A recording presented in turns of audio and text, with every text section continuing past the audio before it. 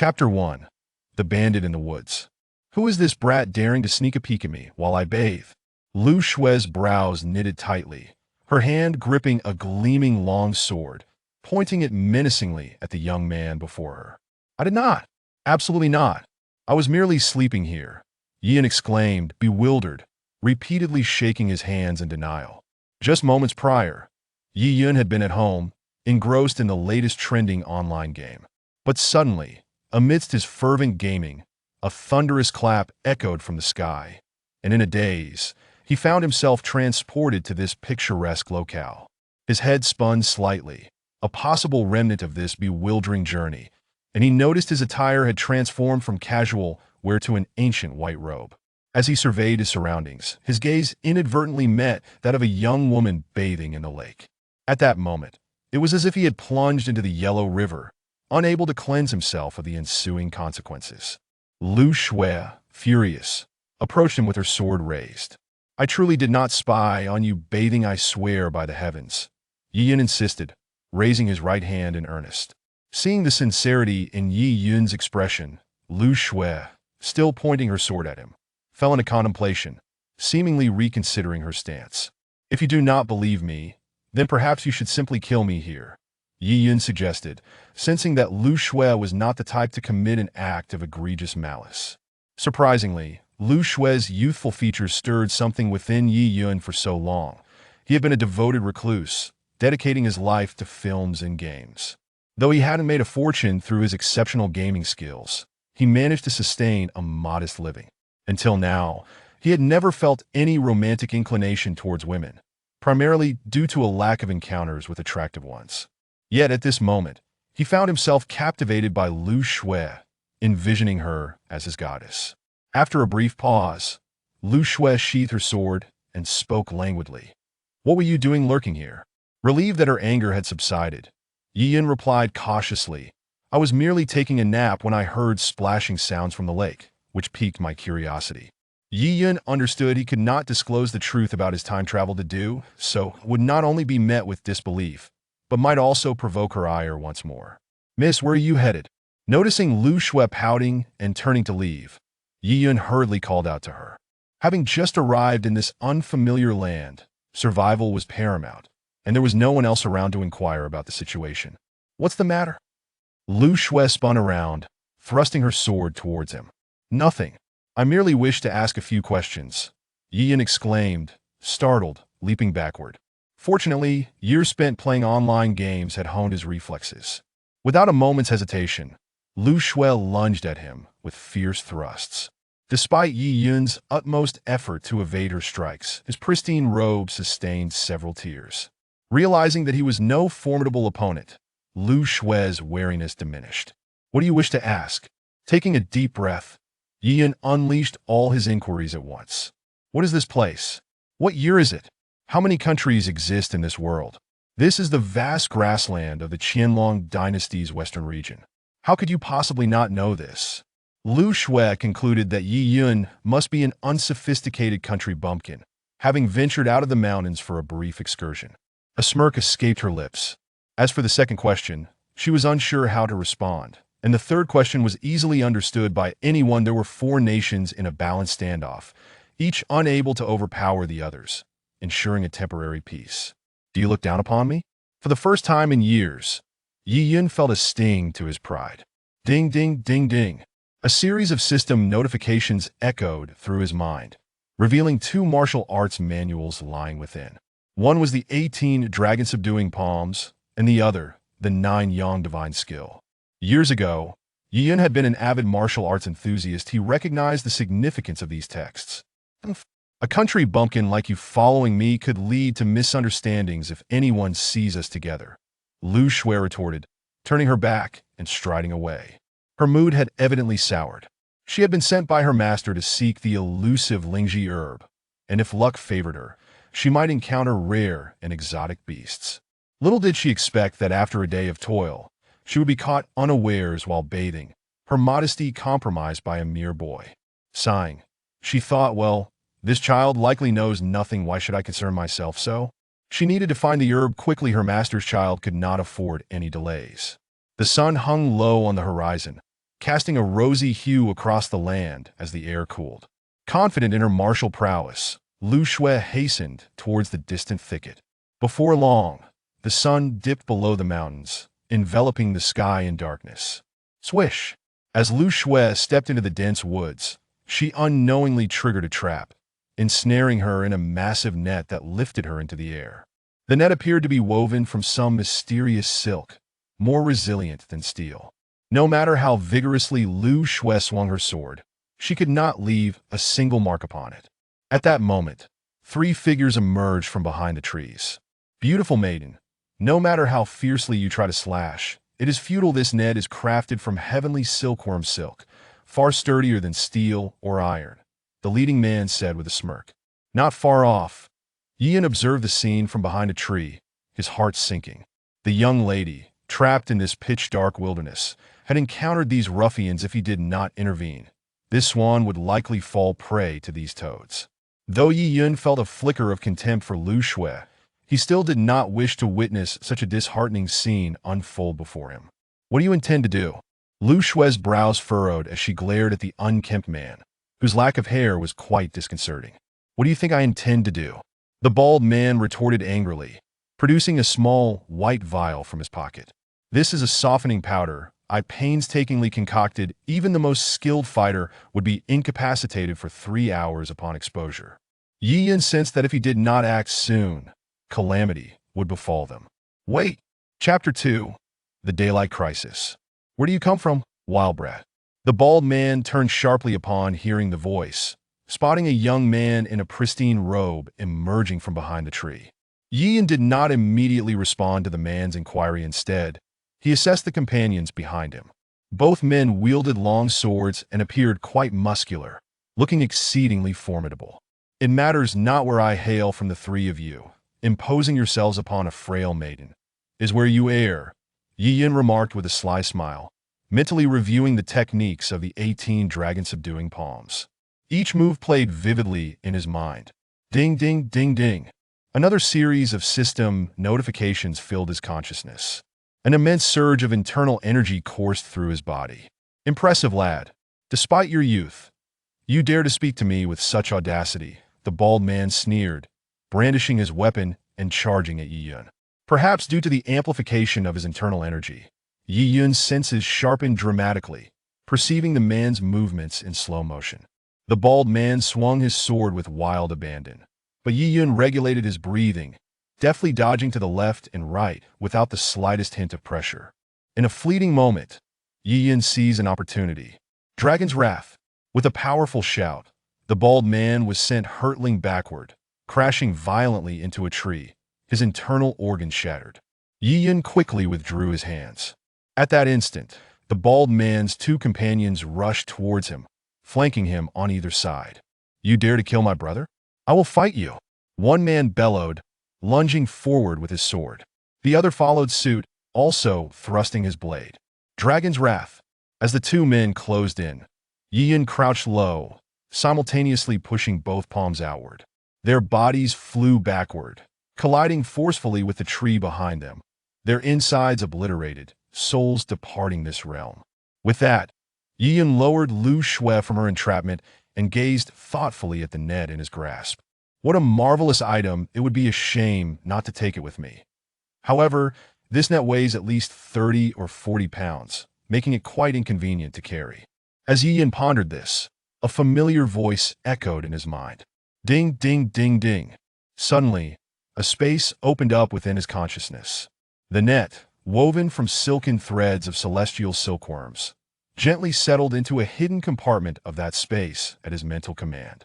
Having once been an avid reader of fantasy novels, Yi Yun immediately recognized the nature of this newfound space. Upon witnessing Yi Yun's recent display of martial prowess, Lu Shui's attitude towards him subtly shifted. This seemingly young lad harbored such extraordinary skills it appeared she had underestimated him. His future achievements would undoubtedly be boundless. Seizing this opportunity to cultivate a favorable relationship could yield significant benefits later on. Thus, Lu Shui immediately smiled brightly and said, "Thank you for saving my life." "There's no need for thanks, we are now even," Yi Yun replied, waving his hand gently. How can you say, we are even when you owe me nothing? Lu Shui softly countered. Subsequently, Yi Yun learned from Lu Shui about her purpose for being here and also gathered insights into the customs and culture of this world. Now that Yi Yun found himself unburdened by pressing responsibilities, after discussing with Lu Shui, they decided to seek the elusive Lingji herb together. At this moment, dusk had set in, and a blood-red moon hung high in the sky. The air gradually turned chilly. Continuing their journey seemed increasingly unwise. In the heart of the forest, various hidden ferocious beasts lurked with 3 corpses lying nearby. It was only a matter of time before they attracted those predators, putting them in peril. As Yi Yun grappled with this dilemma, ding, ding, ding, ding, another system notification chimed in.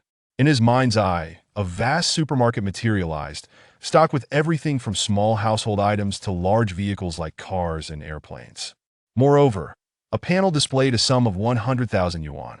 Yi Yun promptly purchased 2 shovels from the system, handing one to Lu Shui. Seeing Yi Yun conjure 2 shovels from thin air deepened Lu Shui's admiration for him. It appeared that aligning with him was indeed a wise choice. The 2 of them exerted great effort to dig a large pit sufficient to accommodate 3 people, where they unceremoniously deposited the corpses and buried them on the spot. After this laborious task, rather than feeling fatigued, Yi Yun felt invigorated. The true energy within him surged chaotically, continuously nourishing his internal organs.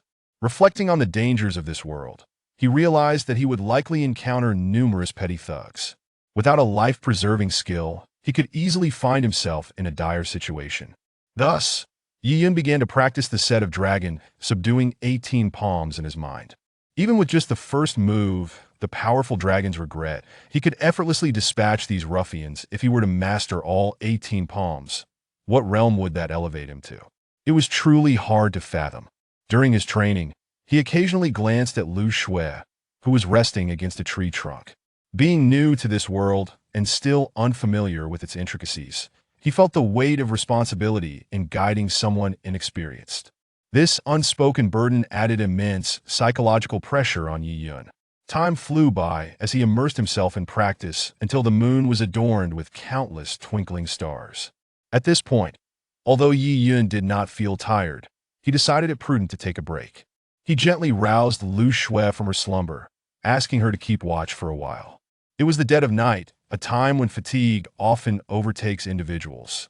Lu Shui blinked her drowsy eyes, rubbed them with her hand, and stood up. After exchanging a few pleasantries with Yi Yun, she began to survey their surroundings. Having slept for a considerable portion of the night, she still felt a bit sleepy, yet her awareness of the surroundings remained intact. Rest always passes quickly. Before long, Yi Yun felt completely awake, opening his bleary eyes and stretching. The gentle morning sun bathed the grassy glade in tranquility. As Yi Yun turned his head, he was confronted with a shocking sight. "Don't move. I have a few questions for you." Before him stood a handsome young man, brandishing a gleaming dagger against Lu Shui's delicate throat. Yi Yun scrutinized the man's attire and immediately understood. This individual must be an accomplice of the 3 bandits from the previous night, as they all wore similar tight-fitting clothing. Chapter 3. Diplomacy before violence. Please, do ask, Yi Yun said as he collected his scattered thoughts and slowly sat up. Where do you hail from? The man, with eyes as clear as crystal, fixed his gaze intently on Yi Yun. Countless scenarios of potential inquiries raced through Yi Yun's mind, yet he had never anticipated that the first question would stray so far from the main topic. We both come from Qingyun Mountain. He replied. At that moment, Lu Shui, concerned that Yi Yun might inadvertently say something foolish that could implicate her, interjected swiftly. Seeing Lu Shui take the lead in answering, Yi Yun felt a wave of relief wash over him and nodded repeatedly. The man's brow furrowed as he scrutinized Lu Shui, taking note of the long sword she held before sheathing his dagger. "Ah, so you are from Qingyun Mountain. I truly beg your pardon," he said, clasping his hands in a gesture of respect. "I wonder if you have encountered my 3 fellow disciples? They dress similarly to myself, my junior brother, and I have merely been resting in this forest and have yet to encounter anyone else." Lu Shui replied, her brow knitted in concern. The man pondered for a moment, considering that, given the martial prowess of his brothers, they would likely not be bested by these two youthful and seemingly inexperienced individuals. His gaze flickered towards a disturbed patch of earth nearby, and though questions swirled in his mind, he hesitated to voice them. His brothers were known for their less than noble activities, often resorting to thievery and, at times, even murder to silence witnesses. The earth before them likely concealed the fruits of their misdeeds. Thus, the man offered Yi Yun a few conciliatory remarks, clasped his hands once more, and departed. Only then did Yi Yun release a full breath of relief. The man's ability to silently subdue the young lady before him was a testament to his formidable strength. Now that he had left, however, there was no guarantee he would not return.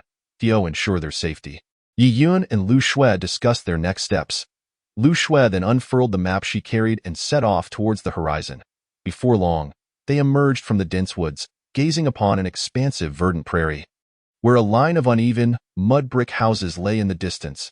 At that moment, the sun was just beginning to rise, casting a refreshing glow over the world, with a slight humidity hanging in the air. Their stomachs began to rumble, prompting them to approach the row of houses. This was a small village, home to approximately 200 residents, who greeted the passing strangers with warmth and genial smiles.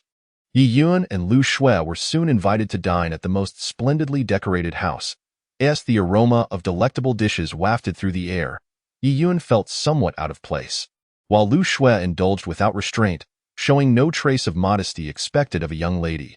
Despite Yi Yun's aversion to alcohol, he felt compelled to accept a cup offered by their gracious hosts. "I wonder where you two are from?" inquired a lean man seated at the head of the table, clearly the head of the household. Yi Yun pondered whether the meat he was about to eat was lamb or beef. He noted the villagers' keen interest in their origins. Could it be that they were sizing them up, much like the man in tight clothing from earlier? A sense of foreboding crept into his mind. Quickly, Yi Yun reached out to grasp Lu Shui's wrist, stopping her from drinking. "Don't drink anymore." A full cup of wine spilled slightly over the edge as Lu Shui, cheeks flushed, turned to the man at the head of the table. "My brother lacks manners. Please do not take offense. We hail from Qingyun Mountain." Yi Yun observed the middle-aged man's expression shift slightly at the mention of Qingyun Mountain, his brow furrowing involuntarily. Seemed the villagers held a certain trepidation towards those from Qingyun Mountain. What kind of individuals were they, to wield such an imposing influence? Yi Yun's curiosity was piqued, and he resolved to inquire further once they had the chance to speak privately. "So you are from Qingyun Mountain?" "The people there are known for their chivalry, a trait I greatly admire," the middle-aged man remarked, preparing to call for his wife to fetch additional dishes. However, Lu Shui felt she had received sufficient respect and halted him. As Yi Yun chewed on the rich meat, he found it quite delightful, rich yet not greasy, surpassing even his mother's cooking. Unbeknownst to him, the smile on the middle-aged man's face appeared overly stiff, as if concealing some unspoken concern. "Uncle, since I have been seated at this table, I have sensed that you harbor some worry. You have graciously invited us to dine. Please feel free to share," Yi Yun said, pausing his chopsticks and gazing steadily at the man before him. "Speaking of which, our village is rather remote, and my family consists solely of this one son. I was hoping your sister, being of appropriate age, might agree to become our daughter-in-law. However, since you are from Qingyun Mountain—" "Well, it seems we are aiming too high," the middle-aged man said, downing his cup of wine in one gulp, his brow finally relaxing as he spoke. Yi Yun couldn't help but cast a glance at the well-groomed young man seated nearby, who had remained silent and continued to eat. A pang of jealousy stirred within him. Despite his underlying annoyance towards Lu Shui, "Uncle, the young lady is still quite young. She is not yet of marrying age," Lu Shui interjected, her earlier inebriation now replaced by a sudden alertness as she cast a glance at the other young woman present, internally lamenting her youth. "Let us leave this matter aside. We are aware of our own standing," the middle-aged man replied, placing his chopsticks down quietly. The meal concluded with casual conversation before Yi Yun, having only recently arrived in this world, nodded along, still unfamiliar with the local customs. As they departed, Yi Yun found a paper bag thrust into his hands, containing about 10 salted duck eggs. Thus, the two quietly exited the village. Lu Shui reopened the map, glanced at it, then closed it again. After walking for over half an hour, they entered another expansive forest. Lu Shui, appearing somewhat fatigued, leaned against a large tree and said to Yi Yun, "Brother, Could you please take out your salted duck eggs? I would like to have a taste. Wai Yun sat beside her and handed over the eggs. You can just call me Yun. He noticed the blush on Lu Shue's cheeks still lingered, the effects of the wine not yet faded. A tea that moment. A rumbling sound echoed from the forest's edge. A throng of over 100 individuals, armed with various weapons, surged forward. From their attire, it was clear they were the very villagers they had just dined with, including the family that had invited them. Chapter 4. An easy resolution. What is happening? Yun exclaimed, passing the paper bag of salted duck eggs to Lu Shue. Immediately, he summoned his internal energy. Faced with this overwhelming crowd, escape was futile. He would have to fight. Meanwhile, he pondered the cause of this sudden frenzy among the villagers, who had seemed so hospitable just moments ago. Within minutes, the villagers had encircled Yun and Lu Shue. Have I offended anyone here? Yun asked, attempting to steady his racing heart as he surveyed the crowd. In his mind, he began practicing the first move of the dragon subduing 18 palms, hoping that mastering it would enable him to overcome these seemingly ordinary villagers. Yet, as fate would have it, a refined young man stepped forward, clad in tight garments. You killed my 3 fellow disciples. How can this be overlooked? He accused, pointing a finger at Yun, his face contorted with rage. Beside him, a large black wolf dog barked ferociously. Yun recognized this man as one of those he had encountered earlier in the forest, and an uneasy feeling settled in his stomach. This individual appeared to possess considerable strength, making him difficult to gauge. What proof do you have? We are merely passing travelers and have no connection to your disciples, Yun replied, striving to suppress his agitation. Still daring to deny it? The refined young man drew 3 gleaming swords from his back and thrust them into the ground. Do you see? The bodies of my 3 disciples lie buried where you rested. What is your explanation? Although the young man wore a mask of fury upon his face, he did not advance towards Yun. Yun quietly observed his opponent, deciphering a hint of hesitation reflected in his countenance. Clearly, the individual before him was still uncertain whether it was they who had slain his fellow disciples. Otherwise, he would have charged forth without delay. After all, his comrades were hardly paragons of virtue, often traversing perilous paths, and it was conceivable that formidable adversaries had dispatched them, their remains conveniently buried near their resting place. This was indeed a matter fraught with complexities. After pondering for a moment, Yun resolved to feign ignorance. Lu Shue, seasoned in the ways of the world, instantly grasped Yun's intent upon assessing the situation. Thus, she spoke. We were merely passing through. You have misunderstood. You are well aware of our capabilities. The cultured young man paused, as though a realization dawned upon him. If they were truly masters of martial arts, then this woman would not have been so easily subdued. Her words carried a modicum of truth. Yet, the refined young man still seemed apprehensive. He commanded his large wolfhound to approach Yun and Lu Shue. Where it began to sniff vigorously at that moment, Yun felt a surge of alarm, sensing the imminent danger. Howling loudly, the wolfhound first barked at Yun, then shifted to Lu Shue, its intent unmistakable. Now, what more do you have to say? The cultured young man bellowed, drawing forth a gleaming long sword from behind him and charging forward with breathtaking agility. It was unclear whether his strength had increased or if he was inherently formidable. Either way, it mattered little. In an instant, as the cultured young man lunged, Yun deftly evaded his attack, striking with both palms against the young man's abdomen, sending him hurtling backwards to crash heavily onto the ground. You are quite powerful, he murmured, struggling to rise before finally succumbing to unconsciousness. The villagers, witnessing the scene, merely raised their weapons in fright, hesitant to approach. Yun discerned that these villagers seemed unfamiliar with martial arts. At that juncture, the family that had invited Yun and Lu Shue for a meal stepped forward, approaching him. The middle-aged man, the head of the household, exhibited a flicker of anger on his face, which he quickly suppressed and spoke slowly.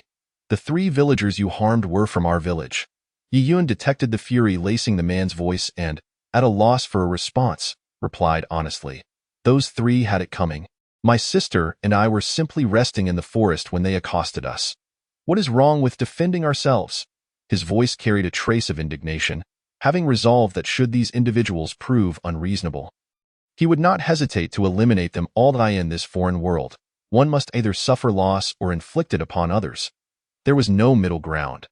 The middle-aged man sighed, a look of resigned acceptance crossing his features. I have long heard that those three were no paragons of virtue. Such is the nature of this world.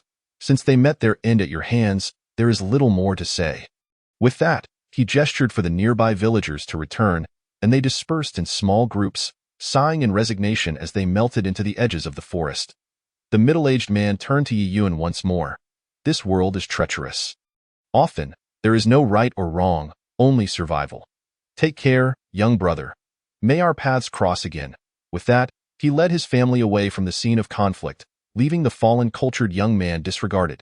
Yi Yun chose not to linger on the matter, walking alongside Lu Shui towards distant horizons. Yet, in his heart, he could not help but scorn the ineptitude that had allowed his sister to be captured so easily. It struck him then that he had not inquired about his sister's name. "What is your name, sister?" he asked. "Lu Shui," she replied casually, a flicker of a smile gracing her features, albeit subtle and easily overlooked. At that moment, Lu Shui unfurled the map once more, scrutinizing its depictions of mountains and rivers. "We shall soon locate the Lingji herb. Whether we can cure my master's son lies in its power." A joyful smile illuminated her face, and Yi Yun found that her laughter stirred ripples upon the tranquil waters of his heart. Meanwhile, the cultured young man stirred back to consciousness, slowly rising to his feet. "Damn it, they managed to escape," he muttered, his fists clenched in a vow of vengeance. Chapter 5. The Pursuit of Lingji. According to the information on Lu Shui's map, the likely location of the Lingji herb was situated beneath a precipice. Thus, Yi Yun and Lu Shui set forth towards the cliff marked on the map. The sky above was a vast expanse of blue. Unmarred by clouds, as they walked, they engaged in light-hearted conversation, sharing insights about the world around them, gradually learning more about one another. Through their dialogue, Yi Yun came to understand that this realm was currently enveloped in a state of relative peace. Yet, it seemed this tranquility would not endure for long, as time promised inevitable changes. After a considerable journey, they finally arrived at the edge of the cliff, which was a picturesque spot, adorned with lush greenery and teeming with small birds nesting above. Creating a serene atmosphere, times, Yi Yun mused on how delightful it would be to live here, akin to the carefree birds. Yet, fate had a cruel sense of humor, transporting a life-loving soul to this foreign land. The cliff was steep and treacherous. Without proper precautions, descending could easily cost him his life. Thus, Yi Yun hesitated, awaiting a solution. Lu Shui sensed that their current approach was insufficient. After some deliberation, they searched the woods for vines and began to weave them together. After much effort, they successfully crafted a rope stretching 100 meters long, a task that consumed 4 to 5 hours. No small feat. Securing the rope around her waist, Lu Shui began her descent down the cliff.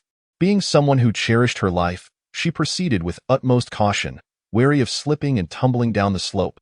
Such an accident would be disastrous, an outcome no one wished to witness, as Lu Shui carefully ventured downward. She felt a wave of dizziness wash over her after descending only a few meters. Positioned at the cliff's edge, she found herself in a small niche against the rock face, her feet barely finding purchase. Surrounded by verdant hues, she noticed a small bird's nest nearby, housing 3 chirping chicks. Unable to contain herself, she called out, "Yi Yun, could you lower the rope a bit more?" "Understood," came his reply. Subsequently, Yi Yun let the rope in his hand fall down significantly. Lu Shui took a deep breath and began to feel her way downwards. Despite the rope providing some assurance, her heart was tightly bound with trepidation. Should she land on an unstable patch of soil? And with the vine around her waist not securely fastened, would her life not be lost in vain? The mere thought of this sent a shiver down Lu Shui's spine. Thus, she descended cautiously. Inch by inch, her feet probing the ground with each step, until it seemed she could descend no further. Lu Shui tugged on the vine several times, but ultimately, her efforts yielded no fruitful outcome. She raised her head and glanced upward, where the cliff's edge was thickly cloaked in dense greenery, entirely obscuring her view of the scenery above. Never mind, she thought, the path below appears quite navigable. Hence, Lu Shui took a gamble, untying the vine around her waist and cautiously proceeding downward. Ultimately, her perseverance bore fruit. As she traversed the precipice, she discovered the legendary Lingji mushroom. Although she had only seen such a thing in books, she was unequivocally certain of its authenticity. Lingji, a fungi imbued with potent toxins, typically poisons the surrounding flora, making its very existence a testament to nature's paradox. Faced with such a toxic entity, Lu Shui found herself ensnared in hesitation. If she were to forcefully harvest it, the odds were high that she too would succumb to its poison, yet not collecting it was not an option. The image of her master's son, with his cherubic face and skin so tender it seemed to glisten with dew, flashed in her mind. What of it? Even if I were to be poisoned, I would not perish, she resolved. With a steely determination, Lu Shui slowly advanced towards the Lingji, each step taken with utmost caution. With the vine untied, the slightest misstep upon loose soil could send her plummeting into the abyss. Nevertheless, she pressed on, inching to the right until she finally stood beside the coveted mushroom. At that moment, a delicate aroma reminiscent of peach blossoms wafted into her nostrils, invigorating her senses, akin to the refreshing aftermath of a rejuvenating massage. Yet, she could not linger too long at the cliff's edge. Yi Yun would undoubtedly grow increasingly anxious. Thus, Lu Shui gently plucked the Lingji and tucked it into her bosom before returning to her original position, readying the vine around her waist and securing it thrice. Prior to their descent, they had agreed that 3 tugs on the vine would signal her ascent. Upon receiving this signal, Yi Yun immediately began to pull on the rope, and Lu Shui, buoyed by this upward force, gradually ascended. Throughout her ascent, she maintained her balance, ensuring each footfall landed on the sturdiest of rocks or firm soil. After over an hour of arduous effort, Lu Shui finally reached the top, whereupon Yi Yun's face lit up with uncontainable joy, reminiscent of blossoms bursting forth in spring. You've returned. With the Lingji in hand, do you intend to head back? Yi Yun approached her eagerly. One Lingji may not suffice. My master's son is gravely ill. Let us rest here for a couple of days before devising a plan to procure more. Lu Shui first unfastened the bindings around her waist and replied calmly. At that moment, a shadow lurked 100 meters away, concealed behind a tree, waiting for an unknown purpose. Chapter 6. The danger in the shadows. As long as one exists in this world, countless challenges await, and even a life well lived draws the envy of many. This world operates in a peculiarly strange manner that leaves one feeling powerless. Based on Lu Shui's experiences, there must surely be more Lingji at the bottom of the cliff. And the elusive Xian Chao might also be plentiful. However, these rare herbs thrive in perilous, steep terrains, and given the potent toxicity of such miraculous flora, the surrounding plants would inevitably perish, rendering the area treacherous for both footing and harvesting. Consequently, Yi Yun and Lu Shui quietly deliberated on establishing a modest dwelling in this location for a long-term stay, with an eye toward future endeavors. Within a few days, through their combined efforts, the house was finally constructed. Following this, the duo resumed their collaboration, descending to harvest Lingji and Xian Chao. Before long, Lu Shui found herself back at her previous position, but this time, Yi Yun proposed extending the length of the vine to over 300 meters. Alleviating any concerns regarding insufficient length, Yi Yun continuously lowered the rope. Approximately 10 minutes passed when a chill swept over him from behind. Realizing the potential danger, Yi Yun felt a surge of anxiety. What would they do if peril struck? Turning slowly, he beheld a young man clad in a tight black garb, exuding an air of elegance, who approached with a gleaming sword in hand. This individual was none other than the elder brother of the 3 deceased, whom Yi Yun had previously bested in a fierce confrontation. Undoubtedly, this encounter was one of vengeance, and Yi Yun recognized that he could not afford to show mercy this time. As his heart raced with anticipation, he firmly grasped the rope, knowing that releasing it would send Lu Shui plummeting into the abyss, a certainty he could not allow. Ha ha! The young man laughed heartily as he closed in on Yi Yun, thrusting his sword with ferocious intent.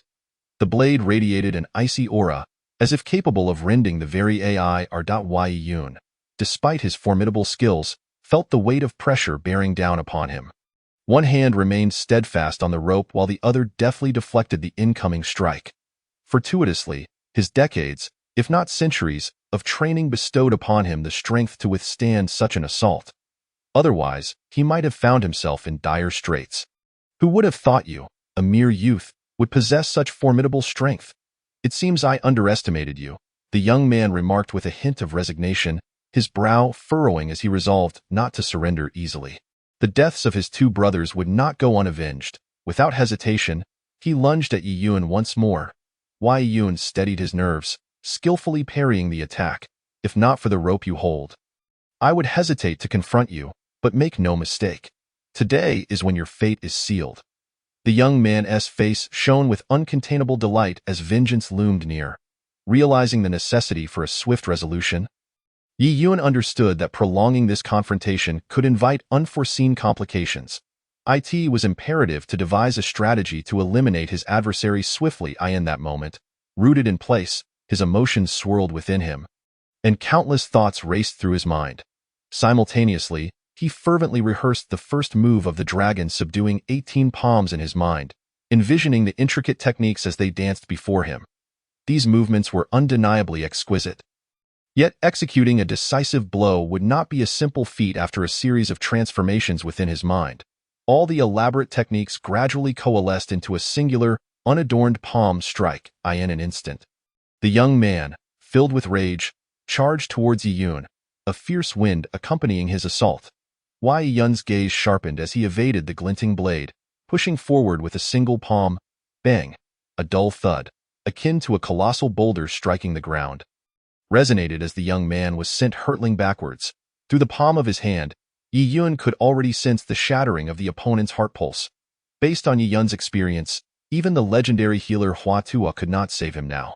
As anticipated, the man ultimately lay on the ground, gasping helplessly for a few breaths before he completely succumbed to lifelessness. Meanwhile, at the bottom of the cliff, Lu Shui continued to cautiously inch downwards. Step by step.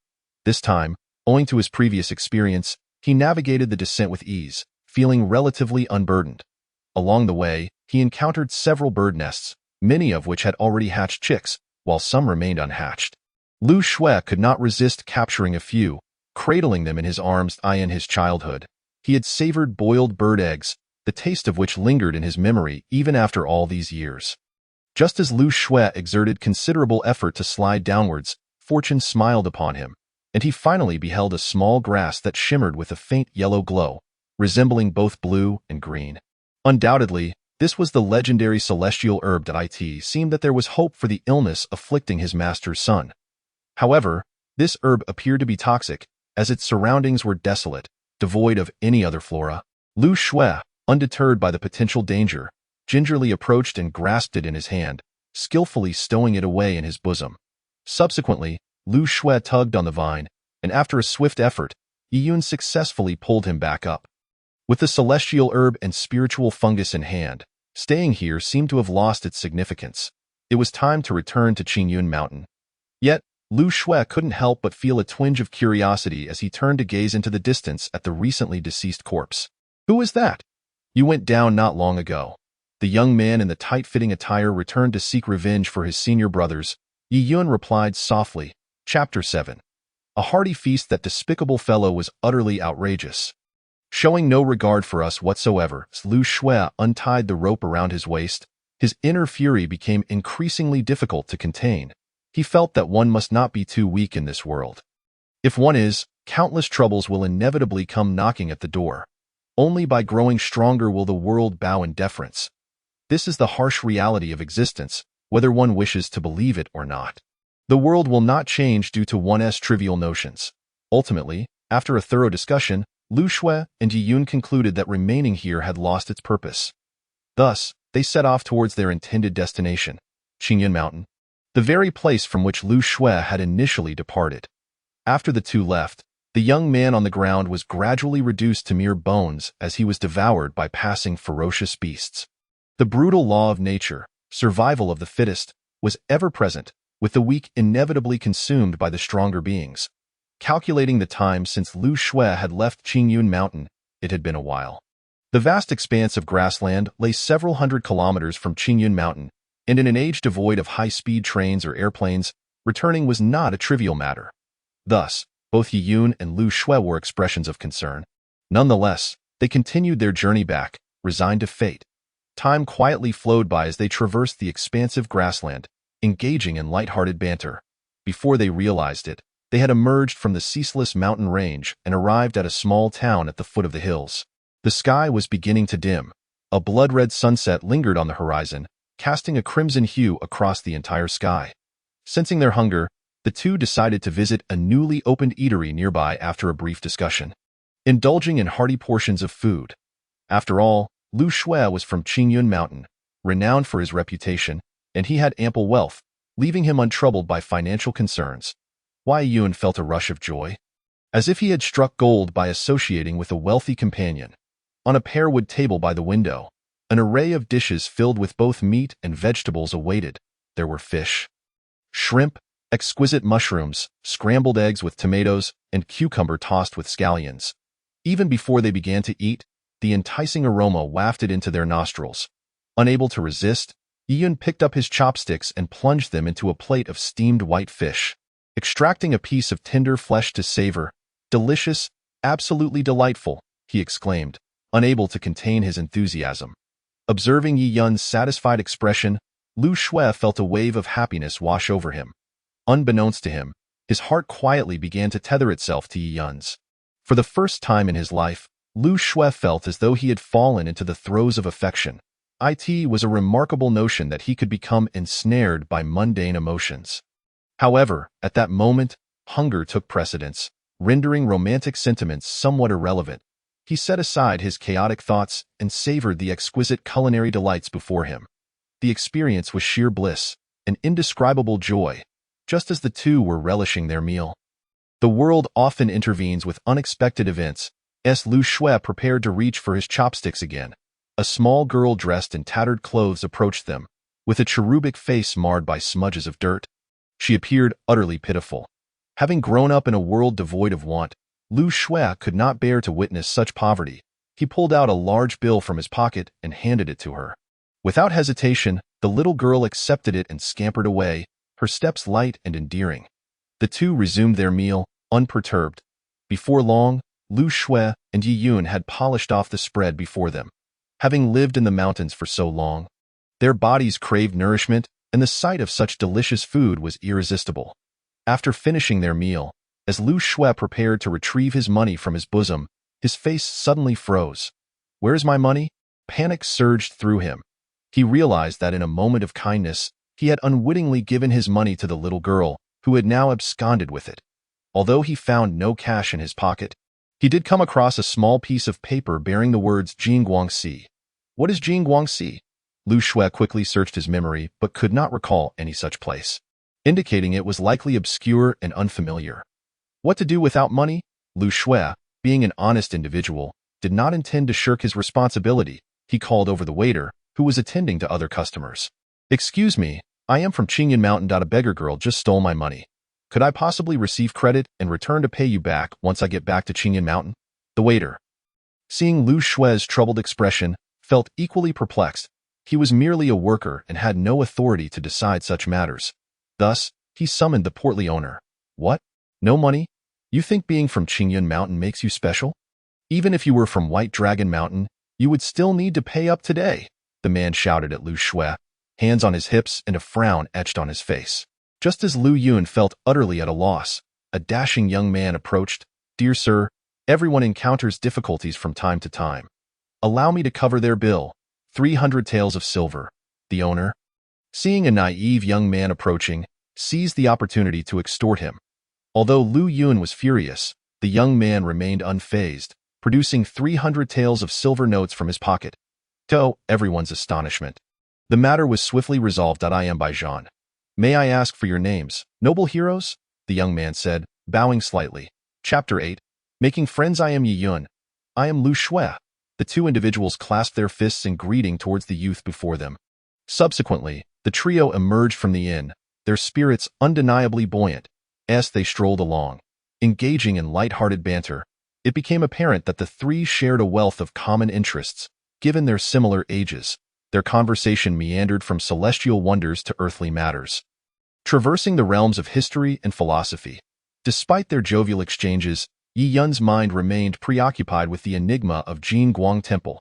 It was a place he simply could not forget. What manner of place was Jingguang Temple? Under what circumstances had Lu Shui's money been stolen? During their meal, Yi Yun had remained steadfastly at Lu Shui's side, his gaze unwaveringly fixed upon her. If indeed the theft had been perpetrated by that young girl, it was a notion that defied logic. If the girl possessed such remarkable skills, why would she find herself begging for alms? The entire scenario seemed utterly nonsensical. Only one possibility lingered. The begging was a ruse, the true intent being the delivery of a message. Upon grasping this revelation, Yiyun felt a sudden illumination within, swiftly grasping Lu Shue's arm. Lu Shue, I have figured it out. We must pay a visit to Jingguang Temple. Lu Shue was momentarily taken aback, unclear of his reasoning. However, the urgency of Yiyun's expression suggested that there was significant underlying meaning. Very well, she replied with alacrity, sensing that today's events bore an air of mystery that necessitated first-hand investigation. Yet, upon hearing of their intent to visit Jingguang Temple, the young man, Bai Zhan, vehemently gestured for them to reconsider. Friends, Jingguang Temple is not a place to venture lightly. Observing Bai Zhan's alarmed demeanor, Yiyun sensed that something grave was afoot.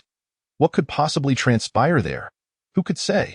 Perhaps it was a perilous locale, shrouded in danger. If he were to take the risk, who could predict the magnitude of the events that might unfold? It is merely a temple. Is such excitement truly warranted? Lu Shui remarked, her eyes glinting with a hint of derision. If you wish to go, then by all means, do so. We shall part ways here. Bai Zhan's expression remained unchanged, as he pondered the folly of allowing himself to be led to ruin by two misguided souls. If you choose to leave, then do so, but first enlighten me on the nature of Jingguang Temple. Lu Shui was unwilling to let him depart so easily and hurriedly detained him. Reluctantly, Bai Zhan turned back, responding coolly, Jingguang Temple is an exceptionally ominous place. It would be wise for you to refrain from inquiring further. Anyone who speaks of that place invariably attracts misfortune. His reluctance to divulge more was palpable. Seeing the situation unfold, Lu Shui released her grip. Bai Zhan departed as if he had encountered a specter. As they wandered through the bustling marketplace, the enthusiastic calls of vendors filled the air. Yet both Lu Shui and Yiyun felt a sense of discomfort. They approached a stall selling steamed buns. Earnestly inquiring, "Excuse me, do you know where Jingguang Temple is located?" Yiyun's sincerity was evident, as it was clear he had no intention of purchasing buns. Go on, go away. If you're not buying buns, then leave. The vendor waved his hands dismissively, as if confronted with a harbinger of doom. Taken aback by such rudeness, Yiyun and Lu Shui tactfully withdrew. Regardless, they reasoned that as long as they asked enough people, someone would eventually reveal the location of Jingguang Temple. Continuing their search, they arrived at a small tavern, where Yiyun quickly grasped the attention of an elderly gentleman sweeping the floor. "Excuse me, could you direct me to Jingguang Temple?" The old man, with a sincere expression, cautioned, "Young man, I advise against venturing to that place." He struggled to break free from his task, continuing to sweep the ground. "Why do people here harbor such fear of Jingguang Temple? What manner of place is it?" Yiyun inquired calmly, determined to uncover the temple's mysteries. Since childhood, he had been fascinated by the arcane. The old man displayed a pained expression, reminiscent of someone suffering from constipation. Lu Shui, observing the scene, grew increasingly anxious. Ultimately, the old man relented, swayed by Lu Shui's offer of a pearl earring from her right ear. In the face of financial persuasion, few could withstand. The old man sighed, "At my age, I have little to lose. Whatever retribution may come, I shall accept." Thus, the old man recounted the tale.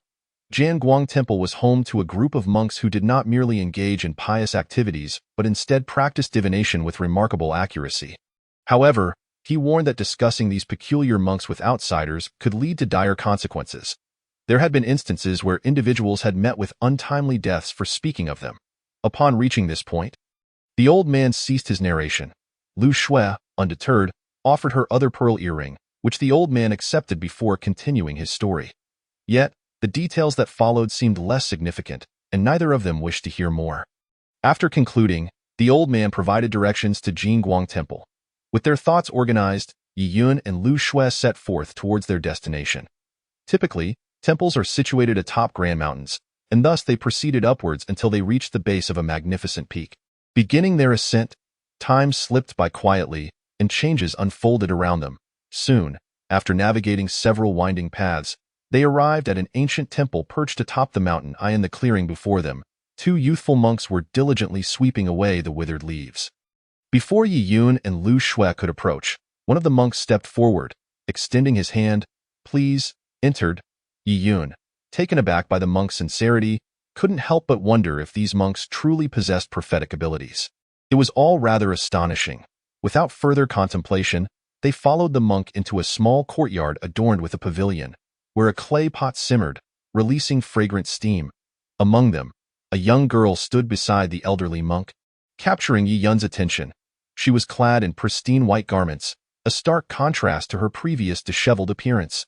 "You," Lu Shui gasped, recognizing the girl who had been begging earlier, now transformed in attire, creating a striking contrast. Given their uncanny resemblance, there was no mistaking her identity. "You. What?" The girl replied with calm composure, as if she had anticipated such an inquiry. The elderly monk, leisurely sipping his tea, observed the exchange with interest. "Enough, enough," he interjected. "The girl is one I sent forth. I trust you have recognized her as the beggar who pilfered your silver notes. I sincerely apologize." As he spoke, the old monk produced 500 silver notes from his robes. "Consider this compensation. It shall exceed, not fall short." Lu Shui took the money without hesitation, stuffing it into her garments. She understood that in this world, monetary wealth was indispensable. Money was the universal currency of existence. Without it, one could scarcely progress. The old monk continued, "I apologize for the inconvenience. All of this was orchestrated by me, as I am sure you have surmised." Wei Yun interjected, "Indeed, I have perceived your intentions. Might I inquire why you would orchestrate such a scheme?" The old monk, appearing unperturbed, acknowledged the gravity of his identity and the futility of excessive secrecy. What matter could warrant such clarification from one of your years? Yi Yun, intrigued, scratched his head in curiosity. "Within 3 months, you shall meet your demise," the old monk asserted, locking eyes with Yi Yun, his voice imbued with conviction. "Nonsense. Who would believe such folly?" Yi Yun seized Lu Shui's wrist and attempted to depart. Reasoning that since the money was already within reach, lingering here seemed devoid of purpose. "Why, Yi Yun, let us first allow the master to finish speaking before we leave," Lu Shui implored, evidently intrigued and wishing to hear more. Regardless of whether the old monk's words held truth, she was eager to listen. That moment, the old monk turned his gaze to a little girl beside him and instructed, "Take this young lady to the garden to admire the flowers." The little girl understood and promptly led Lu Shui away. Now, only the old monk and Yi Yun remained in the pavilion, with a Go board occupying the table between them. Go, the most captivating of all board games, beckoned. "Would you do me the honor of playing a game?" the old monk inquired, not waiting for a response as he placed a black stone at the center point. "What is this?" Yi Yun pondered in bewilderment.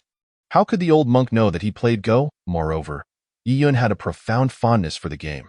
"Very well, I shall play a match with you," he replied softly, picking a white stone from the bowl and gently placing it in the lower right corner. Although the monk's moves lacked adherence to conventional strategy, Yi Yun, an avid player, refused to engage in such reckless play. To play haphazardly would be a grave disrespect to Go. Time flowed quietly as the two exchanged moves. Black and white stones dotting the board, creating a magnificent spectacle akin to a slumbering dragon. The intense battle eventually culminated in a conclusion. After the old monk counted the stones, it became clear that Yi Yun had lost, and he accepted the defeat without a hint of anger. Thus, they commenced a new game, with Yi Yun unreservedly placing a white stone in the upper left corner of the board. The old monk countered with a black stone in the opposite corner. A fierce struggle ensued, for Go was inherently a time-consuming and labor-intensive pastime. As they played, the old monk spoke, "I know you harbor mistrust towards me, yet I am aware that you do not belong to this world." He maintained a calm demeanor, a gentle smile gracing his lips.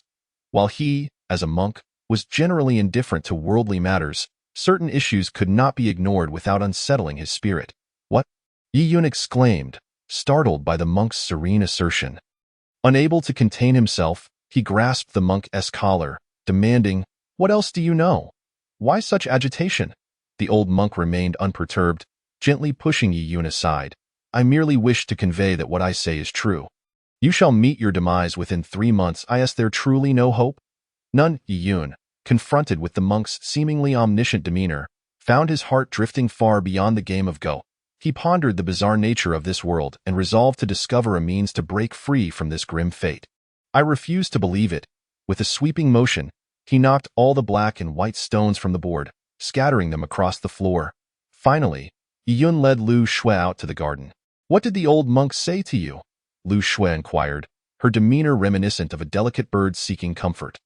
"Nothing of consequence, merely some casual conversation," Yun replied, maintaining a calm facade. He dared not reveal the truth of his origins. Knowing Lu Shui would neither believe him nor appreciate the trouble such a revelation might bring, they descended the mountain back to the town. Dusk began to settle, the sun dipping below the horizon and casting a deep crimson hue across the sky. Evoking a sense of desolation, they randomly selected an inn and took up residence. Lu Shui sat by the bed, her expression heavy with concern.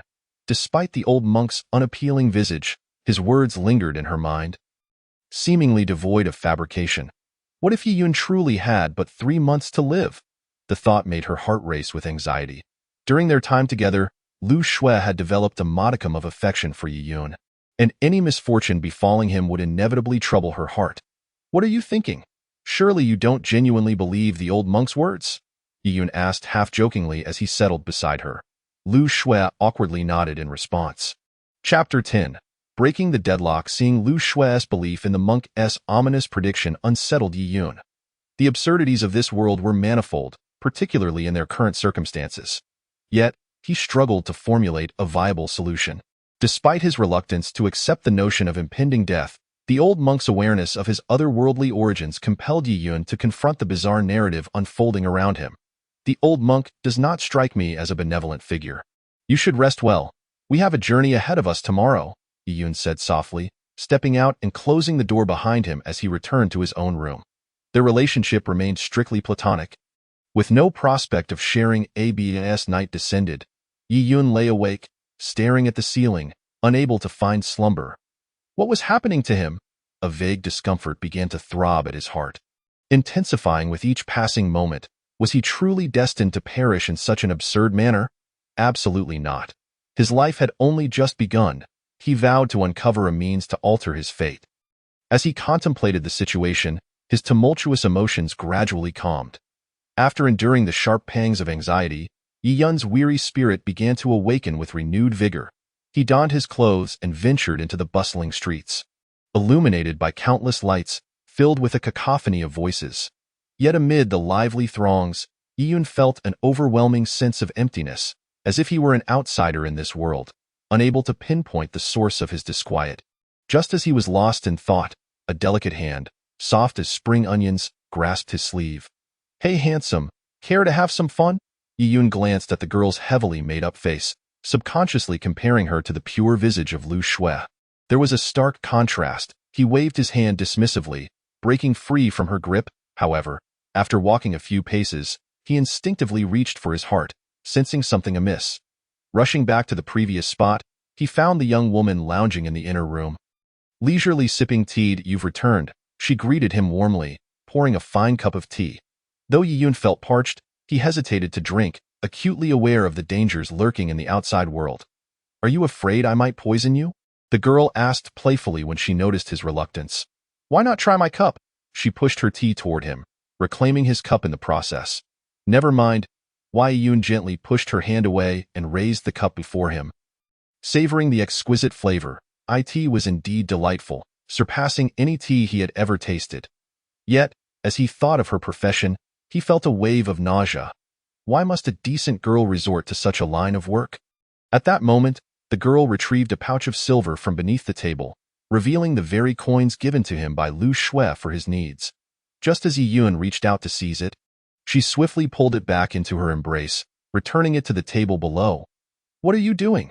Confusion creased Yun's brow. This girl was indeed peculiar. Had she not been a mere girl, he would have confronted her directly without hesitation. "Please wait here," she said, slowly retreating to the inner chamber before emerging with a Rubik's Cube, placing it on the low table before him. "You are not mistaken. A Rubik's Cube exists in this world." The cube was scrambled, and the girl looked at him inquisitively. "No matter how I twist it, I cannot restore it. Do you have any clever solutions? Where did you acquire this?" Yun felt an overwhelming surge of excitement within him. He sensed he had grasped an important revelation. Perhaps he was not the sole traveler in this world. "Why are you so elated?" One day, A guest stayed with me and mentioned that there is someone capable of restoring all 6 faces, the girl remarked nonchalantly. Where did that guest reside? Yi Yun's expression was one of palpable enthusiasm, as if he could barely contain himself. First, tell me if you can restore this object on the table. The girl maintained her leisurely demeanor. In his original world, Yi Yun possessed an immense passion for games, having twisted a mere 3-tiered cube countless times. Thus, when confronted with this challenge, he effortlessly solved it in mere moments before placing it back on the table. The girl's face lit up with astonishment. You are truly remarkable. I spent 3 whole years without a clue. Not at all. I've been at it for over a decade. How could you possibly compare to me? Yi Yun scoffed slightly. It seems you are the person I have been searching for. But as night has fallen, if you wish to understand more, I shall take you to meet that individual, the girl softly suggested. Then I shall take my leave, Yi Yun said, preparing to step outside, only to find his sleeve firmly grasped by the girl. You cannot leave just yet. Her face radiated allure, as if it could yield water. Why? Yi Yun asked, puzzled. The girl then returned with a bag of silver coins from beneath the table, which Yi Yun accepted with satisfaction before exiting. Outside, the moon shone brightly amidst a starry sky, and the streets were alive with commotion. The thought of meeting that new individual the following day filled him with anticipation, leaving him uncertain whether to feel joy or trepidation. At that moment, Yi Yun had no intention of returning immediately. Instead, he began to wander through the bustling streets. He paused at a stall selling small clay figurines, marveling at their lifelike quality. Although they are impressively realistic, they serve no purpose, he mused, preparing to turn away when the vendor's voice called out, Young man, aren't you interested in purchasing one? They ward off evil. Yi Yun turned back, recognizing the vendor's familiar face, though he could not recall where he had seen him before. As the evening deepened, despite the vendor's persistent attempts to keep him, Yi Yun ultimately departed. Back at the inn, he sank into a deep, restful slumber, utterly exhausted from the day's events, both mentally and physically overwhelmed by the sheer volume of information he had processed. Soon, he drifted into a profound sleep.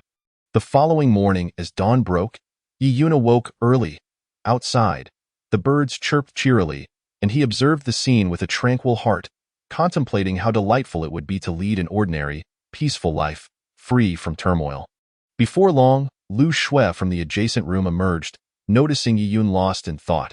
She felt an inexplicable connection to him, a sensation she had never experienced with anyone before. They both descended to the inn's first floor and enjoyed a hearty breakfast.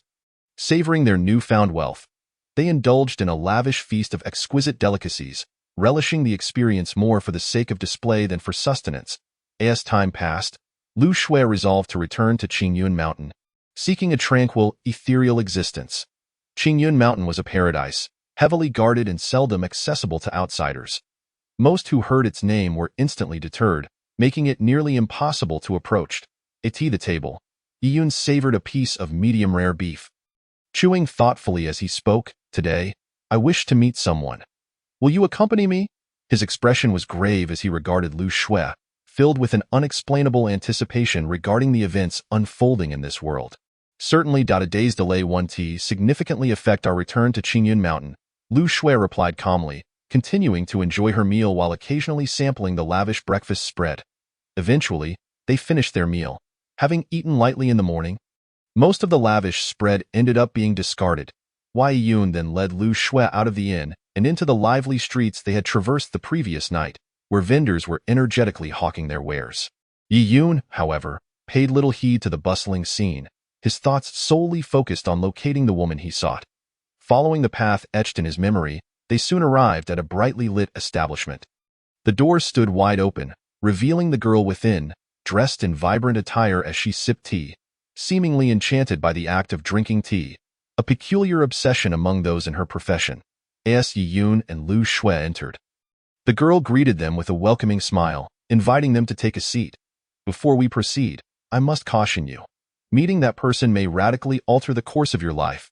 I hope you are mentally prepared, she said, her expression turning serious as she poured tea for both Yi Yun and Lu Shui.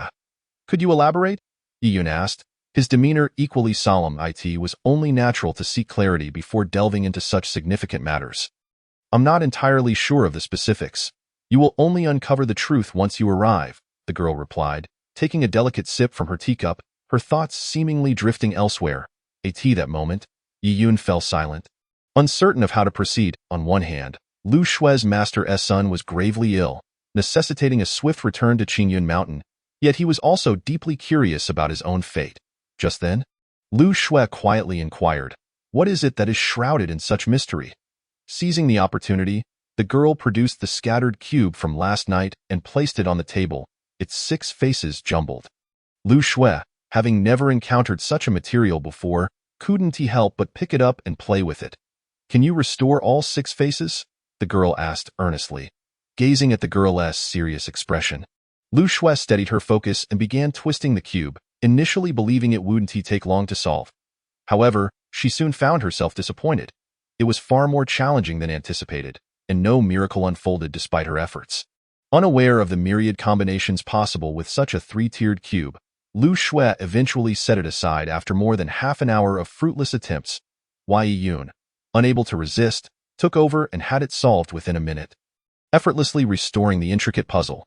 This was hardly surprising, as Yi Yun had long been an avid gamer, possessing a profound interest not only in computer games but also in puzzles like the Rubik's Cube. He had likely dismantled countless 3-tiered cubes, and even a 4-tiered cube posed little challenge for him now. Witnessing Yi Yun's ease in resolving the cube left Lu Shue wide-eyed with astonishment. It was nothing short of miraculous to that moment, the girl gently asked, "Have you made your decision?" "I have made my decision," Yi Yun affirmed. Thus, the young girl led the 2 individuals outside and securely closed the door behind them. She walked ahead, with Yi Yun and Lu Shue leisurely following in her wake.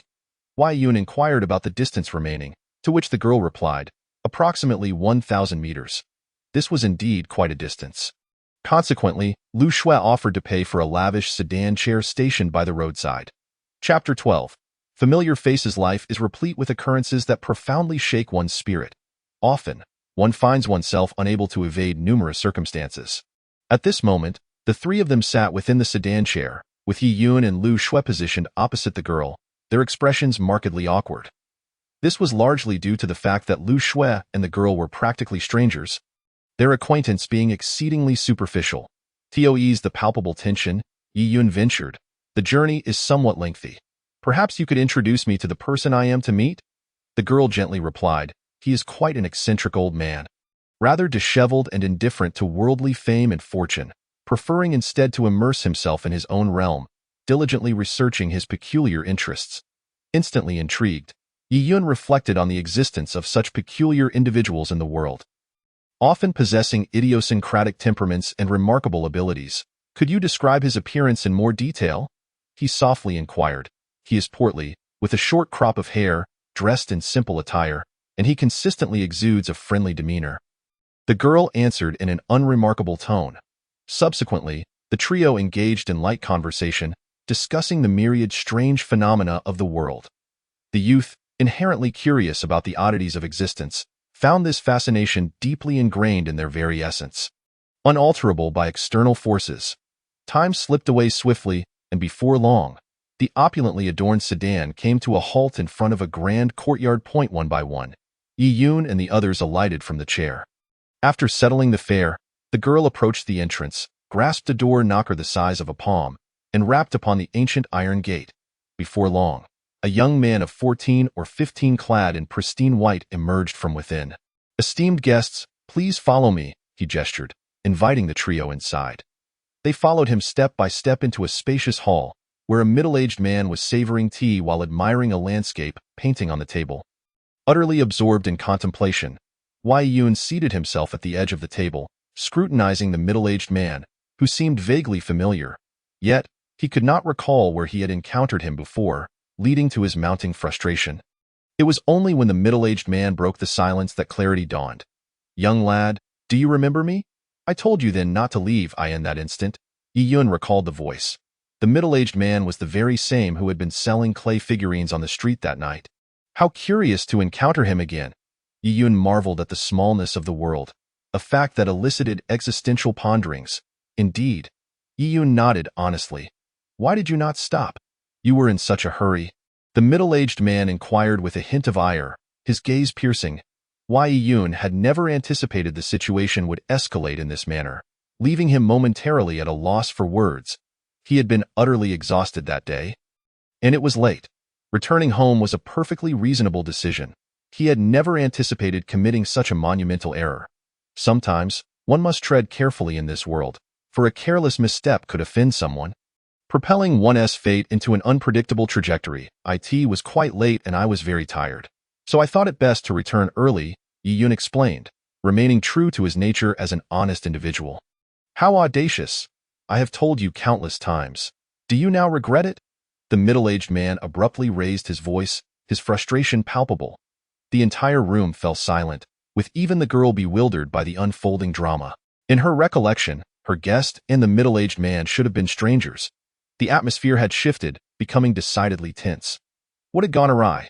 Yi Yun understood that exceptional individuals often defy conventional logic, and one must not judge them by ordinary standards. After a moment of contemplation, Yi Yun quietly remarked, "Is it truly an offense that I did not purchase your clay figurine?" He struggled to comprehend why this man's temperament was so peculiar. The middle-aged man chose to ignore Yi Yun, instead savoring his tea. Seemingly entranced by the painting before him, Yi Yun observed it closely. It was merely a commonplace landscape, devoid of anything particularly extraordinary. After a considerable interval, the middle-aged man instructed a servant to bring Yi Yun and Lu Shui each a cup of fine tea. Eventually, after a moment of reflection, the middle-aged man approached Yi Yun and Lu Shui, who were seated on a long bench. "Although I had anticipated a notable visitor today, I never expected you to be so youthful," the middle-aged man stated calmly. "What does youth signify? Talent is not dictated by age," Yi Yun retorted unreservedly. The middle-aged man then engaged in casual conversation with Yi Yun about life. Yet, as Yi Yun had only just arrived in this world, he seemed somewhat oblivious to its intricacies. Many phenomena within this realm were decidedly peculiar, revealing their mysteries only upon closer inspection. The middle-aged man fell silent, as if grasping a deeper understanding. He summoned a servant to escort Lu Shui out of the hall, leaving only the middle-aged man beside Yi Yun, who softly inquired, "The notion that ambition is not confined to youth is not a sentiment of this world." Yi Yun fell into a contemplative silence, beginning to grasp the implications. Before he could articulate his thoughts, the middle-aged man produced a disassembled Rubik's Cube from his possession and extended it to Yi Yun. "Since you are not from this world, you must be familiar with this. Allow me to witness the miracle of its resolution." Yi Yun took the cube, feeling an inexplicable sense of familiarity. Perhaps this was akin to the comfort of encountering a fellow countryman abroad. An adept at solving Rubik's Cubes, he swiftly restored it to its original form, experiencing an unparalleled sense of satisfaction and exhilaration. "I have confirmed that you are indeed the person I seek. Yet you still have one matter to attend to." Chapter 13. The unwelcome guest, the middle-aged man concluded, yet refrained from elaborating on the topic. He exited the parlor, summoning a servant to call for the young lady who had been enjoying the flowers in the rear garden. Soon after, Lu Shui and a servant returned. A smile crept across Yi Yun's face as he felt a flicker of affection for Lu Shui. Why did he feel this way? Yi Yun found himself perplexed. At his age, he had never believed in the existence of love, yet now he found himself questioning that conviction. As they awaited the middle-aged man to continue, an unfriendly expression crossed his face. He summoned several servants and commanded, "Show our guests out." What? Yi Yun and Lu Shui were left bewildered, uncertain of what transgression they had committed. However, the reality remained that their thoughts were now inconsequential. Before the guests could be forcibly dismissed, they, with a semblance of understanding, exited the premises. They made their way through the estate to the roadside, where they summoned a lavish sedan chair, embarking on their journey into the distance. Seated in the carriage, Yi Yun furrowed his brow, grappling with confusion. He could not fathom how the situation had escalated. He had assumed his demeanor had been respectful, so why had they been met with such disdain? It seemed utterly illogical. Yi Yun realized that pondering the complexities of the world could be futile. Many circumstances were inherently intricate, and overthinking could lead to unnecessary distress. It was better to cultivate a tranquil mind. Lu Shui, sensing Yi Yun's anxiety, felt her heart hang in uncertainty. Naturally, as a gentle and delicate person, witnessing the man she admired enduring hardship tugged at her heartstrings. "It's all right, at this moment." Yi Yun's furrowed brow finally relaxed. He felt that he should not be preoccupied with matters that bore no relevance to him, since that middle-aged man did not show him any respect. Why should he go out of his way to curry favor with someone so ungracious? It was truly unwarranted. Time passed silently, and the distance from Qingyun Mountain was no less than several hundred miles. Even just sitting in the carriage, it was uncertain when they would arrive. From morning till night, they had barely covered a few dozen miles. At this juncture, not only were Yi Yun and Lu Shui exhausted, but the bearers of the sedan chair were also fatigued. Consequently, the bearers finally set the sedan down in an open area. After Yi Yun and Lu Shui emerged from the chair, they settled the payment, and the bearers departed from this contentious place. They believed it best to remain uninvolved in certain matters, as they were merely earning their living. At that moment, Yi Yun and Lu Shui's stomachs began to grumble. Having not eaten all day, it was entirely normal for their bellies to protest. Having just crossed into this world, Yi Yun was still unfamiliar with its many facets. Thus, he followed closely behind Lu Shui. And before long, they arrived at a grand inn. The clamor within could be heard from afar, with voices chattering animatedly as if discussing some significant event. As they entered, the chatter gradually became intelligible, revealing that something momentous had transpired on Qingyun Mountain. Yi Yun thought to himself that given the prestige of Qingyun Mountain and the numerous formidable figures within, any event that might occur was unlikely to be of great consequence. Therefore, they harbored little concern and ordered a sumptuous array of both vegetarian and meat dishes, along with 2 bowls of soup, and began to eat heartily. The two dined with great pleasure, feeling utterly at ease. The exquisite dishes served in such an upscale and were indeed delectable. However, Yi Yun, having indulged a bit too much, found himself unable to restrain a loud fart after downing a large bowl of yellow soup. The expressions of the surrounding diners turned ashen, as they pinched their noses and began to fan the air vigorously. Some patrons, feeling nauseated, promptly settled their bills and left the establishment. Yi Yun and Lu Shui, feeling quite embarrassed, had no choice but to pay up and exit as well. Once outside the inn, they hailed an opulent sedan chair, climbed in, and set off towards the foot of Qingyun Mountain. Indeed, money has its merits. It can make many people subservient to your whims. Thus, time passed swiftly, and this time, the bearers moved with remarkable speed and stability. Hours slipped by unnoticed until the sedan finally came to a halt at the lush foot of the mountain. The two alighted from the chair, and after settling the fare, the bearers departed. Yi Yun gazed upon the endless mountain range stretching towards the heavens and couldn't help but exclaim, "This is the legendary Qingyun Mountain." "How wondrous it is beside him," Lu Shui remarked. "Indeed, this is Qingyun Mountain, but reaching our lodgings is no simple feat. We must navigate 99 turns along the way. Not to worry. My stamina is quite sufficient." Yi Yun replied with ease, beginning to ascend the mountain. In his previous life, he was no ordinary person. He was one who relished challenges. Whatever piqued his interest, he would delve into it thoroughly. His insatiable curiosity drove him to dedicate considerable effort to running. Understanding a fundamental principle: when the distance is long, it is ill-advised to sprint from the outset, lest one become quickly fatigued. Sometimes, a slower pace can be an effective solution. As Yi Yun traversed the mountain path, Lu Shui soon caught up with him. The trail spiraled downwards for over 3,000 meters, twisting 99 times. Together, Yi Yun and Lu Shui reveled in the beauty of their surroundings. Having traversed this path for many years, Yi Yun was well acquainted with its every bump and dip, as well as the scenery at each turn. Unsurprisingly, frequent walks along such a route had honed his physical endurance.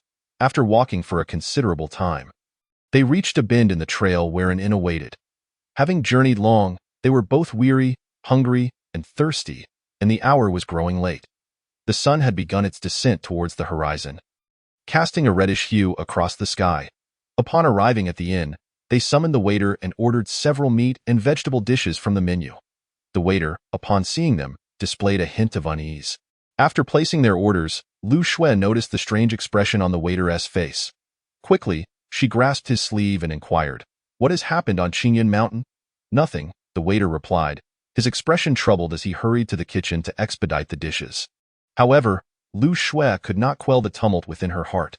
She sat at the table, deep in thought, her brow furrowed with concern. She felt an instinctive sense that the waiter was concealing something from her. Before long, An array of dishes filled the table: fish, meat, celery, tomatoes, and eggs. As Yi Yun beheld the feast, his appetite surged, and he eagerly retrieved his chopsticks, relishing the meal. In contrast, Lu Shui wore a pained expression, slowly chewing on a piece of fish skin. After a while, Yi Yun could no longer suppress his curiosity. Observing the waiter's earlier demeanor, he mused, "It seems something significant has transpired on Qingyun Mountain. Yet, the mountain is home to many formidable figures. How could anything truly dire occur?" Yi Yun's face paled slightly, and although he spoke with bravado, a thread of concern lingered in his heart. At that moment, a hefty monk seated nearby interjected, "You are unaware of what has transpired here, are you?" Yi Yun and Lu Shui were taken aback, their worst fears seemingly materializing. "What has happened?" Lu Shui could no longer suppress her emotions. Every member of the Tianzi sect on Qingyun Mountain, young and old alike, has been ruthlessly slaughtered by their enemies. The great monk spoke softly, and in an instant, the atmosphere in the inn plummeted to a frigid low. What was happening? How could such an event occur? Lu Shui found it hard to believe that this could happen to her. She had been raised under the auspices of the Tianzi sect on Qingyun Mountain since childhood, nurtured personally by her master. As for why such a calamity befell her, it was something she could never have fathomed. The disciples of the Tianzi sect were known for their indifference to worldly affairs. Why would they attract enemies? Lost in thought, Lu Shui suddenly fainted. Before his traversing to this realm, Yi Yun had seen on television that if a person fell into a coma, splashing a few drops of water on their face would awaken them. Thus, he picked up a teacup from the table and gently splashed some water onto her face. Startled, Lu Shui immediately regained consciousness. Without further ado, the two settled their bill and hastened towards the mountain's peak. Their hearts racing like ants on a hot stove, every moment of delay unbearable. Time flew swiftly, and eventually, they arrived at their destination, the Tianzi sect. The area was eerily desolate, shrouded in silence, with a faint scent of blood lingering in the air. Lu Shui's sorrow surged forth, and hot tears streamed down her cheeks. Following her, Yi Yun ventured into the inner hall. Both the front and back courtyards were devoid of life. The place was as desolate as it could be, evidently stripped of any remains. Yi Yun accompanied Lu Shui as they scoured every corner of the Tianzi sect, yet they found no sign of life. Eventually, they arrived at the spirit hall, where numerous memorial tablets had appeared. Lu Shui gazed longingly at these tablets and confirmed that they belonged to the disciples of the Tianzi sect. Overcome with grief, she knelt before the tablets and wept loudly. More than a decade ago, Lu Shui had been abandoned at the mountain gate of the Tianzi sect, where her master took her in and raised her. However, when the time came for her to repay her master's kindness, he had already fallen victim to treachery. As a vulnerable woman, how could Lu Shui withstand such anguish? For a moment, Yi Yun was at a loss for how to respond. Unable to bear the oppressive atmosphere of the hall, he quietly stepped outside. This mountaintop, though expansive, was now devoid of people. In front of the great gate, only a few sparrows perched on the trees, chirping incessantly. The faint scent of blood still lingered in the air. Leaving Yi Yun to ponder how many days had passed since the disciples of the Tianzi sect had met their fate, he realized that remaining in this state was not a solution, as he still felt a flicker of affection for Lu Shui. Thus, he re-entered the spirit hall. Lu Shui continued to weep, her shoulders trembling uncontrollably. Yi Yun could not help but place his hand on her narrow shoulders. "Lu Shui, the dead cannot return to life, so do not grieve," he gently consoled her, unsure of the effect of his words. Indeed, Lu Shui's sobs gradually subsided as she turned to face him. Yi Yun was taken aback. Her tears were not ordinary, they were blood tears. What was happening? He had once read that excessive sorrow could lead to weeping blood, but as a child, he had dismissed such tales as absurd. Now, reflecting on his own growth, he felt a profound change within himself. "I will seek vengeance, no matter the cost," Lu Shui declared. Rising to her feet with clenched fists, her eyes shining with a fierce determination that seemed capable of piercing the clouds above. What resolute eyes they were! "Let us first investigate the matter thoroughly," Yi Yun suggested in a measured tone. He believed that in any endeavor, haste was unwise. Understanding the situation was of utmost importance. Surprisingly, Lu Shui did not refute him this time but nodded in agreement. Thus, they made their way towards the nearest sect adjacent to the Tianzi sect, undoubtedly, the Dizzy sect. Upon arriving at the dizzy sect's gate, they found a young boy, around 10 years old, sweeping the withered leaves. Upon seeing Lu Shui, the boy's emotions surged, and he dropped his broom, rushing towards her. "What has happened?" Lu Shui gently inquired, cradling the child in her arms. 3 nights ago, a group of men in black annihilated all the guards at the foot of the mountain, then came to the Tianzi sect and wreaked havoc. The cries of despair echoed everywhere, and blood flowed like a river, the child recounted, overcome with grief. "Please, continue," Lu Shui urged, her gaze sharp as she pried the child's hands apart. "Those men in black killed all the disciples of the Tianzi sect, leaving no one alive, not even the guard dog. Yet, they found no trace of the young master," the boy replied, regaining some composure. Wei Yun pondered, considering the extraordinary nature of the events. It was likely that the young master had played a role in this. However, how could a mere child offend such powerful adversaries? There had to be some unspoken secret. Could it be that the disciples on the mountain did not search thoroughly? Lu Shui furrowed her brow. Contemplating this possibility, "Sister, that is nearly impossible. Our dizzy sect has searched tirelessly for days. It is unlikely we overlooked anything. Moreover, why would those scoundrels hide the young master's body?" The boy reasoned calmly. Lu Shui found the child's logic compelling. Could there be some unspeakable secret in this? She mused. The young master had been taken, an extraordinary occurrence indeed. Why would such a large group of men in black show such particular interest in him? The thought that the young master might still be alive filled Lu Shui with excitement. With no remaining family in this world, the mere notion of someone she cherished was a source of happiness. Yet, the young master was gravely ill. Did those who abducted him not realize his condition? If they didn't, that would spell trouble. Consequently, Lu Shui and Yi Yun returned to the Tianzi sect, meticulously searching for any trace of clues. They believed that even the smallest hint could lead them to the young master's whereabouts, an undeniable truth. Despite their thorough efforts, they ultimately found no useful leads. Reluctantly, they returned to the spirit hall and began conversing before the memorial tablets. Their voices echoed through the hall, resonating like a gentle stream flowing quietly through time. After several hours had passed, Lu Shui found herself overwhelmed with sorrow once more and began to bow before the tablets. As she did so, a miraculous event seemed to unfold. The highest memorial tablet suddenly cracked open. Startled, they both inquired, "What has happened?" Lu Shui carefully removed the tablet and extracted a piece of paper from the fissure. Upon unfolding it, she discovered the following message. Under the Tianzi sect on Qingyun Mountain, every 120 years, a gifted spirit child appears. Other factions will undoubtedly resort to various deceptions to seize them. Yet relying on factional strength alone cannot impede this. Ultimately, the most prudent course of action is to wait until the enemy has nurtured them, then reclaim them. Upon reading these words, Lu Shui felt as though she had been struck by lightning. What was this? Were these events truly fated? This tablet belonged to a discarded member of the Tianzi sect, who had placed this note within. What hidden truths lay beneath? It was indeed a perplexing matter. For now, retrieving the young master was paramount. Other concerns were best left aside. In this world, many things became increasingly elusive the more one sought to understand them. According to the note, it seemed the young master had not perished. Who would wish for such a talented individual to meet an untimely end? No one would. Yet, even if it was known that the young master had been abducted, determining who was responsible remained a challenging question, one devoid of clues. Just as Lu Shui pondered this, she absent-mindedly flipped the paper over, revealing a black lotus flower design. What could this mean? Shouldn't lotuses be red or white? Could this image hold significant meaning? It was indeed a possibility. Take a look. What does this symbol signify? Lu Shui handed the paper to Yi Yun, who began to scrutinize it closely. Could this be the emblem of a certain faction? Yi Yun, filled with bewilderment, inquired. You are right.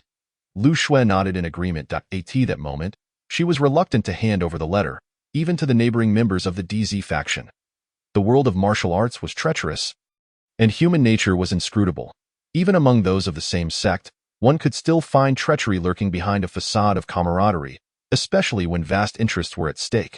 Should the members of the DZ faction discover that their adversary was the young master of the teachings, Ling Zi, they might lend some assistance, but even if they managed to retrieve the young master, their intentions would likely be far from benevolent. Such a risk was not one to be taken. She would have to rescue the young master herself. Consequently, Lu Shui quietly tucked the note away. Now that the young master had been abducted, the precious spirit herb, Lingji, seemed to have lost its significance. This herb could not be kept for too long. Otherwise, its medicinal properties would dissipate, rendering it useless. Thus, Lu Shui reluctantly made her way to the kitchen, swiftly boiling a pot of water to prepare a soup from the Lingji. She not only served herself a bowl but also poured one for Yi Yun.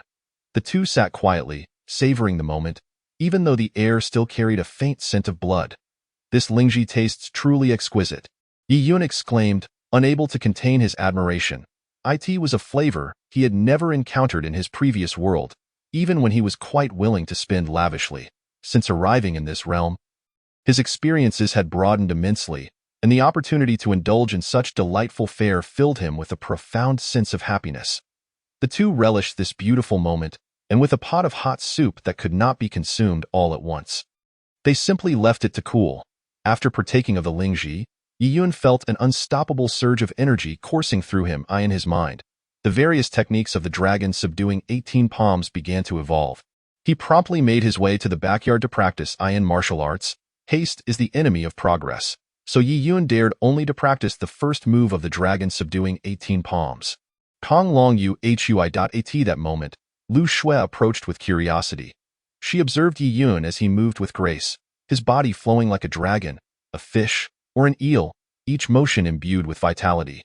Every step and every palm strike was accompanied by the sound of rushing wind, as if he were attuning himself to the very essence of the universe.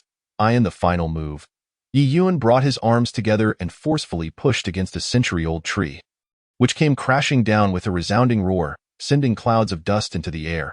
How impressive! Lu Shui couldn't help but applaud. Chapter 16. Mastery. Yi Yun's martial skills had improved remarkably. With each strike, he generated a gust of wind, and after extensive practice, he had honed Kong Long Yu Hui to a commendable level. Yet, he remained uncertain of his own prowess, for this world was rife with formidable opponents, emerging one after another, and a moment's carelessness could plunge him into grave peril. In a world where strength reigned supreme, there was little to celebrate or admire. Yi Yun softly remarked that he felt far from sufficient in his capabilities. The two had resided on the mountain for over a month, relying on the fresh vegetables from the garden and the water from the well they had dug, ensuring their lives were quite comfortable. During this time, the Lingji had been entirely consumed, leaving no remnants. Both of their strengths had surged, becoming quite remarkable. Days passed, and once they had settled themselves, the pair descended the mountain, treading carefully. Along their journey, they politely inquired of fellow travelers if they had heard of a faction bearing a black lotus as its emblem, perhaps due to the faction's infrequent appearances in the martial world. Many were unfamiliar with the black lotus. Consequently, Yi Yun and Lu Shui found themselves at an impasse. Nevertheless, they had no pressing matters to attend to, with the most crucial task being the retrieval of the young master from the Qingyun Mountains Tianzi faction. Thus, they traversed the rugged terrain, enjoying the beauty of life and savoring the joys of the world. One day, they arrived at a bustling market town. Though the weather was less than favorable, the once clear sky was now shrouded in dark clouds. Suddenly, the heavens opened, and rain began to fall, drenching them before they could react.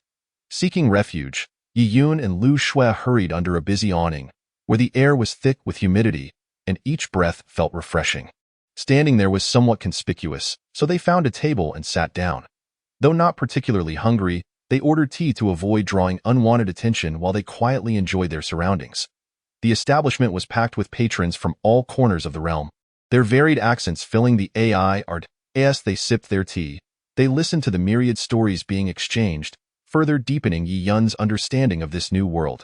As the rain continued unabated, they gradually felt hunger stir within them. They summoned the waiter, who brought forth a delightful array of mountain delicacies and seafood. Instantly, their stomachs grumbled with hunger. Without hesitation, they picked up their chopsticks and began to feast joyfully. Despite being a humble establishment, the food was exceptionally delicious, and with each bite, Yi Yun reveled in the exquisite flavors, feeling fortunate to have crossed into this world. Time flowed quietly by as they savored their meal, engaged in pleasant conversation, and discussed the intriguing philosophies of life. Their bond deepened with each shared moment. They continued eating until the rain outside subsided, at which point they finally set down their chopsticks. Once they had both satisfied their appetites, the sun began to dip towards the west, casting a rosy hue across the sky, as Lu Shui prepared to settle the bill. Yi Yun reached out and grasped the waiter's wrist. "Have you heard of any factions with a black lotus emblem?" he asked earnestly, hoping to uncover some clue. The waiter paused momentarily, appearing somewhat embarrassed. Yi Yun sensed that the waiter might possess some knowledge and pressed on. "Where is this faction located?" The waiter's expression soured, and he sought refuge at a nearby table. There, a burly man with a thick beard was heartily consuming meat and sipping strong liquor. Noticing Yi Yun's inquiry, the man, slightly inebriated, chimed in, "Brother, it's unwise to meddle with the Black Lotus Gang." Intrigued, Yi Yun inquired further, "What's wrong with the Black Lotus Gang?" The Black Lotus Gang is a faction that people in the martial world prefer to avoid discussing. Their members act unpredictably. Today, they may perform great deeds, yet tomorrow, they could engage in acts so vile that even the rats in the toilet would scorn them. The burly man continued eating and drinking. Occasionally glancing over at Yi Yun recognized that this man was quite straightforward. The existence of such a peculiar faction piqued his interest. He felt compelled to seek them out, lest he miss an opportunity to experience the world fully. "You are but a naive youth, unacquainted with the world's perils. To speak so lightly, if you were to encounter the Black Lotus Gang, you might very well soil your trousers in fear," the burly man remarked with a hint of derision.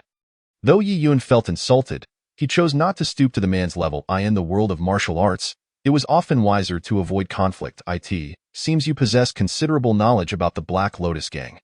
Might you share their location? I am eager to pay them a visit."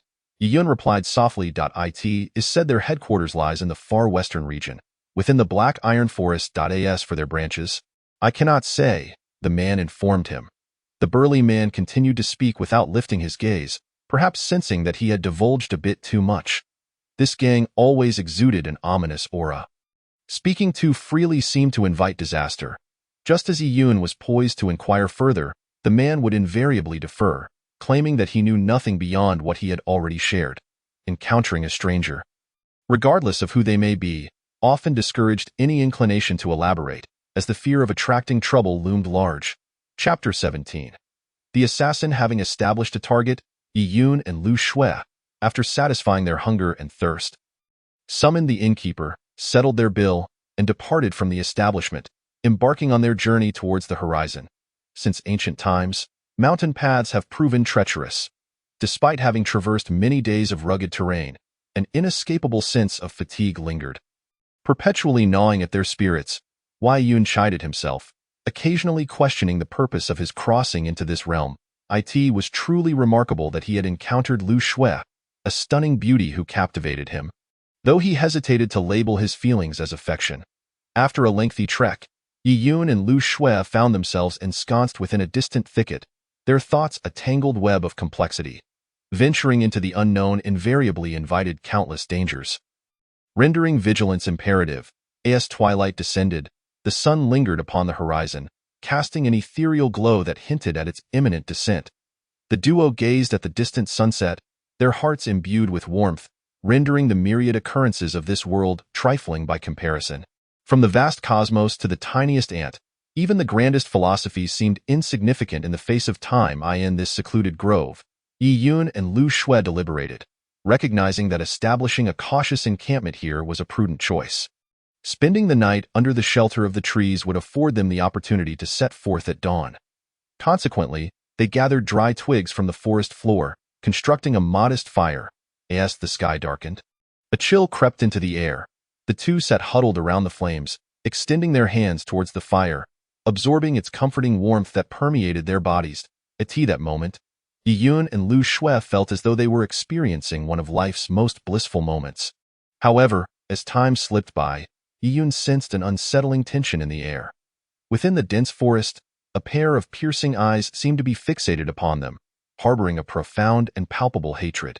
This intense emotion struck them like a tangible force, instilling a sense of dread. While roasting their meal, Yi Yun and Lu Shui engaged in lighthearted conversation, sharing insights about the universe and its profound truths. After a while, Lu Shui too sensed the lurking danger within the thicket. Fortunately, their companionship offered some solace. The fact that their unseen adversary had yet to strike indicated a lack of confidence in their own strength, as they might not have been assured of success against the two of them. This realization brought Lu Shui a modicum of comfort, a small blessing amidst the uncertainty. Time swiftly passed, and soon it was deep into the night. The two conferred, deciding to adopt a similar strategy as before. Yi Yun would stand guard while Lu Shui rested. This time, Yi Yun had matured. He was determined not to succumb to the depths of slumber as he had previously. After all, should any danger arise, would he be fortunate enough to escape once more? Yi Yun doubted it. The last assailant had displayed a flicker of benevolence, preventing disaster. This time, he knew not what manner of foe lurked in the shadows.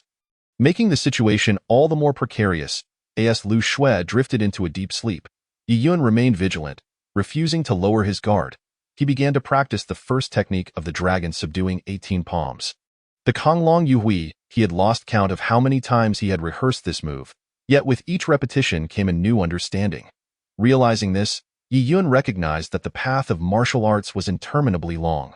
Only through continual immersion could one gain fresh insights. To withdraw from this journey risked losing oneself entirely. Life, after all, was a tapestry woven from a myriad of experiences, sweet, sour, bitter, and spicy.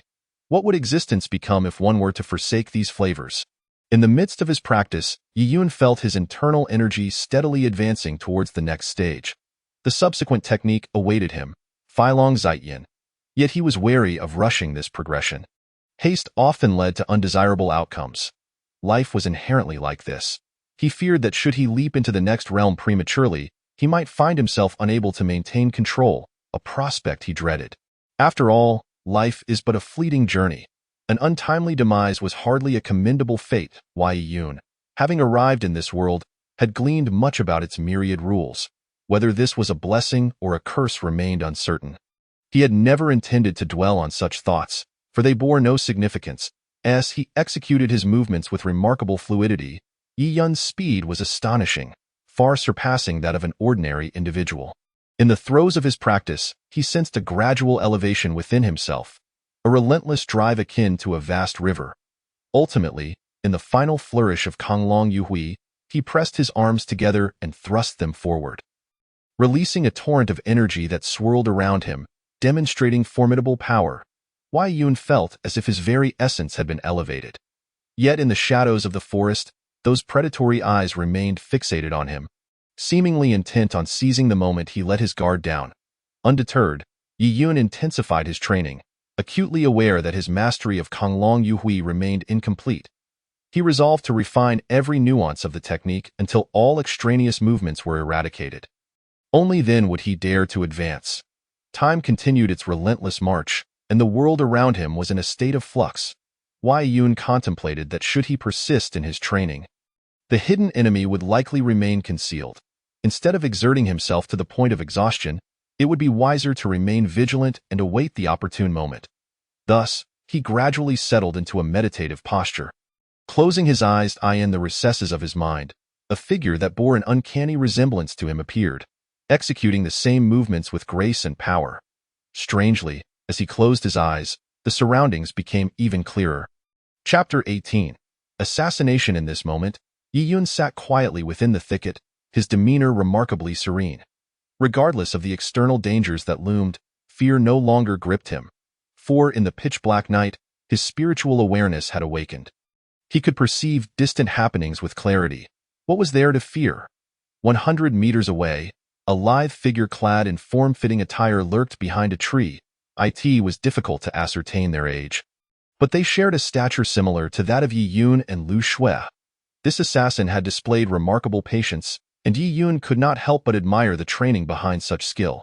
Surely the organization that had nurtured this assassin was even more formidable.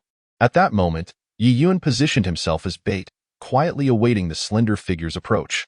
Both parties were engaged in a test of endurance. Any lapse in vigilance could lead to unforeseen peril. Caution was paramount. While Yi Yun could bear injuries, he could not fathom the thought of Lu Shui suffering harm. He was determined to prevent such a calamity, for it would haunt him for the rest of his life. Life was a constant waiting game, filled with an elusive future and challenges that demanded earnest confrontation. For 2 hours, Yi Yun remained motionless, his mind sharp and alert. He could not afford to waver. The world was fraught with danger, offering no respite for the weak. In a moment of impatience, the assassin finally emerged from the shadows, drawn forth by the inky darkness of the moonless night, an ideal moment for an ambush. In this forest, the ground is littered with brittle twigs. Stepping upon them naturally causes them to snap into several pieces, a phenomenon that is entirely normal. With each step, 1, 2, 3, the sound of crunching branches accompanies the approach of a figure. Just as this individual nears within 3 paces of Yiyun, the sounds cease abruptly. Yiyun suddenly opens his eyes wide, his hands coming together in a swift gesture, catching the lethal arrow that was aimed at him with remarkable precision. At that moment, he finally discerns the silhouette of the assailant before him. A strikingly beautiful young girl clad in delicate gauze, her eyes sparkling like stars, exuding an aura of purity amidst the chaos. Any man who laid eyes upon her would surely find himself entranced, unable to resist her allure. Momentarily distracted, Yiyun senses the gravity of the situation. He channels his energy and shatters his sword into 4 or 5 pieces. Scattering them across the ground, blood begins to drip from the assailant's wounded hand, staining the grass beneath her. Realizing the precariousness of her position, the assassin swiftly turns and flees back the way she came. Yet, Yiyun, a man of principle, cannot allow such an affront to his dignity to go unchallenged. He takes off in pursuit, moving as swiftly as an arrow released from its bow in a flash. Yiyun seizes the girl's wrist, drawing her into his embrace. The young girl stumbles into him, her balance lost, and despite her desperate struggles, she finds herself ensnared within his grasp. Yiyun feels a twinge of pity for this fragile assailant. She lacks any sense of challenge. He believes that everyone is capable of error, and what truly matters is the ability to learn and amend one's mistakes. Failure to do so could lead to dire consequences. "Let me go," the girl protests, pushing against Yiyun with palpable distress etched across her features. Reluctantly, Yiyun releases her, and she darts away as if shot from a bow, only to pause 100 paces distant. Turning back, tears shimmer in her eyes. "I couldn't kill you. Returning now is a certain death. If you must, then end my life now," she weeps, her voice carrying the weight of the world's sorrow. "Wait," Yiyun calls, his voice resolute as she approaches him again, her steps heavy with despair. He has already committed himself to Lu Shui and cannot afford to be swayed by this girl's tragic beauty. Lu Shui is currently sleeping, and if she were to awaken with jealousy, it would create an untenable situation. As fate would have it, the very things one wishes to avoid often come to pass. Lu Shui stirs, her eyes slowly fluttering open as she rubs the corners of her eyes, drowsily questioning the disturbance in the night. Upon noticing the girl, her beauty rivals that of Lu Shui. And yet the palpable aura of danger surrounding her suggests she is no ordinary person. "You are an assassin," Lu Shui states, her voice sharp and alert. Under the flickering firelight, the woman's pale visage resembles ice in the depths of winter. The girl does not respond, her silence an unspoken acknowledgement. Lu Shui rises and addresses Yiyun. "Let us join forces to eliminate her." "Enough," Yiyun replies, his tone tinged with resignation. "She came to kill us under orders. We should let her go." Faced with such a delicate beauty, he finds himself unable to act against her. "If you cannot do it, I shall," Lu Shui retorts, jealousy igniting within her as she charges forward. Sword in hand, the girl, seemingly resigned to her fate, stands still, shutting her eyes as memories flood her mind, awaiting the embrace of death. With a swift motion, Yiyun picks up a stone from the ground and flicks it towards Lu Shui, causing her sword to clatter to the earth. "Enough. She seeks death. Killing her now would be sheer cruelty," Yiyun asserts, approaching slowly, his presence commanding the atmosphere. The girl, realizing she still lives, opens her eyes and collapses into Yiyun's arms. Tears streaming down her cheeks, Lu Shui, witnessing this scene, can only sigh in exasperation. The relationship between her and Yiyun remains unconfirmed, and she finds herself at a loss for words.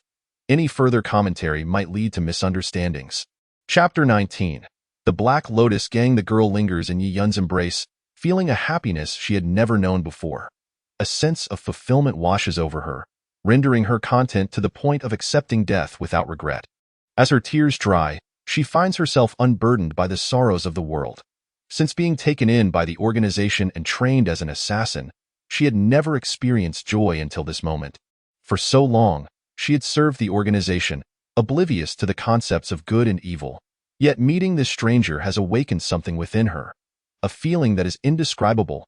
Life is full of unpredictable twists, and happiness often emerges unexpectedly. After an indeterminate time, they finally release one another. Lu Shui, unable to suppress her emotions, sighs repeatedly, lamenting the injustices of the world and the cruel hands of fate. Wei Yun, sensing he may have overstepped, approaches Lu Shui, softly speaking sweet nothings. Please do not be angry, he implores, his sincerity palpable. Any innocent girl would likely succumb to such earnest words. However, Lu Shui is no naive child. She has heard countless charming declarations from reckless young men during her time on the mountain. Her heart long since hardened against such flattery. I do not wish to hear your words, she murmurs, tears escaping her eyes as she turns to walk away. You cannot leave. We must locate the Black Lotus gang, Yun pleads, sorrow evident in his gaze. As a traveler from another realm. He belongs to a rare breed without family ties in this world, and the only person to whom he feels close is Lu Shui. The thought of losing her is unbearable. Yet, Lu Shui is compelled to pause. For she too is a tragic figure. All her kin are gone, and the only person she still cares for is the young master. Wei Yun's call snaps her back to reality. Yes, the young master. I must find him. Thus, Lu Shui turned around once more. That moment, the young girl, upon hearing the mention of the Black Lotus gang by the two, revealed that she was indeed associated with them. It turned out that she had been adopted and raised by the Black Lotus gang since childhood. Within the organization, she had always received various privileges, but the consequence of such favoritism was her training as a cold-blooded assassin. Emotionally detached, she executed the orders from the gang with the precision of a cold machine. Once, she had taken countless lives, viewing each person as mere objects disconnected from her existence, treating the innocent as ants without a shred of compassion. Sometimes, fate is peculiar. Once you embark on a certain path, you must understand that in this world, there is often no clear distinction between right and wrong. Only now did the young girl realize that she, too, possessed emotions and was not merely a machine. Within her heart, the parched lake of emotions began to ripple. Perhaps this is what they call love, since the girl hailed from the Black Lotus gang. Locating it would not prove to be a cumbersome task. The three then settled into a tranquil silence. It was already deep into the night. Although the sky was devoid of stars and the moon, it remained quite bright. Wei Yun had already arranged for the two young ladies to keep watch during the night. He thought it prudent to take a moment to rest. With Lu Shui keeping a watchful eye on the girl, there was little cause for concern even if the girl experienced a fleeting change of heart. Even as Yun succumbed to slumber, his mind was fervently engaged in the powerful martial arts technique of Kong Long Yu Hui. In his mind's eye, he executed grand and sweeping movements, shifting east and west like a great dragon in flight. Accompanied by the sound of rushing winds, he felt an immense enhancement in his overall vitality. Every pore of his being was filtering the fresh air around him. Eventually, he sensed an underlying energy within him, seemingly on the verge of breaking through an invisible barrier. He firmly believed he could surpass that level of mastery.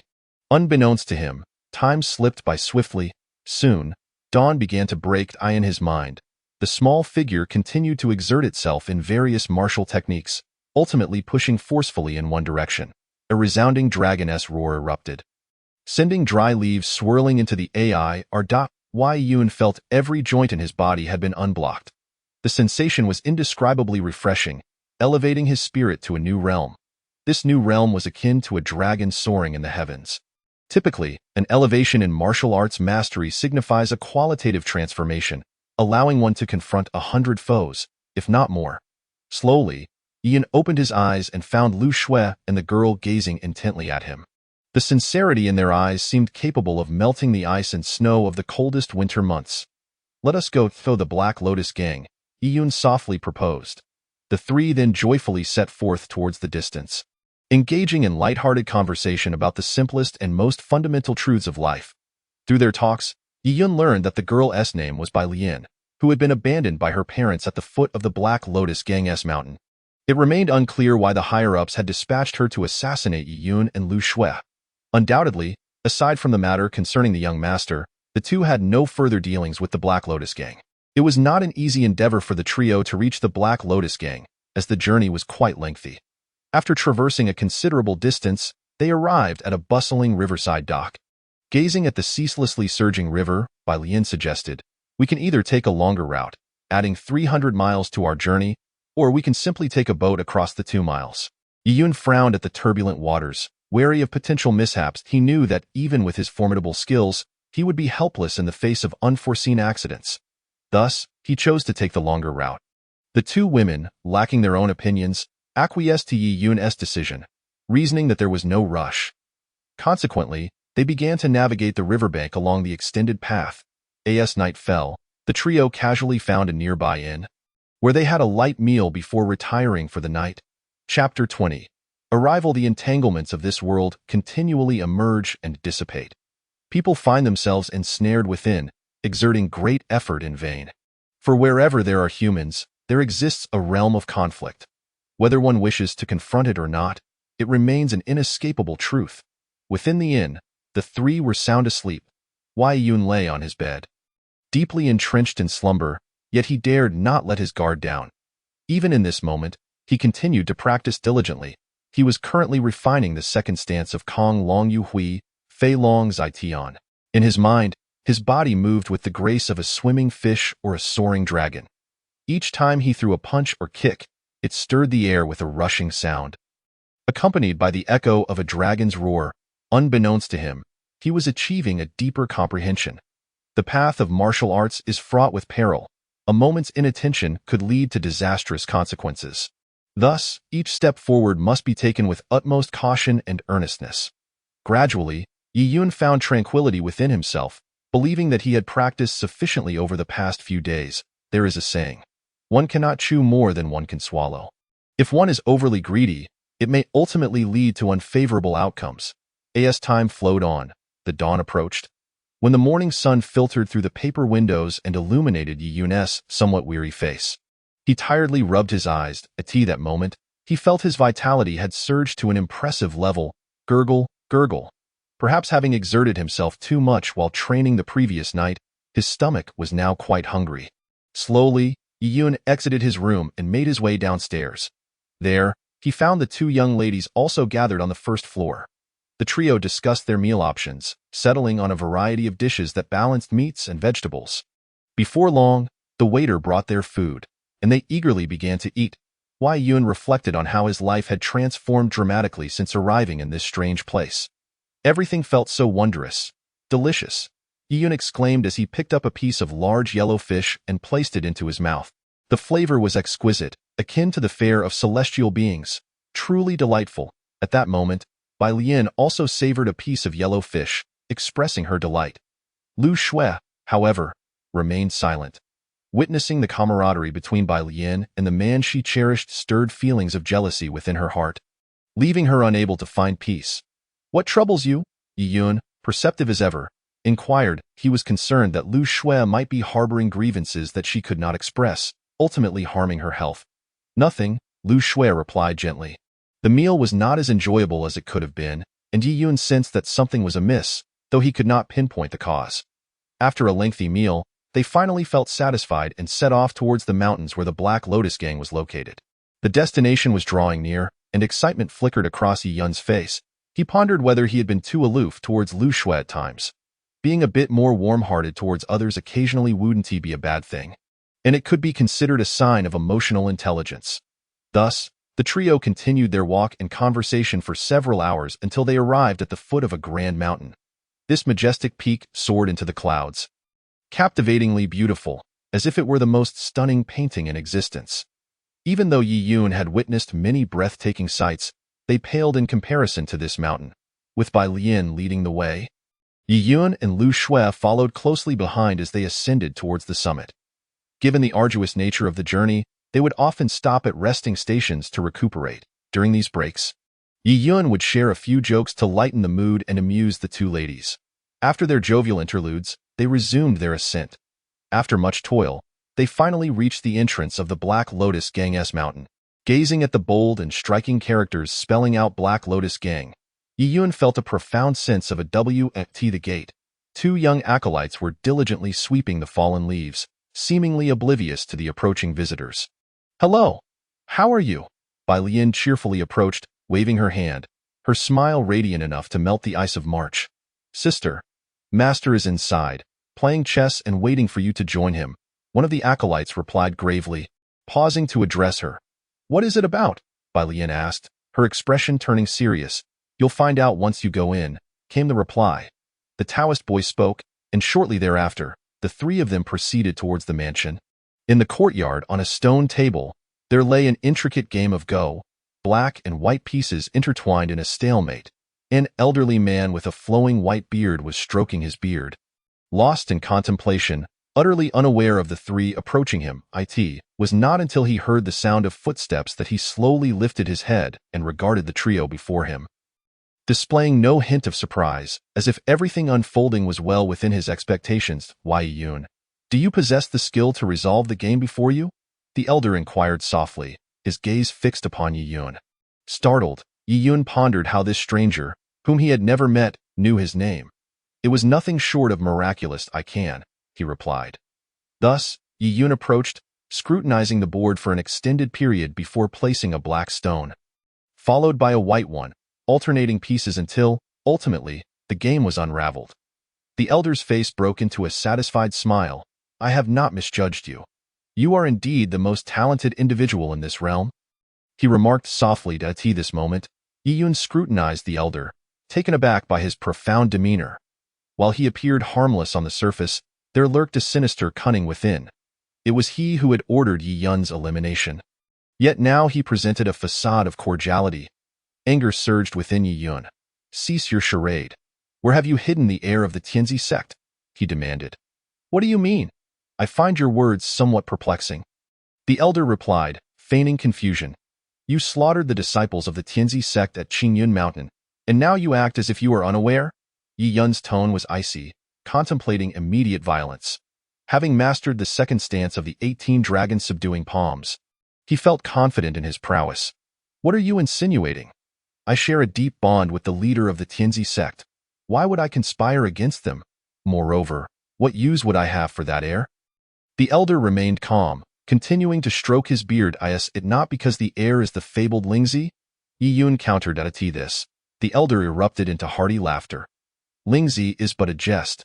Such a being does not truly exist." Chapter 21. A shock of realization. What? The Lingzi is a fabrication? Yiyun felt as though he had been toyed with by this world. What manner of reality was this?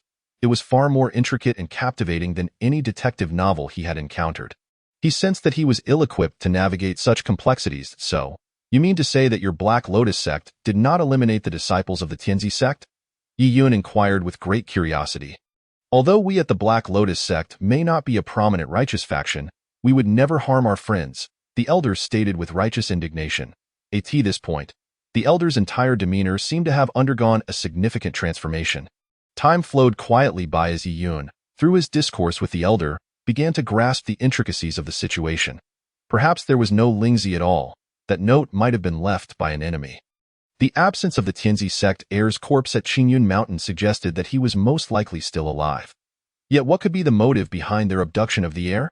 This indeed presents a matter worthy of contemplation. In hindsight, the elder expressed that the reason for sending someone to assassinate them was precisely due to hearing rumors in the martial world that the Tianzi sect on Qingyun Mountain had been utterly slaughtered. Out of respect for the many years of friendship, he decided to send a person to bring the remaining members back to the Halian gang for their sustenance. This was, after all, a perfectly natural course of action. Consequently, Yiyun and his companions continued to reside in the Halian gang, enjoying a remarkably tranquil existence. Strangely enough, the members here were all genuinely good-hearted individuals, quite unlike the ferocious reputation that circulated outside. Yiyun felt that if he were to live quietly in this place, he would certainly not encounter any momentous events. However, the reality of life is that it is not an easy endeavor. To merely seek a life of comfort without daring to embrace risks is indeed a profoundly lamentable circumstance. The elder, as a friend of the Tianzi sect from Qingyun Mountain, felt compelled to take a stand rather than be a passive observer, which was not befitting of a true friend. A few days passed, and Yiyun found himself living a life of comfort akin to that of a young master. He sensed that if he continued in this manner, his very essence would decay within this place. Unable to endure such a life any longer, he expressed his intention to take his leave from the elder, who readily acquiesced. Young people, after all, must venture out into the world. Remaining in such a comfortable environment would inevitably lead to a decline in one's mental state. Yi Yun did not wish to become a mere shell of a person, for such a life is undeniably bleak. Upon his departure, Yi Yun and Lu Shui accepted a considerable sum of silver from the elder, for in this world, money is essential in every aspect of life. Without it, one's existence would be severely constrained. However, on this occasion, the young lady named by Lien also accompanied them. On the surface, it seemed the three were simply looking out for one another, yet the deeper significance behind it remained elusive. The trio descended from the mountain, traversing through much muddy terrain, until finally arriving at the foot of the mountain. There lay a bustling marketplace, where various vendors fervently peddled their wares in this sun-drenched season. These individuals worked tirelessly to earn a meager living, never complaining of the heat that left them drenched in sweat, as they bore the weight of entire families upon their shoulders, unable to find an exit from their struggles. After walking for a considerable time, exhausted and parched, they entered a relatively upscale inn, ordering a lavish feast accompanied by 3 bottles of juice, thoroughly relishing the serene afternoon. Yi Yun felt that living was indeed a most joyous affair. Especially when one possesses wealth, it is an undeniable pleasure. Without money, such delectable sustenance would be unattainable, forcing one into a life of relentless toil, a truly tragic existence when merely contemplated. Sometimes, life is rife with unforeseen occurrences, many of which are unpredictable and often impossible to guard against. Life passes in this manner, moment by moment. Yet, as the three dined, Yi Yun gradually sensed an uncomfortable sensation in his stomach. Could it be that someone had poisoned the dishes? It was hard to ascertain. Why was he perpetually beset by calamities? It seemed that since his arrival in this world, he had never known a moment of peace. Yi Yun felt his spirit teetering on the brink of collapse. And with no other recourse, he excused himself to the restroom. After cleansing himself of the impurities within, he felt a refreshing wave of relief wash over him. Upon returning to the dining table, he resumed his meal, though his prolonged absence had left him with an unpleasant odor that others found intolerable, prompting them to wave their hands and pinch their noses in discomfort. Yi Yun felt as though he had become the focal point of the inn. Hastening his eating pace until he was soon satiated, he then stepped outside, enjoying the bustling street filled with passers-by, feeling a profound sense of comfort. This was the most embarrassing moment of his life, and he wished to never experience it again. Before long, the 2 beautiful ladies emerged as well. The trio had already conspired to embark on a quest to track down the gang impersonating the Halian gang. Regardless of the challenges, they were determined to deliver severe retribution.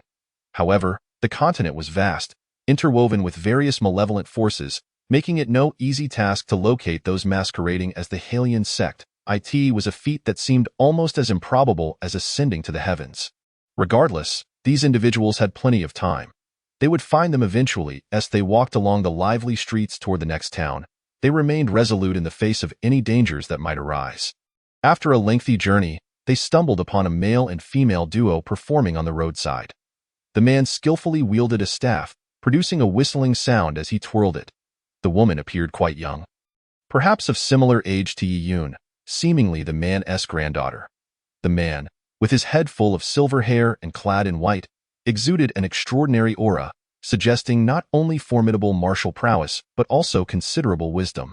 While the man danced with the staff, the woman executed a handstand, demonstrating a level of flexibility that could only be the result of years of rigorous training. Chapter 22. Conflict. Yet Yi Yun had little inclination to watch any acrobatic performance.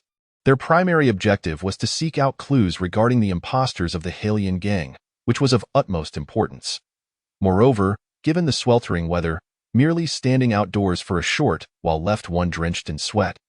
Let alone anything else, Yi Yun casually tossed a few copper coins towards the performers, who expressed their gratitude profusely after receiving the payment. He then led the 2 ladies away, continuing their journey into the distance. Their travels were arduous, instilling a sense of despair within them. After some time, they arrived at the next town, only to find darkness descending as the sun dipped below the horizon, leaving a veil of clouds that shrouded the sky and imparted a damp, desolate atmosphere. living in such a world inevitably weighed heavily on their spirits. The trio hastened to find an inn before the night fully enveloped them, securing 3 upscale rooms for their stay. Before retiring for the night, they indulged in another hearty meal, allowing Yi-Yun to relish the joys of wealth once more. When one possesses riches, worries about survival dissipate. They can simply purchase whatever they desire or travel wherever they wish, unburdened by substantial pressure. Time passed swiftly, and soon the moon and stars began to emerge in the night sky. Lu Shui and Bai Lian shared a room, while Yi-Yun occupied a separate chamber. Although it was deep into the night, Yi-Yun was beset by anxiety, unable to find solace in sleep. A heavy psychological burden loomed over him, leaving him at a loss for what to do. As the world around him settled into slumber, he found himself standing outside, lost in thought. He began to ponder the myriad aspects of this world, encompassing both beneficial and detrimental elements. Reflecting on the earlier incident with the cube, he realized that he was not the sole individual to have traversed into this realm. There must be multiple others, and he wondered why fate had chosen him. Was there some underlying conspiracy at play? What was the ultimate objective? In the absence of any tangible clues, he felt utterly adrift, uncertain of how to proceed. The sky was replete with countless stars, yet his thoughts drifted aimlessly. After considerable contemplation, he yielded no fruitful insights, prompting him to organize his thoughts before returning to his room. He shed his clothing and reclined back onto the bed, closing his eyes to reflect on the essence of life. In the limited span of his existence, he truly did not wish to lead a life of mediocrity, as it seemed devoid of meaning. After much deliberation, he unconsciously began to practice the techniques from the 18 Dragon Subduing Palms, executing each move with remarkable power, accompanied by a gust of wind and the resounding echoes of dragon roars. It was truly a sight to behold. Were such mastery to be applied in reality, the destructive potential would be unfathomable. Yi-Yun couldn't help but feel curious. Having been rather idle in recent days, perhaps encountering a few adversaries wouldn't be such a grievous affair. After a night of contemplation, the sun gradually ascended from the eastern horizon, heralded by the crowing of roosters. Before long, Yi-Yun rose from his slumber, inhaling the crisp morning air, which invigorated his mind. He felt an unprecedented surge of vitality, a state that transcended description. At that moment, his singular focus was to find a skilled practitioner to hone his extraordinary abilities as soon as possible. This was of paramount importance. Yi-Yun understood that if his martial arts remained mere mental simulations, they would forever be but empty gestures. Only through genuine practice in the real world could he achieve significant progress. Before long, the 2 ladies had also risen, donned with a lazy demeanor. After a brief discussion, the trio descended to the first floor, where they ordered an extravagant breakfast and added a few cups of tea. While they dined, they deliberated on their upcoming plans. Days passed in this seemingly mundane fashion. In Lu Shui's heart, the most pressing matter was undoubtedly to locate the young master. All else could be set aside for the time being. Yet Yi-Yun was preoccupied with thoughts of whom to enlist as a sparring partner to test his skills. Merely comprehending the 18 Dragon Subduing Palms in his mind, without a training partner, left much to be desired, and he had no way of knowing his deficiencies. It was only on the battlefield, amidst combat with foes, that one truly understands their limitations. This is the most crucial truth in this world. Practice yields true knowledge. Meanwhile, Bai Lian maintained an indifferent attitude, harboring great interest in Yi-Yun. Should the 2 of them have a falling out and part ways, it would suit her perfectly, for then she could openly live alongside Yi-Yun. Such a life was one she often dreamed of, waking with a smile. Yet, within, she grappled with a profound sense of emptiness. She perceived that this world was rife with countless inexplicable phenomena swirling around her. Filled with uncertainties, as time gradually slipped away, everything continued to shift. Life, too, was no exception. The 3 found themselves at an impasse, embroiled in conflict. However, each possessed commendable restraint, preventing the situation from escalating into a quarrel. Regardless, Yi-Yun felt a lingering discontent, inevitably comparing Lu Shui and Bai Lian in his mind. Lu Shui appeared slightly older and had a rather sharp temperament, while Bai Lian seemed younger, with exceptionally smooth skin. It was clear who would be the more favorable companion. With this in mind, Yi-Yun resolved that if there were discord, cohabitation would become untenable. Once they finished their meal, he could not help but declare, Lu Shui, you may choose to remain here or leave. I have little more to say. Wei Yun coldly remarked that when dealing with women, particularly a fierce one, it is unwise to exhibit excessive kindness. Otherwise, she might take advantage of him. If such a situation were to develop, it would not bode well. Wei Yun felt as though his entire life was a series of choices, fraught with both anguish and helplessness. He struggled under such circumstances, seemingly devoid of a favorable escape. Very well, since you wish for me to leave, I shall not waste my breath on trivialities. I will take my leave, he declared. Anger surged on Yi Yun's face. An emotion he found difficult to contain, but a woman in a rage can be quite terrifying, especially one known for her volatile temper. Such a prospect was truly daunting. Wei Yun merely watched as Lu Shui departed, offering no pleas for her to stay, for this was a decision he had weighed thoroughly, and he did not harbor regrets. Chapter 23. Joint cultivation. Thus, Lu Shui quietly exited. Wei Yun's heart settled into a profound tranquility. He had long sought a life of serenity, for which he had sacrificed much. Lu Shui, with her fiery temperament, was simply not a suitable companion for him. Upon realizing this, Yi Yun concluded that, for the sake of long-term peace, it was best to bid her farewell, a choice that ultimately brought him satisfaction. Yet, life often presents a myriad of challenges. Those whom you dismiss today might very well be the ones you seek out tomorrow. Who can truly predict such turn of events? At that moment, Yi Yun walked alongside Bai Lian, heading toward the horizon. In his heart, he remained preoccupied with a particular individual, one who, like him, hailed from a realm known as Lan Xing. It is only natural to feel a kinship with someone from the same origin. Time flowed steadily by as the two traversed mountains and rivers, undaunted by the dangers that lay ahead. Perhaps this was the strength derived from their partnership. In a secluded forest, they decided to rest as twilight approached. Continuing on seemed perilous. In the wilderness, even wealth holds little value, complicating their quest for sustenance. Thus, while the sun still hung in the sky, they wandered through the thicket, hoping to catch some wild rabbits or pheasants before dusk fell, which would undoubtedly bring them comfort. Life often unfolds in such a manner. Filled with trials, additionally, being skilled practitioners, foraging in the woods posed no insurmountable challenge.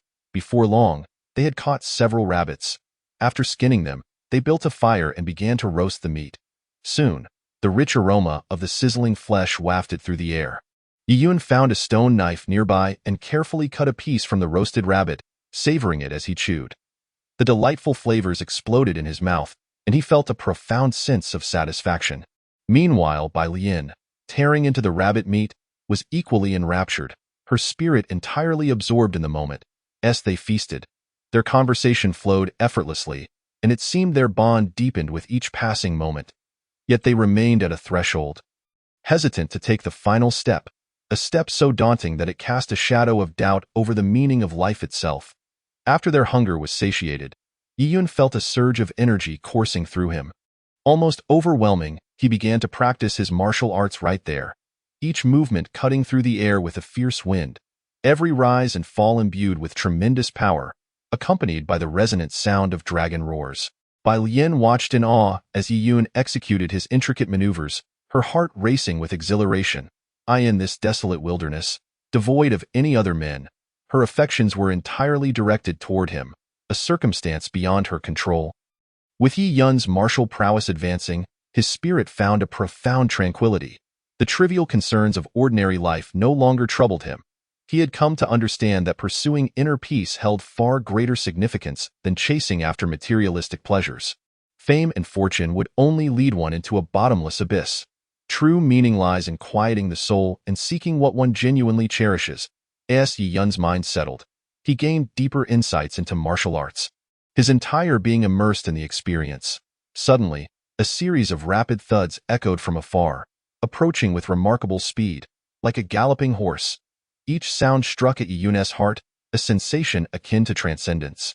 Why, at this moment, would someone rush toward him? Could it be an assassination attempt? The possibility loomed large. Wei Yun halted, closing his eyes to attune his senses to the distant movements. Even the slightest rustle of ants traversing through the leaves reached his ears, a remarkable ability indeed. It was the dead of night, under a sky devoid of stars or moonlight. He instinctively kindled a fire, improving visibility. After a brief interval, a majestic steed came to rest atop a pile of dry leaves, upon which sat a dashing middle-aged man. "You must be Yi Yun," the man inquired, approaching on horseback.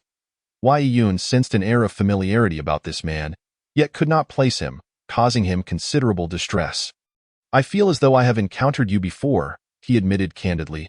"Indeed, your eyes are keen. You have seen me before. I was present during your conversation with my master," the man replied calmly. It seemed this individual was not an enemy but rather a friend. "So, you have come to escort me back?"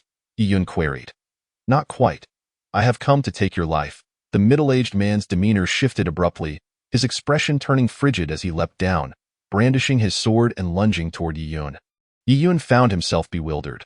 What sort of world was this, where even friends could turn into foes? Given that this man was a servant of a friend, he could not unleash his full strength for fear of causing irreparable harm to their relationship. A precarious situation indeed. Life is fraught with peril. Only those endowed with courage can navigate through, while the timid find it exceedingly difficult. Faced with such a crisis, Yi Yun had no choice but to sidestep, allowing the man to charge past.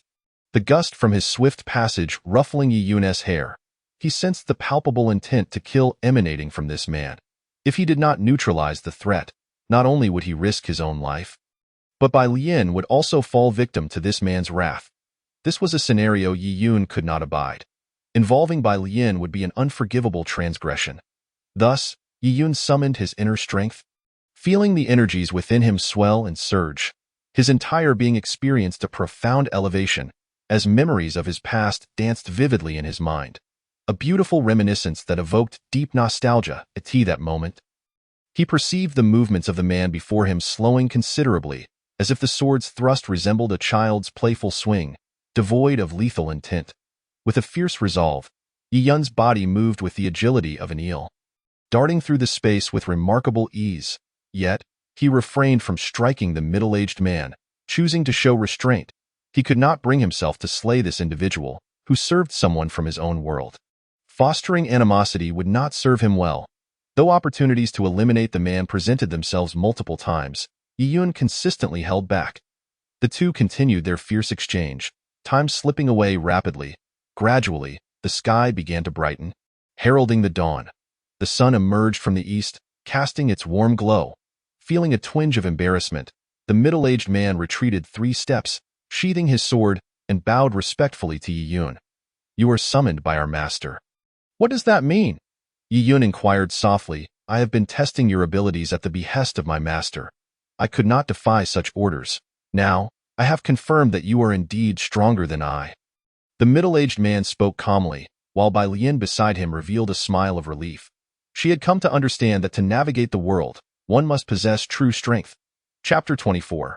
Reunion with an old friend despite the slight improvement in the middle-aged man's attitude towards him. After everything that had transpired, he remained somewhat wary of this man, feeling that his actions were indeed excessive. Life in this world is fraught with difficulties, however, if one associates with those who resort to deceitful schemes. They will ultimately suffer the consequences, their entire existence potentially falling into the hands of such individuals.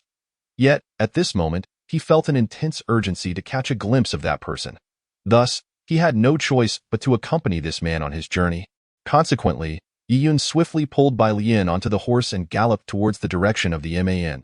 As they rode, dust swirled around them. Sitting atop the steed, Yi Yun pondered what he should discuss upon encountering that individual. This was indeed a matter of great seriousness. He felt that his prior existence had been one of decadence, devoid of any risks. However, upon arriving in this world, he found himself beset by crises, leaving him uncertain whether to feel joy or sorrow. Regardless, Yi Yun sat upon the horse, his thoughts drifting aimlessly. He sensed that often one must take action. Otherwise, it may be too late. Time sped forward like an arrow, and the 3 riders traversed streams, plains, mountains, bamboo groves, and sandy stretches, accompanied by the sound of the howling wind, all seeming so tranquil. After several days, Yi Yun and his companions finally arrived at the foot of a magnificent mountain. Yi Yun remembered having visited this place before, where many families resided deep within the mountains, relishing the beautiful scenery, the abundant resources, and the fresh air. Upon reaching the base of the mountain, The middle-aged man immediately dismounted and led Yi Yun and Bai Lian upwards. The steep ascent made it difficult for the horses, so it was evidently more convenient to rely on their own feet. Thus, the three leisurely made their way up the mountain, gradually lowering their guard and engaging in light-hearted conversation. Thoroughly enjoying themselves, through their discussions, Yi Yun gradually realized that this man seemed to know little about his master, only that he was a formidable individual, sometimes warm, sometimes cold, and altogether enigmatic. Yi Yun's curiosity about this man grew deeper.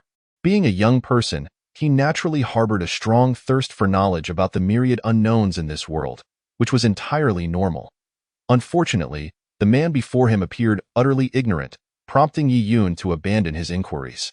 As time flowed slowly by, after more than 2 hours of walking, the trio began to feel fatigued. Up ahead lay an inn, and they decided to enter, ordering a lavish spread of dishes and indulging in a hearty feast. Starved for several days, the sight of delectable food sent them into a frenzy of gluttony.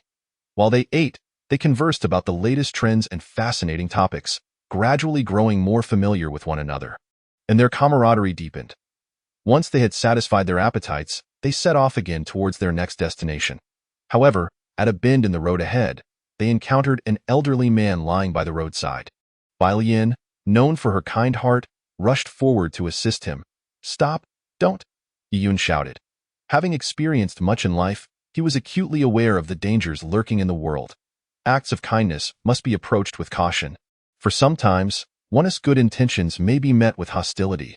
Bai Lian felt Yi Yun was overreacting, but as she moved closer to help the old man, he suddenly sprang to life, gripping her wrist and shouting, "You hit me indeed!"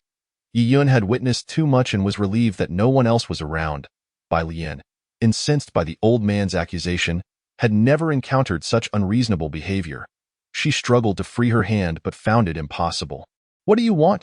Bai Lian asked softly, her brows furrowing together in frustration. "What do I want? You hit me. How can it just end like this?" The old man clung fiercely to her wrist.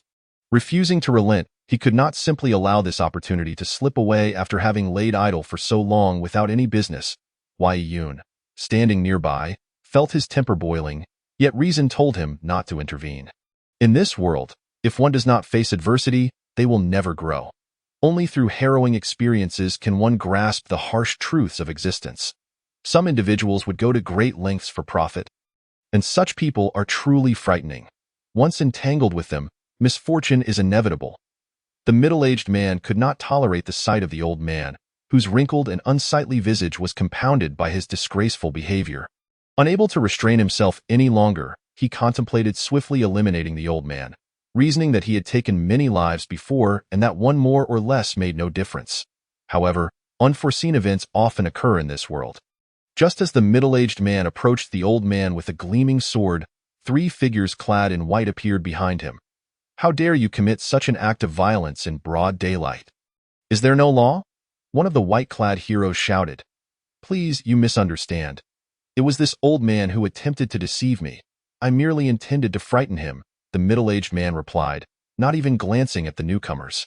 He was all too aware of the many hypocrites in the world and had never held any fondness for them. At that moment, the old man shouted, "This woman hit me and not only refuses to compensate, but also seeks to silence me." "Be quiet!" Bai Lian could no longer contain her emotions and, in a fit of rage, plunged her sword through the old man's throat, silencing him for good. Upon witnessing this scene, the 3 white-clad heroes were instantly filled with righteous indignation and charged towards Yi Yun. Swords drawn. Yi Yun felt a sense of helplessness. If he did not act, these heroes would certainly not show him mercy. Thus, he unleashed the techniques he had practiced in his mind, the 18 dragon subduing palms.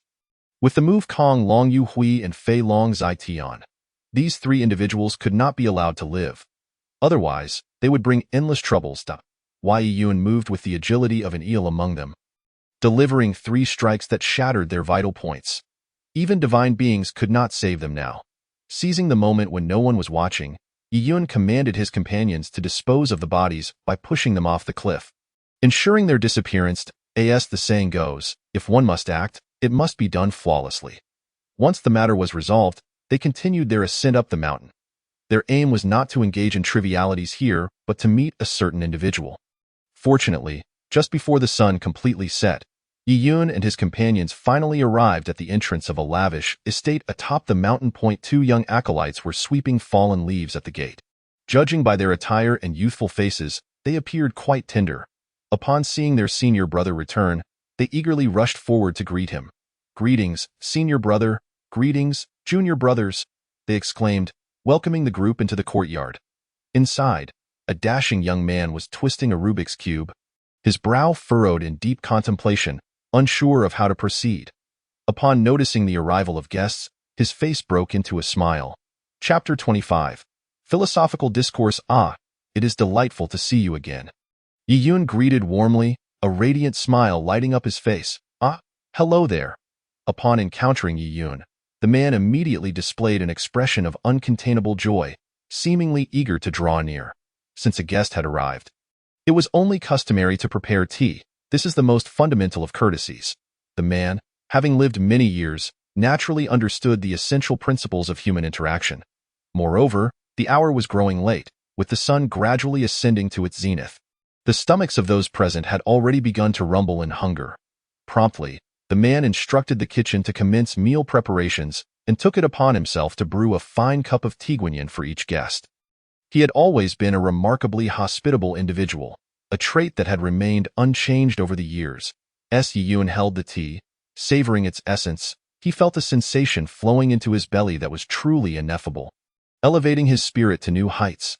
Time flowed quietly, and at times, everything seemed so trivial. However, merely sipping tea was insufficient to quell the pressing emotions, so the man fetched a go-board from within the house and set it upon the stone table before them. Thus, the man and Yi-Yun began to engage in a game of Go, the black and white stones intermingling to create a captivating tableau. Yi-Yun's skill appeared to require further refinement. Despite not having played for long, he found himself habitually lost in deep contemplation. In the first match, as expected, Yi-Yun faced defeat, a slight sense of disappointment lingering in his heart. He struggled to articulate this feeling, a vague discontent that was profoundly unsettling. Life in this world is fraught with challenges, and whether one confronts or evades them, they persist, awaiting resolution. Time continued its silent passage, and life felt exquisitely fragile. While Yi-Yun and the man enjoyed their tea, Yi-Yun remained oblivious to the man's name, perpetually intrigued by this seemingly unperturbed individual. It is only natural for the strong to attract one another. They continued their game at the stone table, a captivating exchange of moves that unfolded with great intensity. Unbeknownst to them, they had played numerous rounds. Before long, an array of meat and vegetable dishes was brought to the table. The enticing aromas wafting through the air. Yi-Yun felt invigorated, his spirits lifted. The guests, in unison, began to partake in the meal. Yi-Yun sensed a harmonious rhythm to the proceedings, a comforting essence enveloping life itself. During the meal, he and the man exchanged tales of the extraordinary. However, with Bai Lian present, the man's topics remained firmly rooted in this world.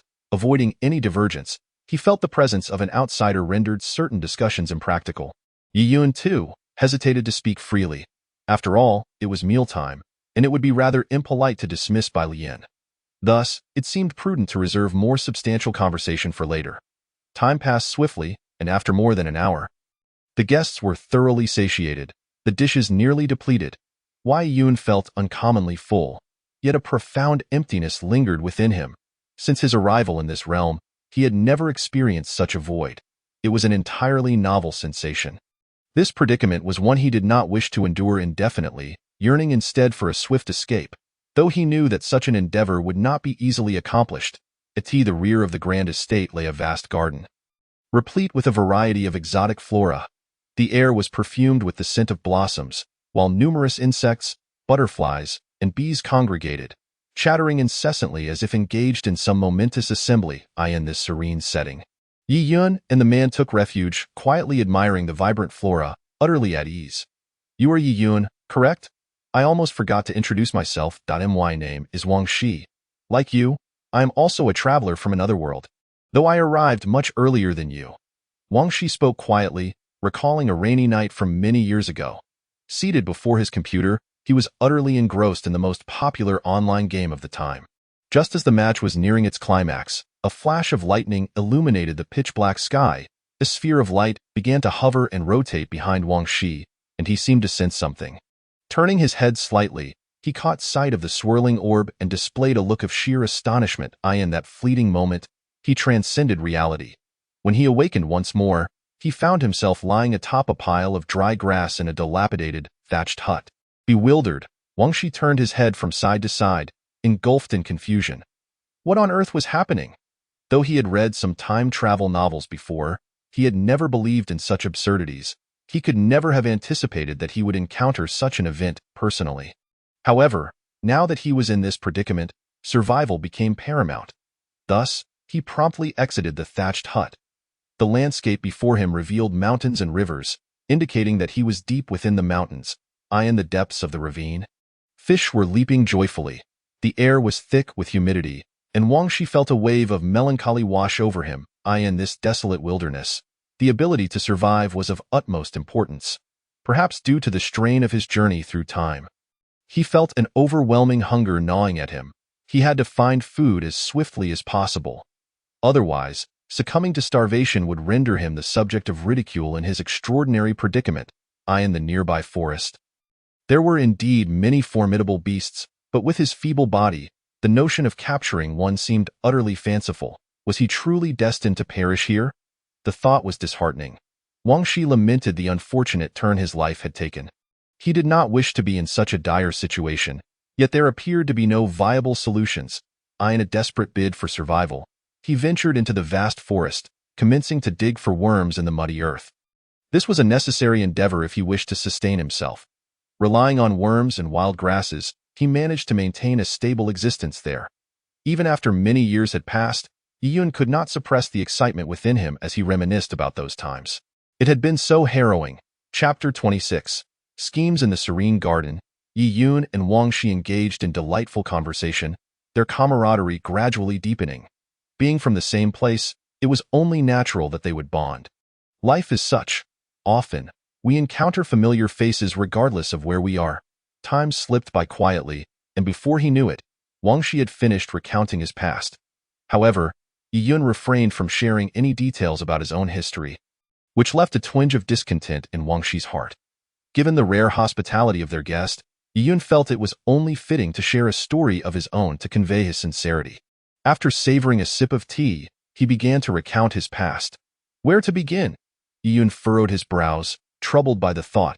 He believed his life had been rather mundane, lacking any novelty, akin to plain water, refreshing yet unremarkable.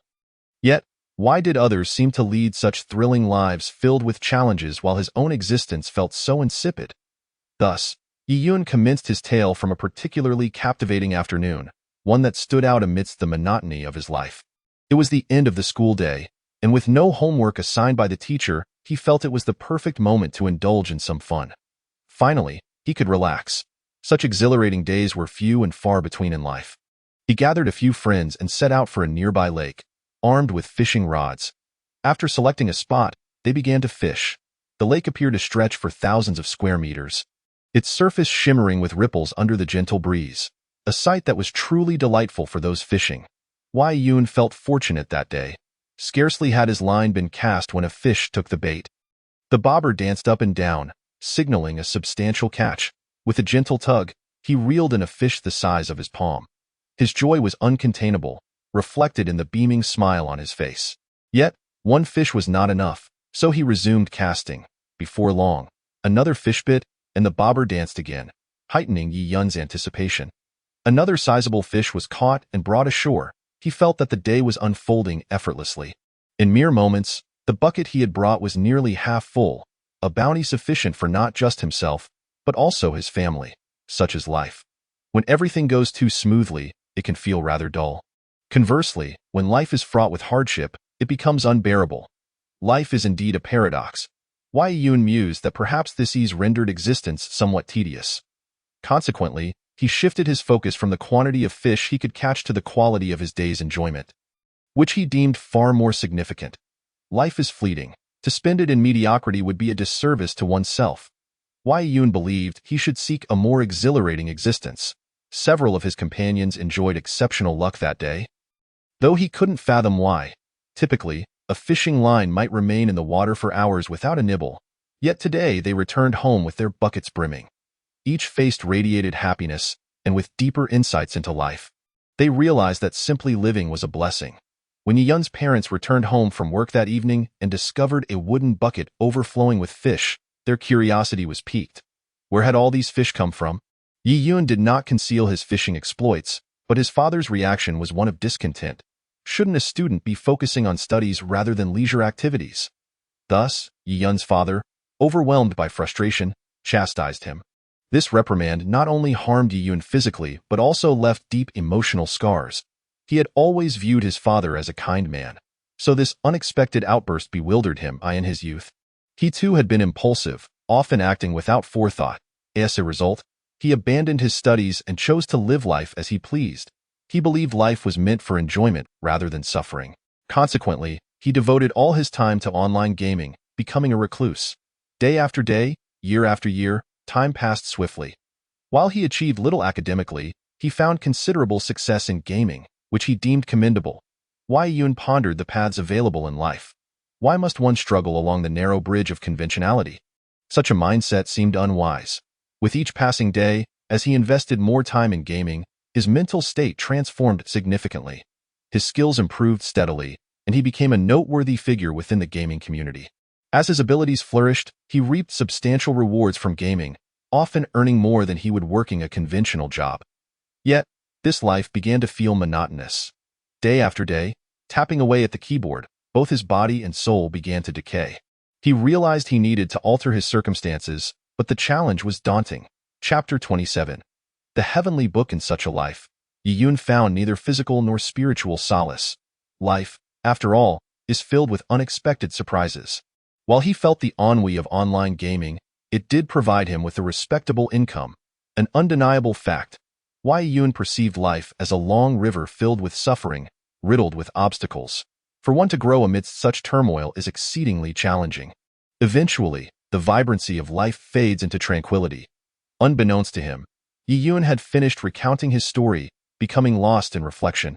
Overall, he harbored hope for his life, yet certain aspects of existence are far from simple. Upon hearing Yun's tale, Wangshi felt a profound stillness envelop him. He had never encountered such a captivating narrative. It was a mesmerizing story that lingered in the mind. However, since they had both crossed into this world, they resolved to seek a path back, ensuring they would not be caught off guard in times of crisis. As a newcomer to this realm, Yun was unfamiliar with its customs and intricacies, necessitating Wangshi's guidance to thrive. This world was fraught with peril, and having a mentor was indeed a stroke of fortune. Yun believed that experiencing the thrills of this world could serve as an excellent alternative to his previously mundane life. The two continued to play Go and discuss the greater matters of life, which proved to be a rewarding endeavor. As they conversed, their bond deepened. Suddenly, Wangshi recalled a peculiar stone tablet in the garden, inscribed with strange characters. The content was seemingly indecipherable, and translating it would be a formidable challenge. Having found a kindred spirit in Yun, Wangshi's heart brimmed with joy that words alone could not convey. He led Yun to the stone tablet, where the bizarre script awaited. Yun gazed at the characters, utterly astonished. They twisted and coiled like worms. Never before had he encountered such peculiar writing. Neither in his former world nor this one, he questioned the purpose behind such bizarre characters. Did they hold any significance? Perhaps these words are merely the casual scribbles of some individuals, and yet Yun senses that they may harbor deeper meanings, though delving into them at this moment seems impossible. This is indeed a tome of celestial knowledge. I discovered this stone tablet deep within a mountainous region several years ago. Despite dedicating years to deciphering the inscriptions, I have yet to unravel their mysteries, which is truly perplexing. Wangshi spoke. The furrows on his brow deepened, indicating that this matter held significant weight for him as well. And why shouldn't he it? Throughout one's life, numerous enigmas abound. If one fails to grasp these quandaries while alive, how tragic it would be to confront them in death. Yun contemplated that life is singular and fleeting. Why not boldly venture forth? The essence of existence lies in such pursuits. Time quietly flows by, and Yun gazes at the stone tablet, his mind swirling with myriad thoughts. The bizarre and contorted characters engraved upon it left a profound impression on him. The artistry of the engraving is so lifelike that it seems the work of an exceptionally skilled sculptor who poured immense effort into its creation. There exists a strong possibility that these symbols convey meanings beyond mere explanation. With diligent exploration and study, one might uncover astonishing revelations. Yun believed that many matters in this world require personal investment. Remaining passive and expecting rewards yields nothing.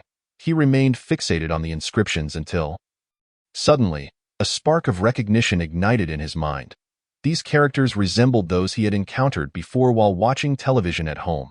At that moment, it felt as though countless flashes of lightning burst within his consciousness, momentarily overwhelming his thoughts. This is Arabic script. An idea struck him. The individuals who traverse into this world are indeed of various ethnicities. He couldn't help but marvel at how extraordinary this was. It appeared he would soon be in search of new companions. Undoubtedly, there must be Arabs who have also traversed into this realm. If he could locate one, deciphering the inscriptions would become a straightforward endeavor. Curiosity piqued, Yun pondered what secrets this stone tablet contained, and he felt an urgent need to comprehend this matter. Often, such inquiries can infuse life with a touch of joy. The thrill of existence lies in the pursuit of the unknown. Have you ever seen Arabic script? Yun asked softly. What? Wang Shi gasped, touching his cheek as memories flooded back. He smacked his thigh in realization, feeling quite foolish. Of course, that is Arabic script. How could I? A researcher of languages, have forgotten it. I must be getting forgetful in my old age. Yet, even in his previous world, finding an Arab was no easy feat, let alone in this one, where the difficulty multiplied exponentially. Yun gradually regained his composure. Why was it that the inscriptions on the tablet were written in Arabic? Did this conceal a significant secret? It seemed imperative to unravel this question swiftly. Countless question marks flooded his mind, signifying the urgency of understanding this matter. Perhaps it even held the key to returning home. Wang Shi noticed Yun's puzzlement and was taken aback. This young man seemed to possess an extraordinary analytical ability that surpassed that of most. If nurtured over time, his future accomplishments could be remarkable. Such a person must not be offended. Doing so would only lead to trouble without any benefit. Surely, no one wishes to encounter such a situation. However, Yun had no intention of lingering here any longer. Life is fleeting, and within this brief existence, one should seek a more meaningful journey rather than wallowing in self-pity, for such a life lacks substance. He called for Bai Lian, discussing the need to depart from this place, as further delay seemed devoid of practical significance. Yun's focus shifted to finding an Arab at the earliest opportunity to decode the tablet's content, which was now his priority. After exchanging warm farewells with Bai Lian, they descended the mountain.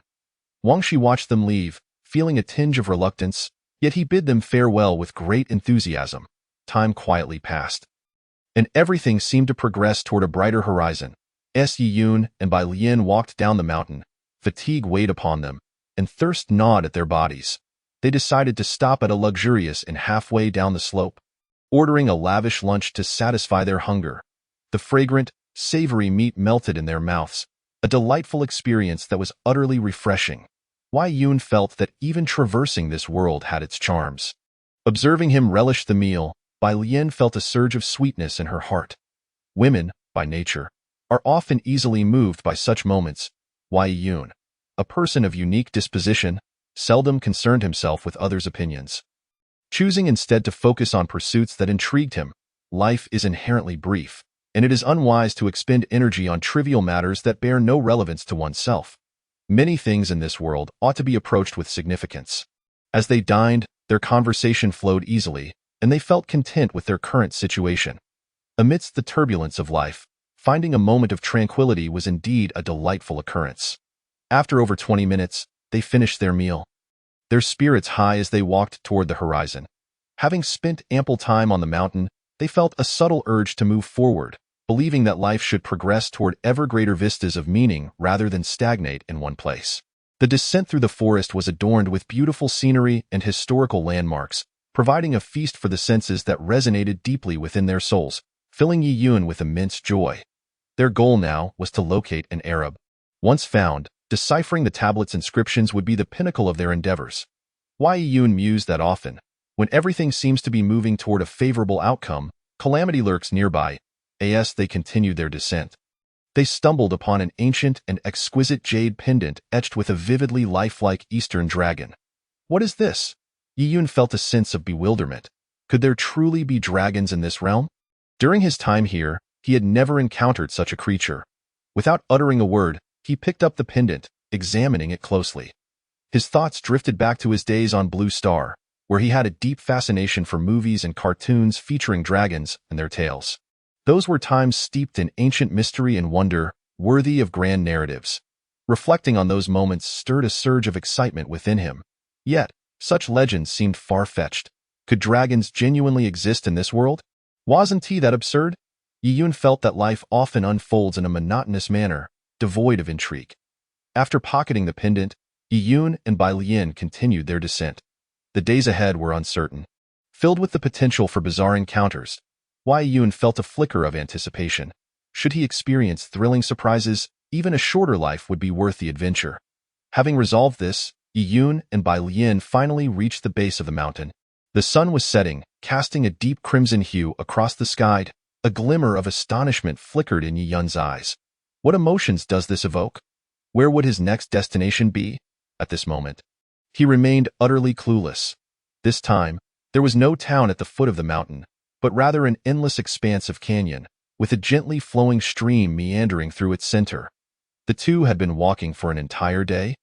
Utterly exhausted, and upon sighting the tranquil waters, their thoughts converged. As the sun gradually descended, the vast surroundings were devoid of any other souls.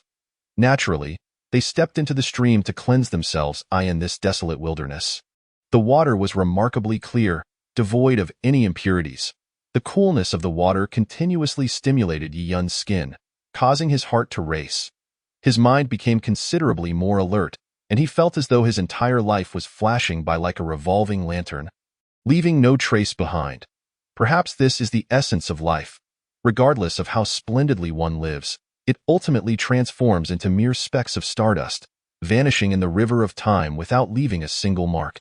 Before long, they had both completed their cleansing and, having dressed, stepped onto the riverbank.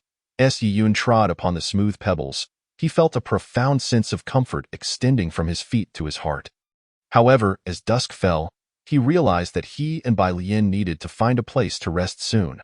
Otherwise, once the stars and moon emerged and ferocious beasts appeared, they would find themselves in a predicament. Chapter 29. Leaving the mountain after Yiyun emerged from the stream, Bai Lian followed suit. Their current goal was to find someone who could decipher the inscriptions on the stone tablet.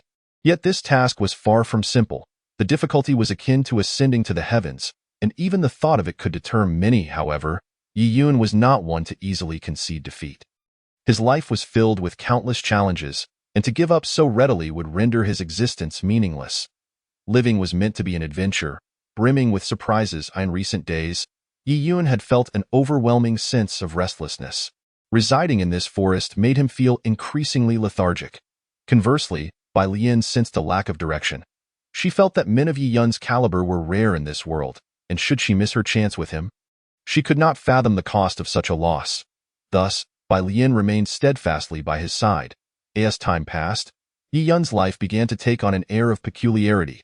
He contemplated that if he wished to live here long-term, he would need his own house to sustain a better quality of life. The mere thought of not having a shelter filled him with immense pressure. Seizing the opportunity before the sun dipped below the horizon, he hastened to find a densely wooded area and began felling trees with great vigor. The prospect of one day residing in a spacious, well-lit home filled him with exhilaration. While Yiyun busied himself, Bai Lian also lent a hand, diligently assisting by carrying smaller branches. As Yiyun traversed this land, a multitude of worries clouded his mind, yet to simply labor on seemed insufficient to resolve any of them. Life is replete with miracles, yet many matters only reveal their significance through exploration. To construct a house, one must first fell a considerable number of trees, subsequently stripping the branches and leaves from the timber. Once cleared, the wood must be chopped into smaller pieces, eventually taking shape as a dwelling. Although building a house is an arduous task, Yiyun's considerable efforts culminated in the successful completion of a fine abode. The two found no burden in residing there, and both Yi Yun and Bai Lian were immensely satisfied with their creation. At tea times, they could not help but ponder how delightful it would be to live together in such harmony. Nevertheless, Yi Yun, having traversed into this world, believed that life, regardless of how it unfolds, ultimately culminates in tragedy, an inevitability. Life is inherently fleeting, and Yi Yun resolved to first enjoy a period of stability before pursuing other ambitions.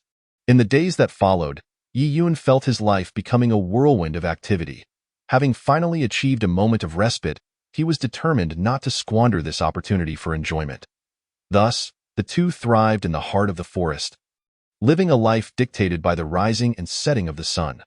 This existence brought Yi Yun immense joy, a happiness that was indescribably profound. As time progressed, his gaze upon Bai Lian began to shift subtly. When a man and woman share a prolonged life together, their bond inevitably deepens with the passage of time. This is an undeniable reality. Many challenges in life are not easily surmountable, and when one immerses themselves in a world they cherish, it can become overwhelming. Eventually, one night, as Yi Yun held Bai Lian in his arms, he softly whispered, "I love you." In this moment, Yi Yun completely possessed Bai Lian, and an overwhelming joy enveloped him. At this instant, he felt invigorated, as if his life had once again blossomed with brilliance. Such a life, should they be blessed with another child in the future, would undoubtedly be a life of unparalleled fulfillment. Yet, alas, how to articulate such a life? In the face of the brevity of existence, from a philosophical standpoint, it seems devoid of meaning. Meaning is but a figment of human imagination. In this illusory life, the quest for significance is indeed an uncomfortable endeavor. Nevertheless, Yi Yun was not one to easily relinquish hope. He persistently sought an ideal answer, yet it appeared that fate was not inclined to favor him. Thus, Yi Yun and Bai Lian lived together for many years, their bond gradually intensifying during this time. However, no matter how mundane their existence might be, they sought joy within it, feeling that a life lived in such a manner was exceedingly lackluster. Eventually, after many years spent deep within the mountains, despite sharing the same bed for countless nights, they remained childless. Over the passage of time, a profound sense of disappointment settled in their hearts, a feeling so profound it defied description. Akin to a deep emptiness, at this moment, an immense sensation stirred within them. They contemplated resolving the mysteries inscribed upon the Wangxi stele. Perhaps the inscriptions held something that resonated with Yi Yun. This possibility loomed large, prompting Yi Yun to confer with Wangxi before they ventured out of the dense forest. As they traversed the muddy, stony path, Yi Yun lamented the dismal state of the world. Regardless of wealth, the shoes and other belongings one could procure were invariably of inferior quality. Sitting upon such a path, his feet sore from the discomfort, he occasionally yearned for a simple merchant's life. One free from strife, a life that would be blissful indeed. As they continued on, the sky darkened, ominous clouds gathering above. Before long, a torrential downpour began to fall. The air was thick with a damp scent, and Yi Yun realized that the path down the mountain offered no sheltering trees. Should the rain persist, he would soon be drenched to the bone. Not wishing to confront this predicament, he conferred with Bai Lian and decided to take refuge beneath a large tree by the roadside. The two sat together under the tree, watching the rain cascade relentlessly before them. Their hearts sank deeper with each passing moment, descending into an abyss. Chapter 30. Crisis. The rain continued to pour. The extended duration of the downpour stirred the dust from the ground into the air, making it difficult to breathe and inducing a sensation of dizziness. After more than 2 hours, the rain finally ceased, leaving Yi Yun feeling refreshed, as if the rain had washed away all his burdens. Beside him, Bai Lian, despite the dismal conditions, covered her mouth and coughed incessantly, her expression one of profound discomfort. Time flowed quietly, and once the rain had stopped, they resumed their journey. The road, now soaked, became even muddier, exuding an unpleasant odor that made their progress arduous. They soon pondered the necessity of finding a place to bathe, deeming it the most pressing matter. After a considerable walk, the sun reached its zenith, and they stumbled upon a bustling little restaurant, where they entered and ordered several delectable dishes. Judging by their expressions, the meals served were indeed delightful, a rare pleasure in an otherwise lackluster world. At that moment, Yi Yun mused that perhaps a life spent in this world might not be so bad after all. After all, One cannot expect perfection in life. Every existence is inherently flawed. This is the essence of the world. Once they had satisfied their appetites, Iyun glanced at the sky, realizing it was getting late. And thus they rented a room in the privacy of their quarters. They indulged in a long, refreshing bath, washing away their fatigue. The weariness that had enveloped them dissipated, invigorating their spirits. This sensation was ineffable, as everything seemed to be progressing in a more favorable direction. Yet, overwhelmed by thoughts, Iyun and Bai Lian soon succumbed to a deep slumber.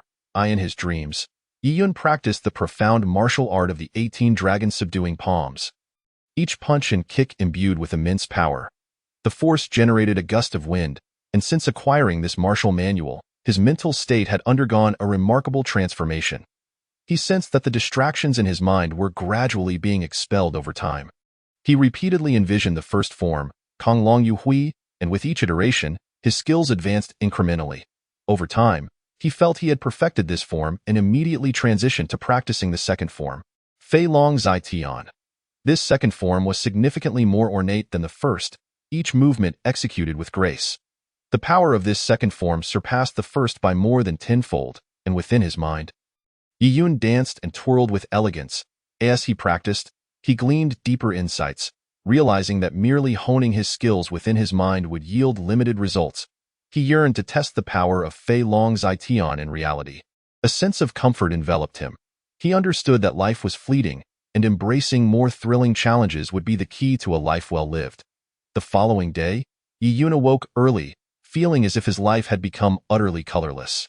Unsure of how to confront the day, he felt the sun's rays streaming through the paper window, illuminating his youthful visage. He rubbed his eyes and dressed, then made his way to Bai Lian's door to summon her. Afterward, they checked out and began their descent down the mountain.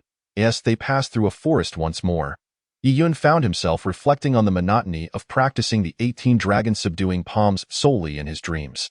It was time to practice in reality, and he would not let this opportunity slip away. Thus, he commenced his training in the second form, Fei Long Zai Tian, amidst the trees. His movements were agile, captivating all who beheld him. As autumn approached, the ground was littered with withered leaves, and Iyun's mood darkened in tandem with the fallen foliage. After mastering the second form, each strike he executed stirred the wind. Accompanied by the sound of dragon roars, as he danced among the fallen leaves, he appeared as a harbinger of death, devoid of any semblance of compassion. Iyun perceived that the luminous moments of life were gradually depleting. Just as progress seemed to unfold beautifully, pain inevitably intervened. Such is the nature of existence. As he continued to grapple with these realizations, the sound of dragon roars emanated from his body, a testament to his fervent practice. As he approached the final move of Fei Long Zai Tian, he could not suppress the urge to test the fruits of his labor. With a powerful strike aimed at a nearby tree, he shattered it at the waist, sending it crashing to the ground. Iyun sensed a surge of strength within him. Had that strike landed on a person, it would have certainly resulted in catastrophic injury. According to the texts, each completed form of the 18 dragon subduing palms increased its power tenfold. Such formidable martial arts are indeed rare and precious. Grateful for his acquisition, Iyun's heart brimmed with joy. Yet, as is often the case, once one desire is fulfilled, another arises, and the insatiable nature of human longing becomes apparent. Having practiced diligently, Iyun gradually grasped profound truths. Yet, the world has a way of thwarting one's desires. The more one seeks tranquility, the more the world seems to conspire against it. Just then, 3 young men wielding swords appeared in the distance. Chapter 31. A bloodbath. Iyun scrutinized the approaching figures, acutely aware that this world is one governed by the law of the jungle, survival of the fittest. Life is rife with both suffering and joy, yet when one lacks power, even breathing can feel like a transgression. One of the young men approached Iyun, exuding an air of arrogance that suggested he regarded no one as his equal. For reasons unknown, Iyun, having navigated this world for some time, recognized that such expressions were all too common, indicative of a realm fraught with strife and conflict. Both of you, relinquish all your valuable possessions. The burly leader approached Iyun, extending his hand to seize him by the neck. Yet, Iyun's heart remained as tranquil as still waters. He was not the slightest bit angered. He merely took a gentle step back, feeling remarkably refreshed. The myriad troubles of the world perpetually arise, especially for those deemed weak. Why should one endure such indignities? Yi-Yun continued to retreat softly, while the two companions of the man, sensing an opportunity, rushed forward in unison. Faced with these ruffians, Yi-Yun felt no significant pressure. Rather, he remained exceedingly composed. He adhered to his principle. If one does not offend me, I shall not offend them. But if one offends me, I shall repay them in kind. Thus, confronted by these arrogant three, Yi-Yun swiftly resorted to lethal force. As time ticked by, he discerned that the moment to act had arrived. The leader's countenance darkened as he thrust his sword forward. Yi-Yun, equally unfazed, retaliated with a powerful palm strike. The assailant was immediately sent flying, his heart and veins shattered. Yi-Yun believed that when undertaking tasks, one must either commit wholeheartedly or eradicate the source of trouble. Often, kindness begets dire consequences, for the adversary will seek retribution, a most fearsome reality. After dispatching that individual, Yi-Yun turned to confront the two advancing companions, delivering two swift strikes with such speed that it left onlookers in awe. The two were feeble, their organs obliterated by Yi-Yun's dragon subduing 18 palms. Even the legendary Hua Tuo could not have saved them had he been alive. Yi-Yun felt that his life often unfolded in this manner. He yearned for a peaceful existence, yet fate seemed intent on thwarting his desires. At times, he genuinely felt he had no choice. In an effort to minimize further complications, Yi-Yun began digging a pit within the expansive forest, into which he pushed the three corpses. He then covered them with earth, feeling a sense of satisfaction. Since eliminating those three, Yi-Yun's spirit and vitality had ascended to a commendable state. He believed that life should be aimed at loftier goals. If one is hindered by trivial matters, what meaning does life hold? Yi-Yun felt that his existence ought to progress toward more intriguing pursuits. However, life is fleeting. Not everyone has the chance to live comfortably, and some depart with regrets, an unavoidable truth. After burying the bodies, Yi-Yun and Bai Lian departed from that place, feeling that remaining there held little significance. As they endured numerous trials, their bond deepened, and they grew weary of the world's entanglements.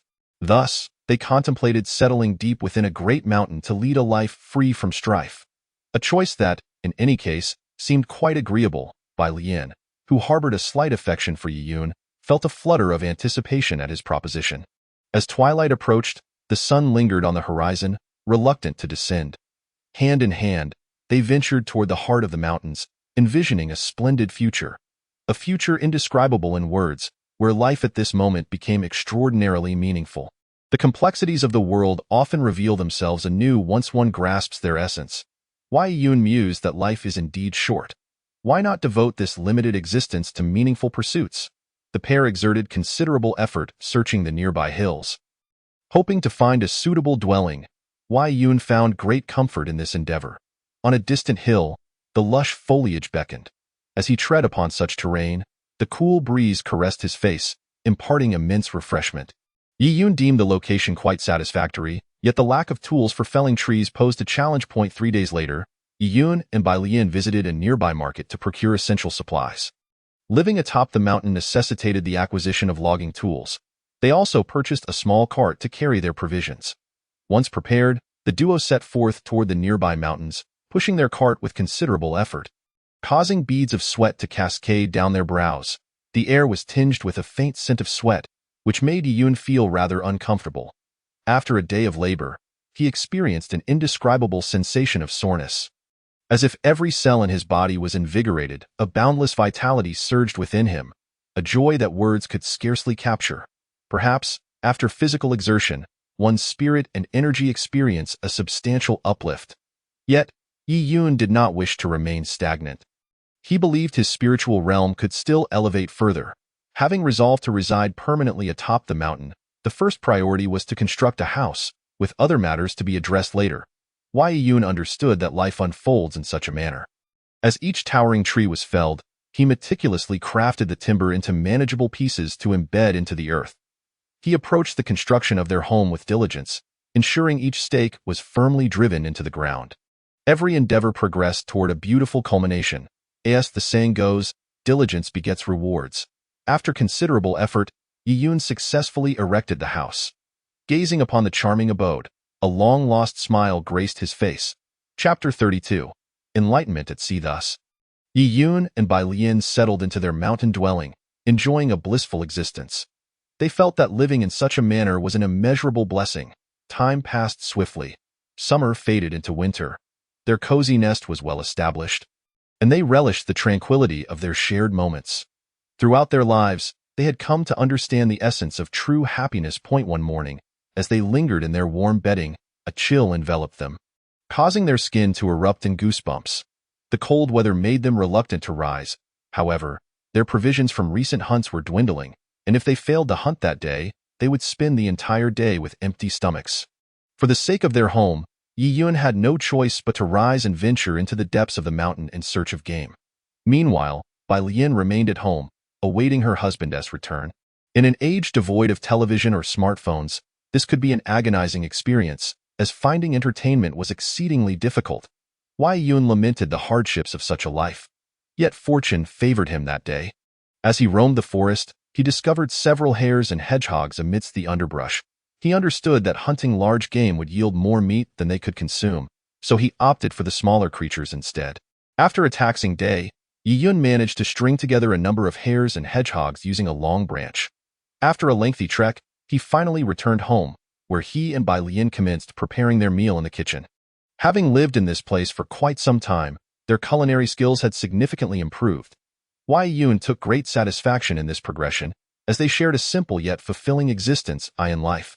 Many circumstances are beyond our control. Before long, the hares and hedgehogs were all dispatched and simmering. Once they added some herbs gathered from the mountains, the aroma wafted through the air, invigorating the senses. Inhaling deeply brought forth a refreshing sensation. Yi Yun reveled in the slow passage of time, basking in the warmth of their happiness.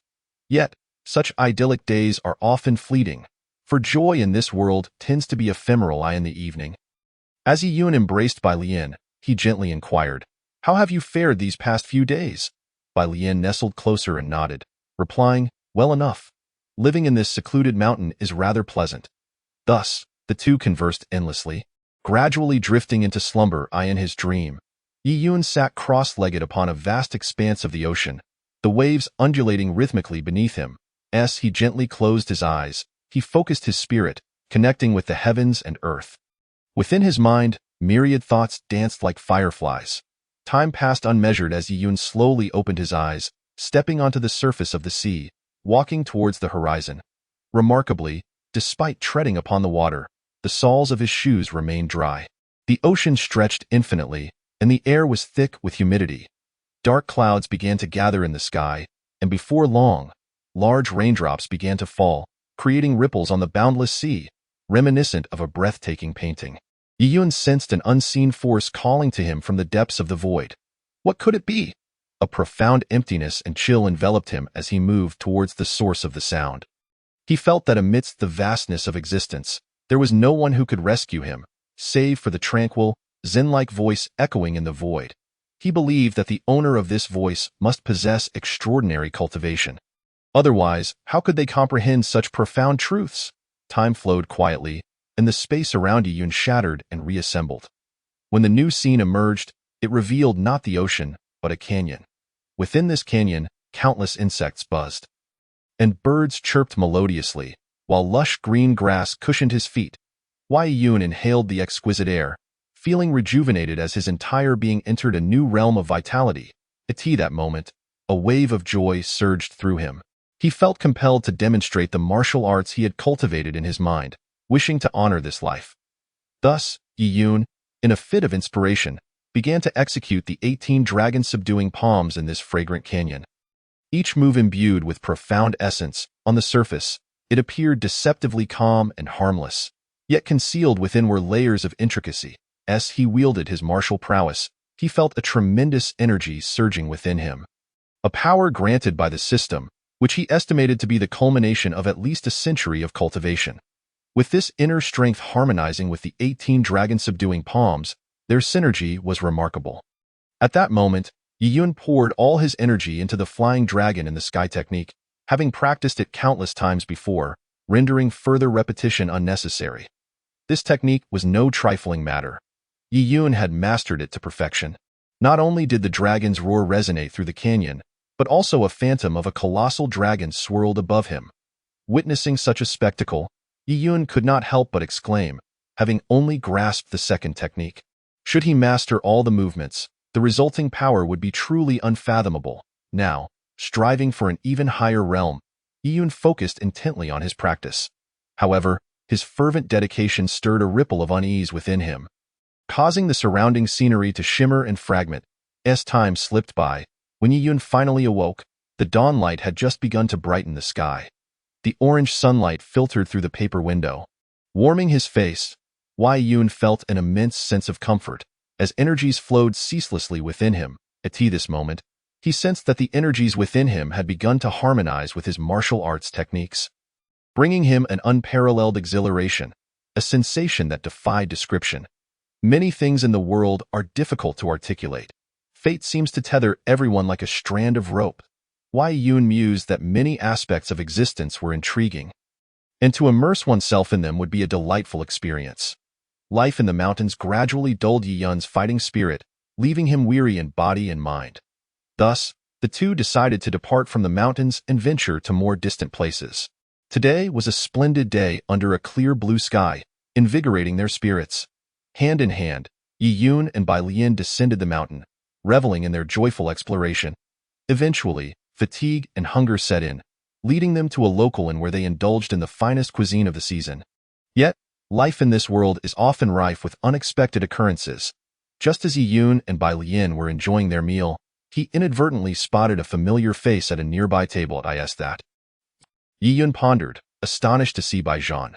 What a peculiar coincidence to encounter him here. Yi Yun felt it wise to avoid entanglements with certain individuals while traveling, as the complexities of the world could lead to unforeseen troubles. However, after they finished their meal and prepared to leave, Bai Zhan sauntered over, appearing somewhat inebriated, the scent of alcohol wafting through the air. Yi Yun, do you remember me? Bai Zhan inquired with a nonchalant tone. Not at all, Yi Yun replied, still savoring his meal, his expression reflecting confusion and a strange emotion.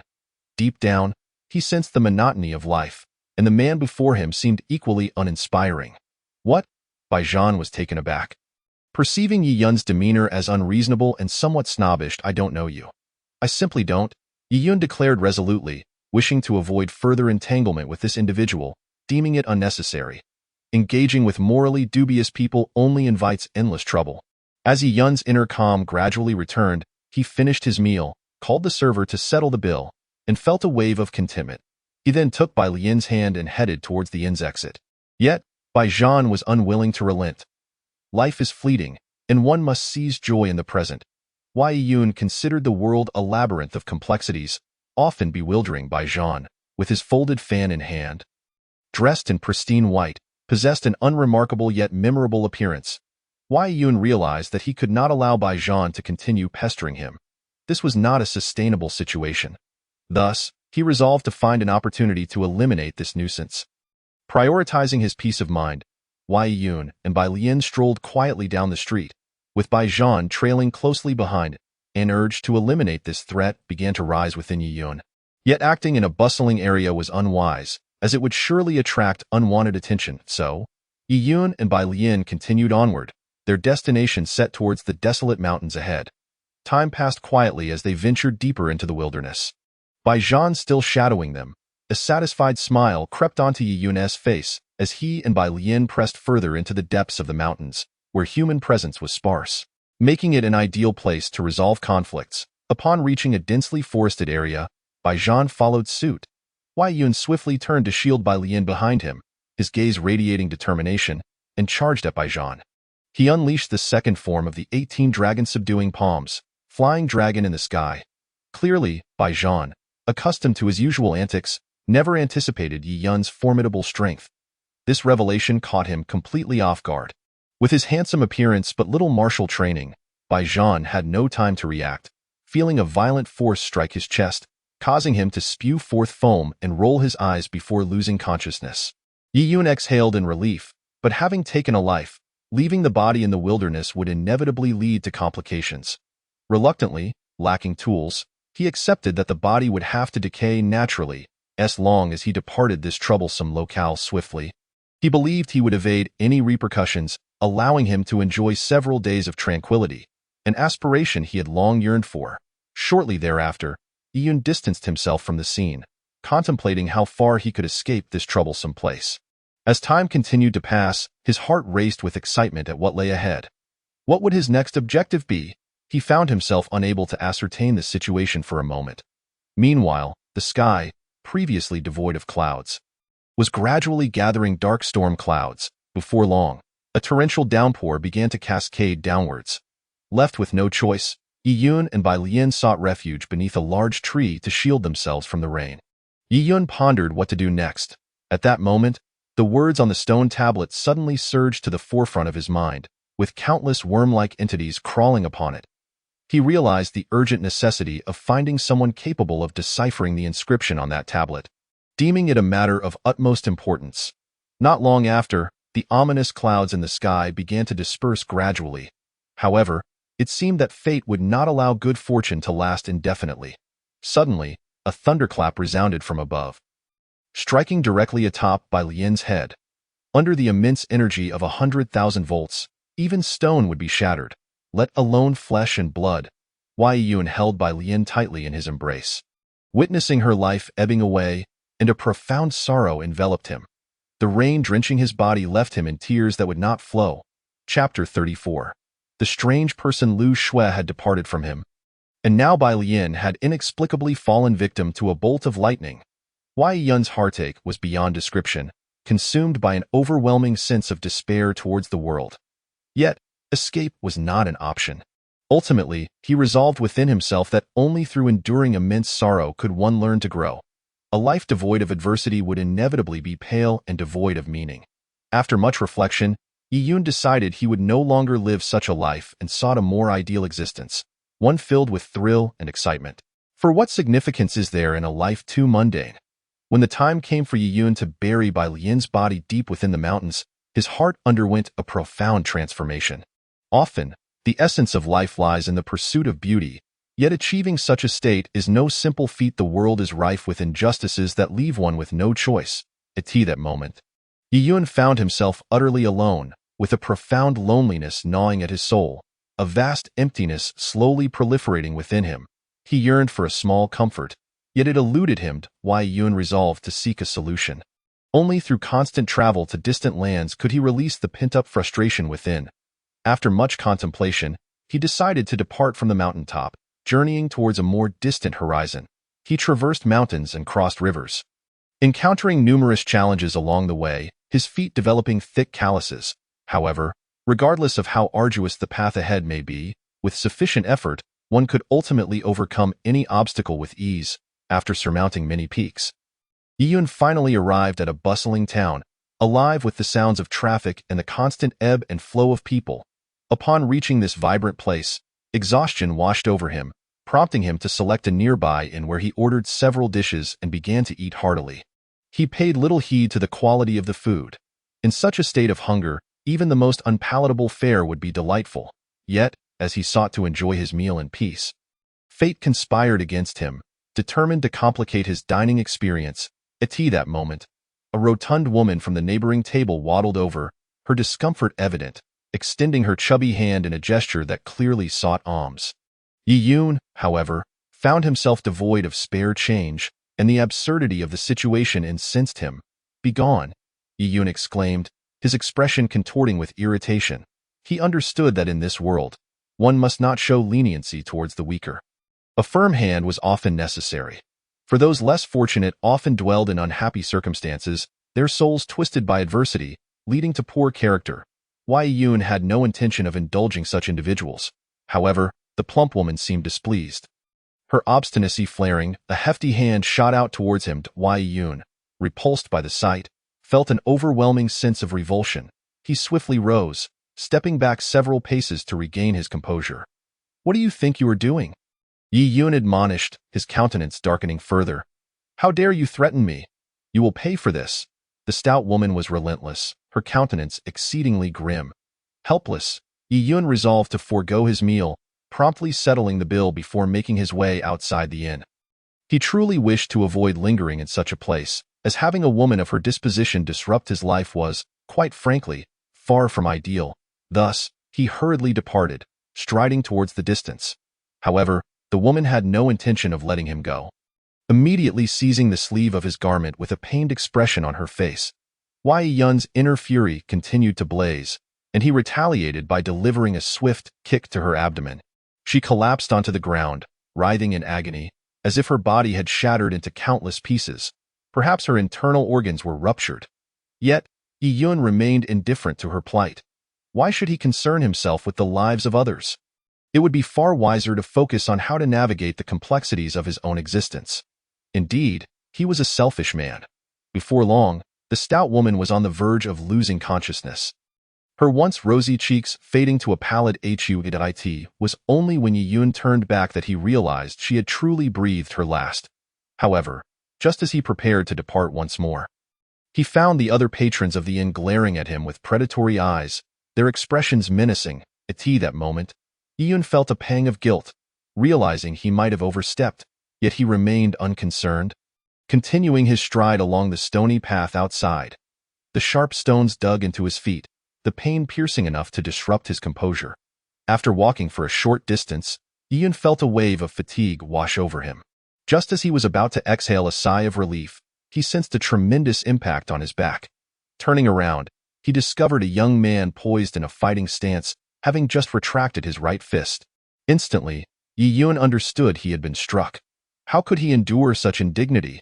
Thus, he retaliated with a punch aimed at the young man's chest, feeling the force of the blow reverberate through him as if the young man's ribcage had crumbled. Even the most skilled physician in the world would be unable to save him now.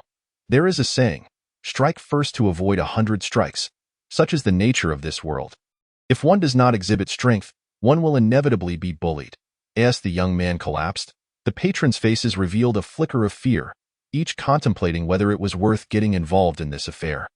Though the young man's demise was regrettable, it bore no consequence for them. Hence, they dispersed. Wei Yun let out a sigh, dismissing the incident from his mind as he continued forward. He still had pressing matters to address, and until they were resolved, the weight on his heart would not lift. As he ambled leisurely along, humming a tune, he focused on his paramount objective, to uncover the secrets inscribed on the stone slab, a matter of utmost significance, for it intertwined deeply with his existence. Young people are often imbued with a fervent curiosity, and Yi Yun felt that the mystery of the stone slab was inextricably linked to his own fate. Thus, he set off in search of new pursuits, aware that he could no longer remain in this place, burdened by the heavy concerns that the contents of the slab held for his entire life. Regardless of the challenges, he could not afford to relinquish his quest. Life often presents such trials, leaving one with a sense of anguish. Wei Yun perceived life as inherently painful and monotonous, and he trudged along the path, reflecting on the starkness of existence. The road ahead was fraught with obstacles, and when tranquility eventually returned, he would recognize the magnitude of his troubles. Fate is a relentless companion, and as he walked along the desolate path, he felt an overwhelming sorrow. As dusk fell and the air grew damp, rain began to pour down, creating a cacophony around him. Above, flocks of birds traversed the sky, while the willows danced with the breeze, seemingly swayed by the moisture in the air. Ants continued their relentless march upon the ground, signaling something profound. Wei Yun realized that if he continued on this path, he would soon be drenched. Quietly, he sought refuge in an inconspicuous hollow. Leaning against its interior, he felt his life had turned exceedingly dull, devoid of any intrigue. At that moment, a profound desolation enveloped his heart, an indescribable emotion that he could not articulate. Those he cherished were gradually departing from his life, a pattern that had long persisted. At the end of the path, a youthful maiden approached, clad in pristine white garments, exuding an ethereal beauty akin to that of an ice queen. As if the ground she tread upon had frozen beneath her feet, Wei Yun felt a pang of discomfort within himself, for his fleeting and insipid existence was filled with challenges, and the prospect of leading a mundane life seemed unbearably tedious. As the young woman passed him, a waft of fragrance enveloped him, invigorating his senses and imparting a refreshing sensation. He found his life to be unbearably colorless and painful. The young lady held a black and white oiled paper umbrella. Her silhouette enchanting, yet Yi Yun believed such a captivating figure was beyond his reach, an object of admiration rather than pursuit. His heart raced with excitement, yet the woman displayed no reaction, seemingly oblivious to his presence. Perhaps she had not noticed him, or perhaps she had, but chose to disregard him. Regardless, upon reaching the end of the path, she could not suppress the urge to glance back. Their eyes met, and Yi Yun's heart raced uncontrollably. Was this love? A flicker of fanciful thoughts ignited within him as he pondered whether he might be worthy of such a woman. Yet, the weight of his humble status made him feel unworthy of pursuing her. It would be akin to a frog aspiring to dine on swan flesh, an exercise in futility. Nonetheless, as a young man, he felt a surge of defiance within him, unwilling to concede. Even if he were a mere frog, he yearned for the swan's flesh. Others might deem him unworthy, but he believed that all things in this world must be fought for, rather than simply awaited. It is a most intriguing notion. He mused, to consider how the world might transform when all returns to calm. Seeing that the young lady seemed to hold a glimmer of interest in him, Yi Yun felt a flicker of self-assuredness. "What brings you here?" he inquired, as the young woman's phoenix-like eyes sparkled with a peculiar light. Upon locking eyes with her, he felt a stirring in his heart, for she was undeniably breathtaking. Yi Yun mused on the capricious nature of life. When adversity struck, the outcomes often spiraled further into negativity. "Oh, nothing much, merely a deep curiosity," he confessed candidly.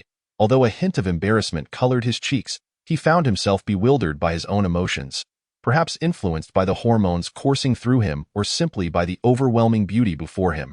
A complex web of feelings. The young lady was taken aback by the shyness of this young man, a reaction she had not anticipated. "Nothing? Farewell." Yi Yun felt a twinge of embarrassment.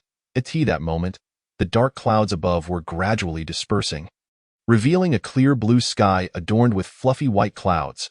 The air was becoming refreshingly crisp, and the grass by the roadside, having been cleansed by the rain, began to revive with vitality. Observing Yi Yun's peculiar demeanor, the young lady chose not to inquire further. Instead, she continued to walk steadily ahead, step by step. Her expression was oddly contemplative, as if something lingered in her heart, an inexplicably strange sensation.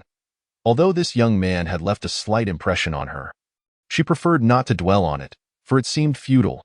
People from disparate circles seldom mingled. From Yi Yun's attire, she discerned that he was not from a wealthy family but rather quite ordinary. Thus, she decided to let Yi Yun fade from her thoughts and walked on in silence. Yi Yun pondered that his life ought to be more vibrant, for existence in this world often demands one to strive for their desires rather than passively await them. With that resolve, he hastened to catch up, calling out, "Hey, wait a moment. What is it?" The young lady turned around, bewildered, her gaze fixed on Yi Yun with a hint of curiosity. That instant, a flicker of anticipation stirred within him. Life continued, and everything seemed remarkably peculiar. "I would like to walk with you," Yi Yun said gently, his expression sincere. "All right," the young lady replied readily, a faint smile gracing her lips. Chapter 36. Walking together, Yi Yun felt as though he had stumbled upon a treasure. Accompanying this woman filled him with immense joy, a sensation undeniably delightful. Life unfolded in such a manner. Genuine personal growth was not an easy feat. Thus, Yi Yun and the young lady ventured forth into the distance, his heart brimming with happiness, a feeling profoundly difficult to articulate, simply because the world was as it was. The distant mountains appeared to undulate, and following the recent rainfall, the air was invigoratingly fresh. A pleasure to breathe in. That moment, Yi Yun's heart raced uncontrollably, an exhilarating yet uncomfortable sensation. Nevertheless, he perceived the world as quite mad, struggling to suppress his feelings. After a considerable time, curiosity got the better of him, prompting him to inquire about the young lady's destination. She paused thoughtfully before expressing her intention to meet someone, her cousin, whom she had only encountered once in her childhood. Hearing this revelation, Yi Yun's heart sank. Could it be that such a beautiful woman already had a significant other? But where was he to go? This posed a profoundly perplexing dilemma. Yi Yun reflected on what kind of lifestyle would truly satisfy him. At that moment, he was filled with trepidation, an indescribable sensation weighing on his heart. Yet, he could not resign himself. The thought of letting such a delicate woman slip away was a regret he could not bear. "May I ask your name?" Yi-Yun inquired softly, a hint of timidity surfacing, for the beauty before him was disarmingly captivating. "Luo Dai," she replied calmly, "a somewhat cliché name bestowed upon me after my mother exhausted a dictionary." "I am Yi-Yun," he introduced himself, heartened by her friendliness, feeling a step closer to winning her affection. Time passed swiftly, and the sun gradually descended toward the west, casting shadows as twilight enveloped the surroundings. As darkness fell, both Yi-Yun and Luo Dai felt their stomachs rumble, an indication of their hunger. They found themselves in a desolate area, far from any village or shop, with the next town still a considerable distance away. Yi-Yun sensed an overwhelming mental pressure, an ineffable burden. The world could be ruthlessly unforgiving. Without sufficient strength, those one cherished could easily drift away. Conversely, possessing great power would draw even the most beautiful of women toward oneself, a curious paradox of existence. In this forest, faced with hunger, they were left to seek small game, perhaps some mountain chickens or wild rabbits. Such creatures were relatively easy to catch for someone of Yi-Yun's prowess, however, with their stomachs growling and the light fading. The situation became increasingly precarious. Should darkness truly envelop the forest, survival would prove exceedingly difficult in the pitch-black surroundings. Yi-Yun felt a wave of sorrow wash over him. He truly did not wish to endure further loss. Having already suffered the emotional toll of 2 previous relationships, perhaps we should spend the night here in the forest? Yi-Yun suggested with a smile that sought to be reassuring. "All right, I shall heed your advice." Luo Dai responded. The delicate butterfly responded softly, "In this place, as a frail woman, I truly have nowhere else to turn, which is quite distressing. Faced with such a predicament, I can only rely on Yi-Yun.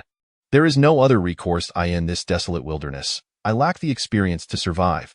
If I attempt to endure here by force, the likelihood of starvation looms large.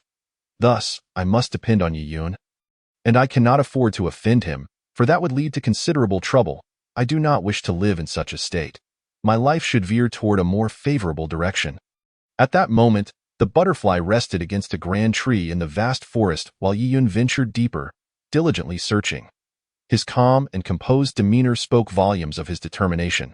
In the distance, a pure white goat grazed leisurely on the grass, seemingly untroubled by any threats to its safety.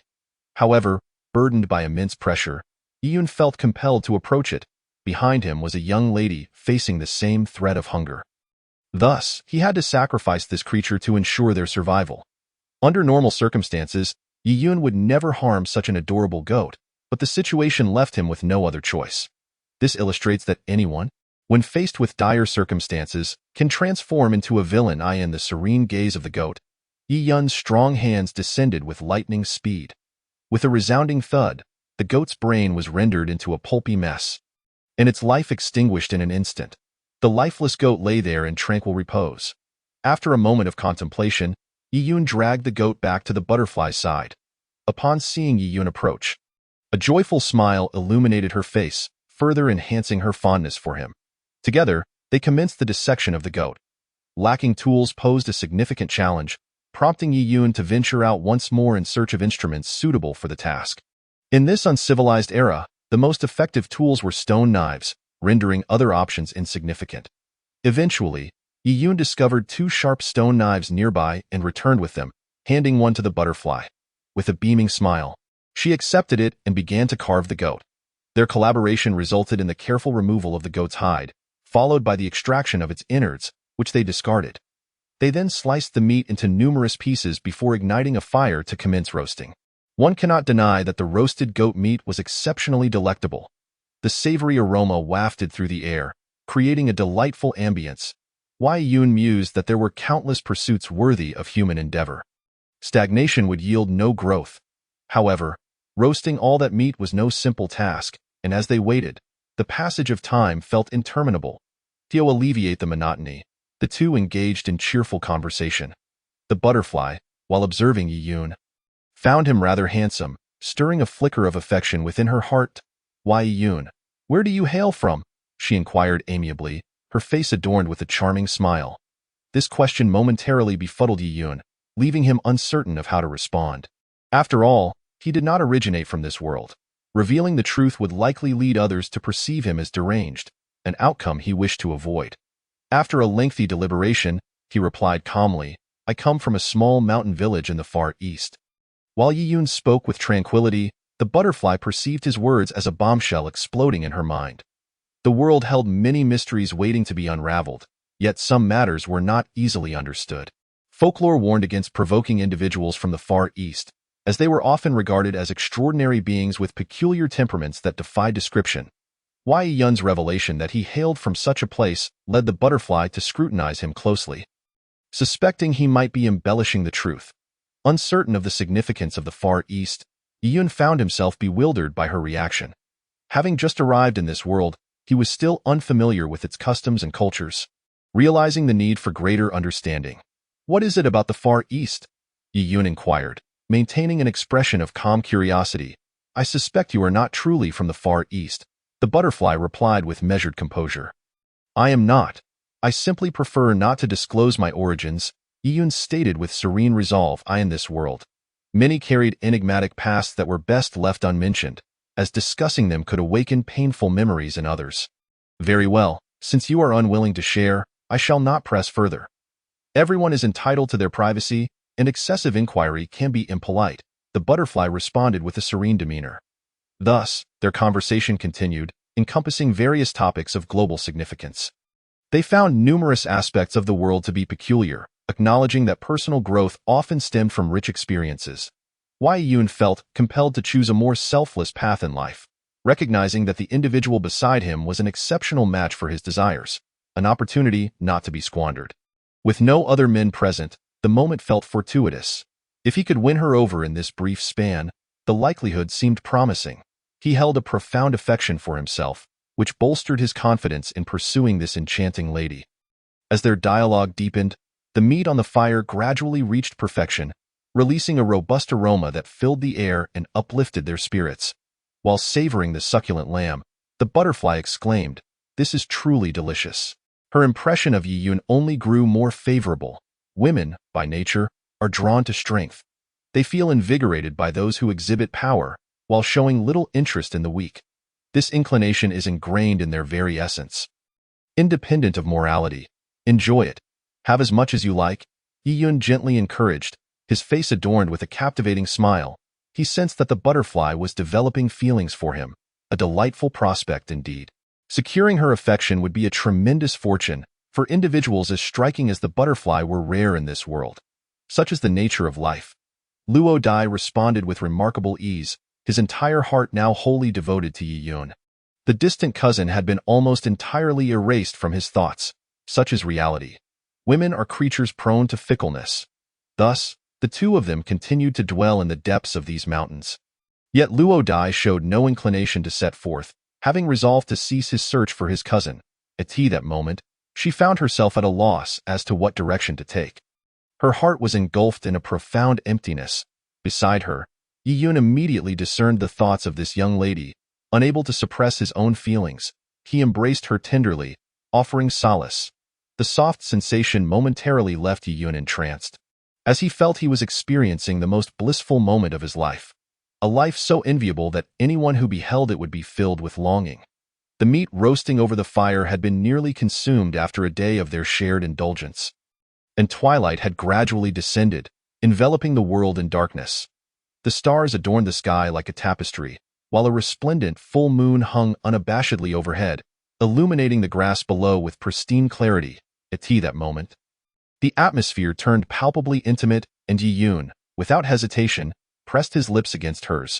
They were soon engulfed in a passionate kiss, and before long, their cheeks began to flush, reminiscent of ripe apples under the summer sun. Chapter 38. Conspiracy. Yi Yun felt himself maturing within the embrace of love, savoring the beauty of such a connection.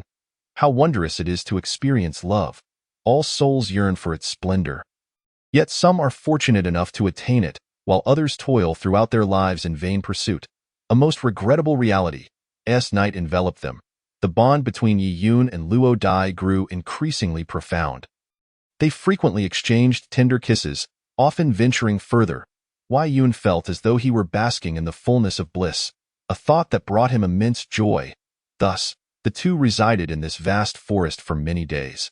However, Luo Dai was troubled. Distant in her heart remained a cousin, yet she was at a loss as to how to reconcile these feelings.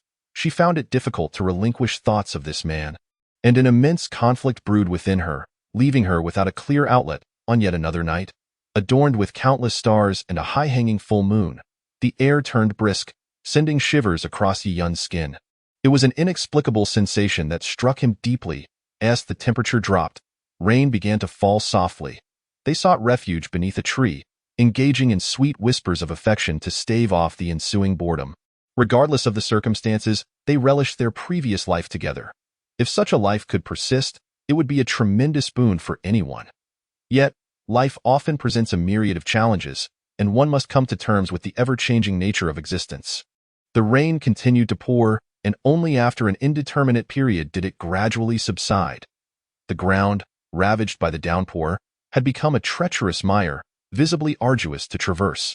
Nevertheless, they could not linger in place. So they steeled themselves and pressed onward.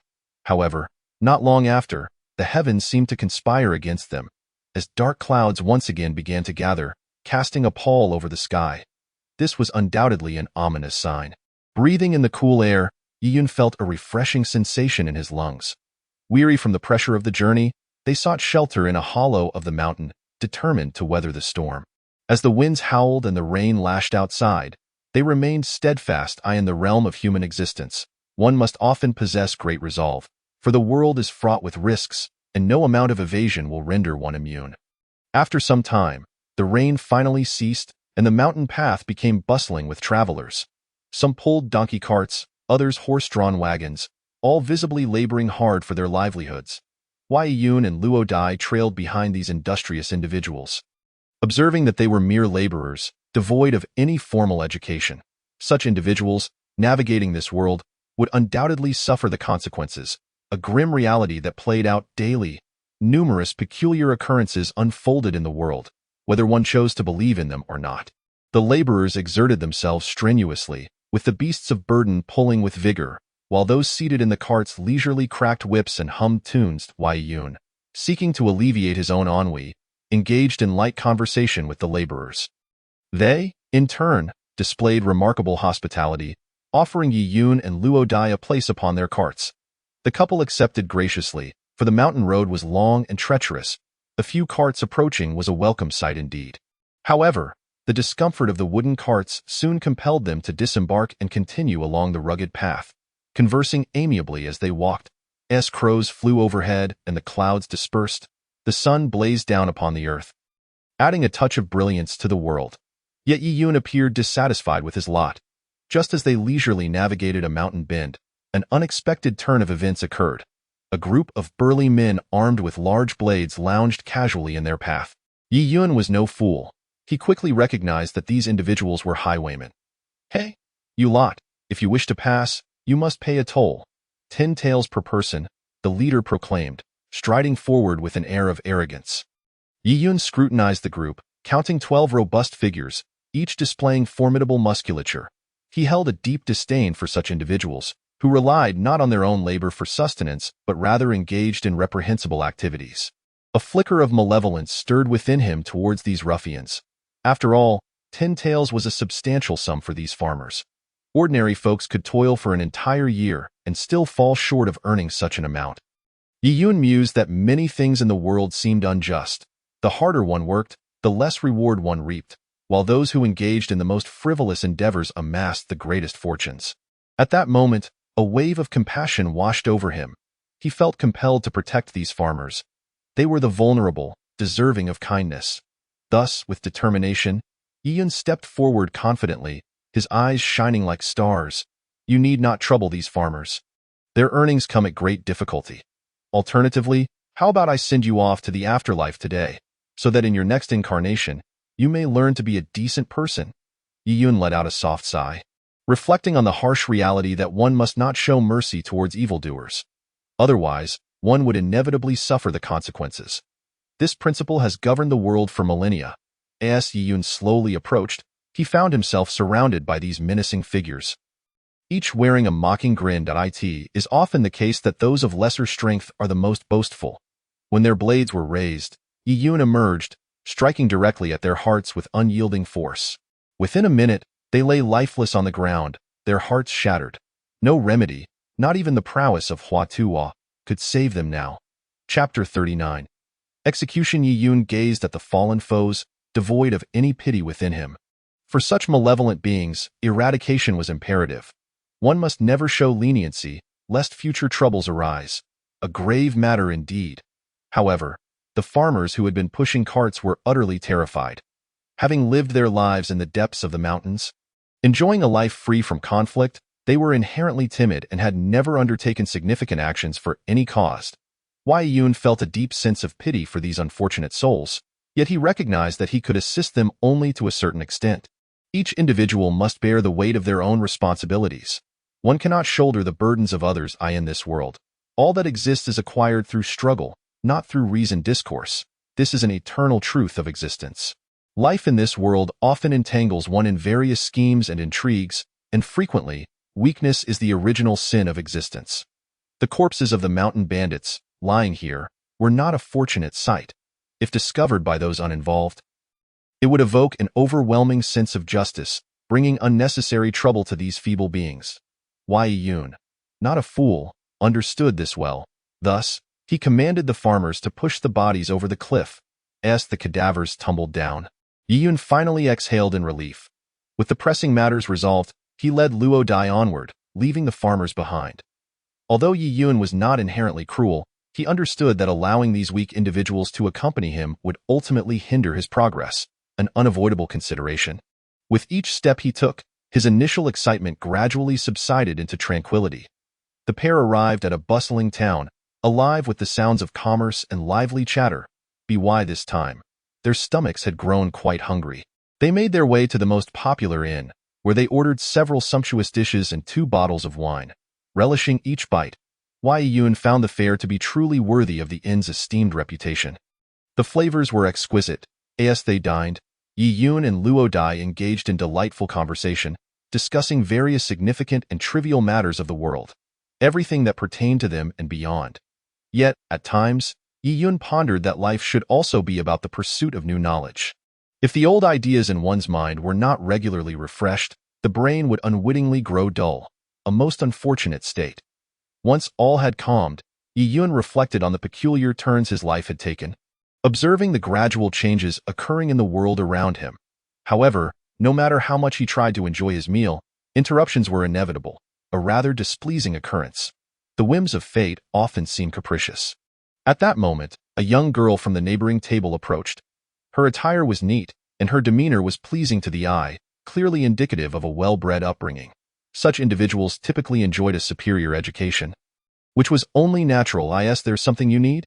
Yi Yun inquired, unable to suppress his curiosity about her approach. Here, this is a note from a mysterious person meant for you. Yi Yun, filled with curiosity, took the note and scrutinized it intently. The contents were densely packed in minuscule handwriting, presenting a formidable challenge for someone like him, who harbored a fear of clutter. Nevertheless, he persevered, compelled to continue reading. The information within was fraught with peril, stirring a tempest of disbelief within his heart. For the first time in his life, Yi Yun felt a profound awakening. In a nearby village, the entire populace had been mercilessly slaughtered, their lifeless bodies strewn about, a harrowing sight. Such an atrocity, regardless of the perpetrator, was utterly depraved, and Yi Yun found himself deeply repulsed by the situation. Though he did not consider himself a champion of justice, the enormity of the massacre unsettled him greatly. After hastily finishing their meal in the inn with Luo Dai, he followed the young girl outside. The girl led the way, while Yi Yun and Luo Dai trailed behind. There was something distinctly peculiar about the girl. Her youth belied an air of wisdom beyond her years, and her petite frame seemed to harbor immense strength. Yi Yun felt a nagging headache from the bizarre occurrences that had plagued him in recent days, each more peculiar than the last, leaving his mind overwhelmed. The trio moved swiftly, but the path ahead was arduous. Yi Yun's feet ached from the rough terrain, yet the urgency of the situation propelled him forward. He was resolute in uncovering the truth. Soon, they arrived at the village's entrance, where an overpowering stench of blood assaulted their senses, inducing a sense of dizziness. Wei Yun's face flushed crimson with pent-up rage as he charged into the village. Inside, he was met with a horrifying scene. Corpses littered the ground, each riddled with knife, sword, and gunshot wounds. These were innocent civilians. Who could be so cruel as to enact such violence upon them? Fueled by righteous indignation, Yi Yun vowed to investigate the events that had transpired here. Luo Dai and the young girl followed closely behind. At that moment, Luo Dai's face contorted in distress. Unable to withstand the psychological shock, she rushed to a corner to vomit, expelling the meal of fish and meat she had just consumed. Afterward, she felt significantly relieved. Chapter 40. Seeking clues, Yi Yun surveyed the multitude of bodies. His brow furrowed in deep contemplation. He felt a strange sense of gratitude for his own fortunate existence, as he was still alive in a world so cruel. As they trudged along the muddy road, they stumbled upon a dilapidated house. Inside, a family of four lay sprawled across the dining table, devoid of life, their backs marred by multiple deep wounds, gruesome and grotesque. The sight was utterly chilling. Luo Dai, upon witnessing this scene, succumbed to another wave of nausea and hastily exited to retch in a secluded corner. She heaved with such force that it seemed she might collapse upon returning to the horrid sight. Her heart sank further, realizing the world was indeed a brutal place, a relentless cycle of winners and losers that had persisted for ages. Despite having endured many trials, Yi Yun struggled to adapt to such harsh realities.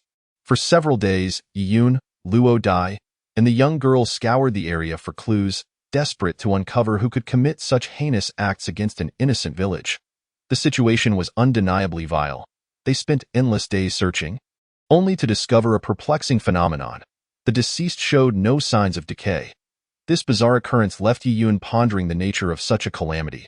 What kind of weapon possessed the power to kill yet leave the bodies uncorrupted? Death, after all, should usher in the cycle of rebirth, a tragic reality indeed. Wei Yun found himself grappling with an unsettling sense of compassion, an unexpected sentiment for someone who had not previously considered himself so empathetic. With this revelation, Yi Yun calmed his racing thoughts, determined to sift through the details carefully. He believed that diligence would eventually yield results. After all, hard work does not go unrewarded, and fate will always favor the diligent. The complexities of life often elude understanding. Days passed, and the trio found themselves at an impasse, unable to uncover any further leads. They ultimately buried the bodies, for it is customary to allow the dead to rest in peace. Exposing corpses to the elements was a disrespectful act toward the deceased. In the following days, they continued to reside in the area, yet aside from the peculiar lack of decay, no other clues emerged. Yi Yun grew weary of the situation. Thus, he decided to leave, reasoning that perhaps in the future, more clues would present themselves, and they could revisit the matter then. After bidding farewell to the young girl, he departed, his heart heavy. For the first time, he felt a profound sense of vulnerability, an urge to weep without tears. At that moment, he and Luo Dai experienced a gnawing hunger, akin to a cat clawing at their insides. And they made their way to the nearest inn. They moved swiftly, perhaps due to their prolonged time in the forest, which had greatly enhanced their endurance and strength. Yet, upon reaching the inn, they found it late. The sun sinking low in the sky, darkness encroaching, as the air grew damp. Yi Yun and Luo Dai ordered a hearty meal and began to eat with evident enjoyment. They savored not only the food but also contemplated the paths their lives might take. The mystery of the village's uncorrupted bodies weighed heavily on Yi Yun's mind, a conundrum he could not ignore. However, he had another pressing matter to address: meeting Luo Dai's cousin. Originally, Luo Dai had intended to meet her cousin, but circumstances had left her stranded in the inn, a twist of fate that felt rather unfortunate. Life is often fraught with risks, and once calm returns, everything can shift dramatically. After finishing their meal, they sought lodging, but the inn was fully booked. Consequently, Yi Yun and Luo Dai had no choice but to share a room, making the best of their situation. As the long night stretched before them, they sought to navigate it peacefully, a task far from simple.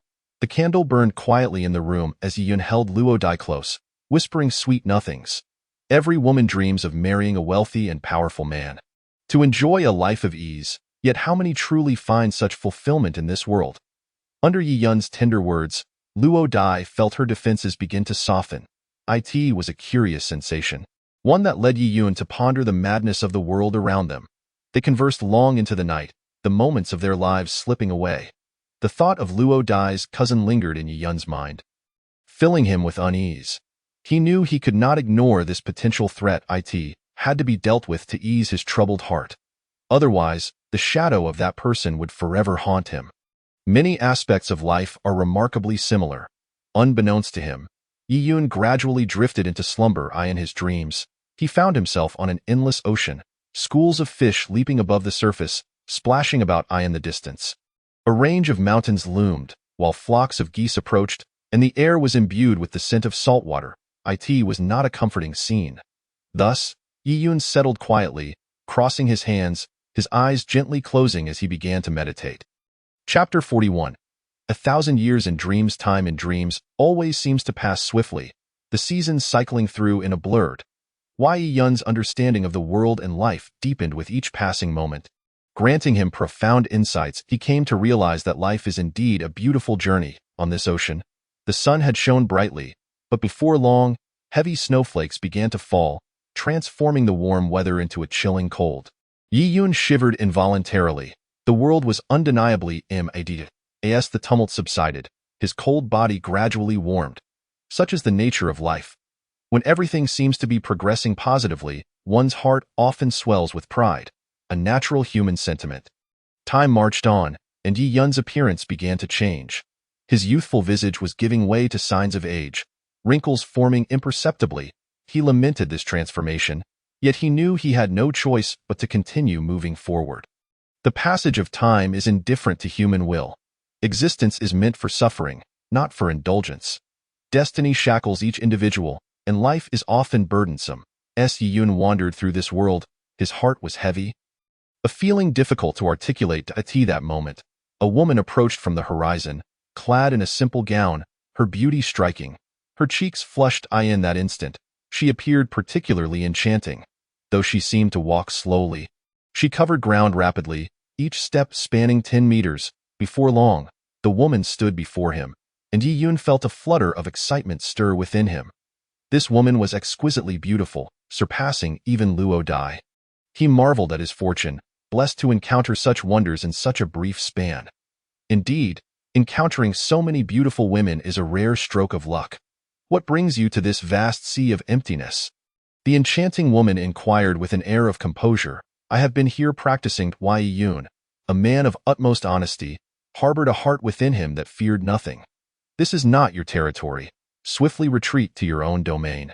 The woman's expression was marked by a chilling severity, exuding an aura of disdain towards Yi Yun, uncertain of her true prowess, refrained from provoking her, aware that crossing paths with an ancient powerhouse could lead to dire consequences.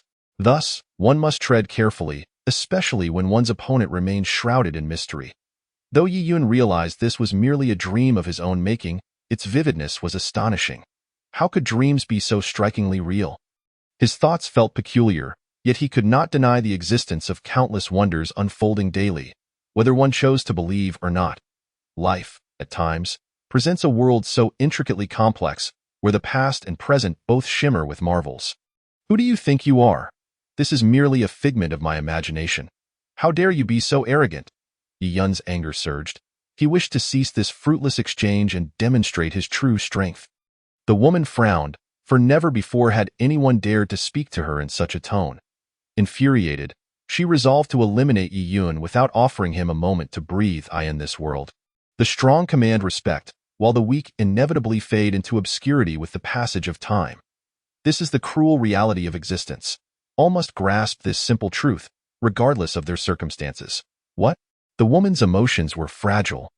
Sensing that this man before her disregarded her entirely, causing her brow to furrow deeply at that moment, she summoned the elemental forces, and the air was filled with turbulence as earth, fire, water, and wind began to churn within the space. The atmosphere resembled a pot of boiling water, rising and falling incessantly. Yi Yun's heart raced, astonished by the formidable power emanating from the woman. Such strength was not to be underestimated, regardless of its origin. This power was undeniably formidable, yet he found himself within this very space. Was this not his dream? What was happening? Life is often harsh, and many occurrences in this world can be brutally unforgiving. The vast elemental forces surged and coalesced into a colossal energy sphere. Towering 100 feet high and wide, rushing towards Yiyun with unrelenting might, it carried an indescribable force, sucking the very air from its path. Faced with such overwhelming power, Yiyun found himself with no avenue for retreat. Reluctantly, he braced himself, determined not to grant his adversary any opportunity for retaliation. As he gazed at the unmatched energy sphere, despair gripped his heart, leaving him uncertain of how to confront this dire situation. What should he do? Fortunately, this was merely a dream. Had it been the real world, he would have been at a complete loss in addressing the impending crisis.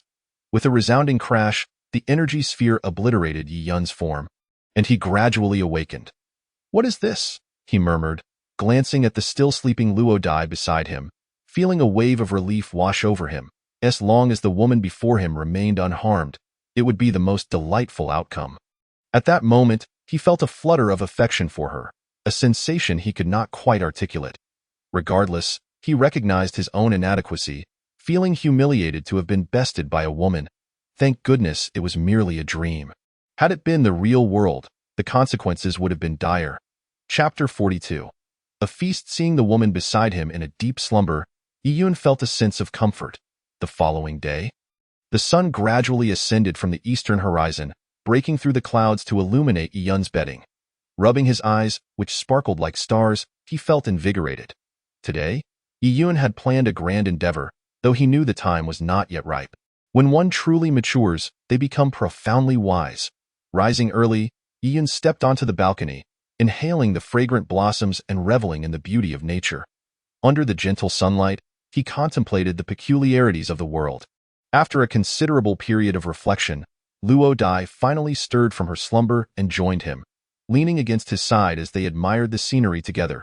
A gentle breeze enveloped them, and Yiyun felt the world was indeed a chaotic place, evoking a suffocating sensation that was difficult to articulate. Once tranquility returned, what would remain? Nothing would be left, save for lingering thoughts echoing in the mind. With Luo Dai by his side, they descended to the first floor. Seeking a window seat to engage in meaningful conversation about the ancient truths of existence, exploring the history of their world. Having recently traversed into this realm, Yiyun was still unfamiliar with its intricacies. Understanding it fully required careful consideration. The inn was renowned for its culinary excellence, and Yiyun could not resist indulging in the delectable offerings before him. After savoring a piece of foie gras, he relished the exquisite flavors. Meanwhile, Luo Dai also enjoyed the meal, her expression reflecting her satisfaction with the surroundings. As they dined and conversed, time slipped away unnoticed. After settling the bill, they exited the inn and ventured forth. The journey was peaceful, yet Yiyun felt an internal disquiet, having grown accustomed to a life of stability that had dulled his senses. Their destination was to seek out a cousin he had never met. Yiyun anticipated that this relative could bring significant trouble, as it is natural for one to desire exclusivity in the affections of a beloved. Such a notion was intolerable. Soon, they arrived at a vast grassland. Yet it was peculiar that not a single cow or sheep could be seen. Such a sprawling expanse lay barren, a lamentable waste. Feeling fatigued, they settled on the verdant meadow, relishing the moment. A cool breeze caressed Yiyun's face. Invigorating him. It was a refreshing sensation, particularly in the heat of summer, and he found himself lingering in the comfort of the moment. As they sat in contemplation, a shepherd boy clad in pure white approached, whistling a melodious tune that resonated with charm. Yiyun became entranced, his spirit lifted by the sweet sound. "What brings you here?" the shepherd inquired, his face adorned with a friendly smile as he approached them with a whip in hand. "Is there something amiss?" Yiyun asked curiously, still seated on the ground, observing the boy in this vast area. The presence of a lone shepherd was indeed an oddity. "Where do you hail from?" the shepherd asked. Displaying a welcoming demeanor, "If you don't mind, would you care to visit my home?" Yiyun found himself at a loss for words in response to the shepherd's warm invitation. After all, he did not belong to this world. Revealing the truth might not be well received. Just then, Luo Dai interjected, "We are from Qingyun Mountain." "What?" Yiyun's heart raced. She too was from Qingyun Mountain. How remarkable! Such coincidences were rare. The previous encounter with Lu Shui had also been linked to Qingyun Mountain, suggesting a surprising number of individuals from that place. Clearly, those hailing from such a distinguished locale held significant influence. Ah, so you are from Qingyun Mountain. The smile upon the shepherd's face blossomed even more, causing Yi Yun to feel a sudden jolt in his heart. At such a tender age, the child's intellect was already remarkably mature, having learned to adapt and navigate the whims of those around him. If he were to grow up, what a formidable force he would become, likely posing a significant threat to the world. It seemed that one could not afford to underestimate this child. Thus, Yi Yun conferred with Luo Dai. By this time, their stomachs had long since begun to grumble, and now that an invitation for a meal had presented itself, how could they possibly refuse such a fortunate opportunity? Consequently, they decided to accept the invitation and visit the shepherd's home. Given that the shepherd was tending to his flock in the vicinity, it was only natural that his abode would be nearby. Moreover, those who engage in herding are typically not impoverished. Rather, they often possess considerable wealth. As Yi Yun and Luo Dai strolled side by side toward the shepherd's residence, they found it to be quite grand, with an array of furnishings exuding an air of opulence. Such was the power of wealth. Yi Yun mused that if he were a girl, he too might dream of marrying into such affluence, enjoying a lifetime of comfort rather than toiling endlessly for success. The mere thought of such a life brought to mind a tragic narrative. However, in that moment, Yi Yun's heart settled into tranquility. As a man, he could not rely on a woman to create wealth. That would be a violation of masculine dignity. Regardless of the circumstances, such a notion was entirely unacceptable. Just then, two middle-aged individuals emerged from within the bedroom. The woman, upon seeing Yi Yun and Luo Dai, greeted them with warmth and hospitality, urging them to take a seat. Yi Yun and Luo Dai, not wishing to appear rude, obediently sat down. The table was already set with chopsticks, yet the hosts did not make the first move to eat, leaving Yi Yun hesitant to begin. It was only when the hosts finally started eating that Yi Yun and Luo Dai joyfully joined in. However, as Yi Yun took his first bite, he found the flavor of the dish rather peculiar. It carried a sour and pungent taste, and as a guest consuming someone else's meal, he felt reluctant to voice his concerns about the food's quality. Could it be poisoned? Yi Yun was taken aback by the thought. Having wandered outside for so long, he knew that people could be quite complex. Who could definitively say whether someone might attempt to poison him? The uncertainty weighed heavily on his mind. Should someone indeed have malicious intent, it would be a tremendous loss to perish in this foreign land so soon after his arrival. At this moment, Yi Yun noticed Luo Dai's expression was equally strange. He had never encountered such a bizarre countenance before. It was indeed perplexing, as if she had consumed something foul. Realizing that something was amiss, Yi Yun promptly set down his chopsticks and led Luo Dai outside. Luo Dai, we cannot partake in this meal. There is something wrong with the food here. He took her to an open space outside. Speaking urgently, Dado, it does seem that way. There is a distinct sour and rotten odor to the dishes. I wonder what could have caused it. Luo Dai's demeanor remained remarkably calm. The two then deliberated, sensing that something was indeed awry. What could possibly motivate someone to harm them? They were just ordinary individuals. It was utterly bewildering. Life often unfolds in such a manner. Just as one seeks to live peacefully, they are confronted with substantial survival challenges. Yet, when one strives to embrace life's fortunes, the circumstances shift entirely. This meal was certainly not meant to be, and Yi Yun felt it was the worst meal he had ever encountered. Regardless, their stomachs began to rumble, and simultaneously, they both let out a loud fart. In haste, they made their way to a nearby thicket, where they relieved themselves with great satisfaction. As a series of sounds erupted, Yi Yun finally exhaled deeply, feeling an unparalleled sense of relief as the pressure in his abdomen dissipated.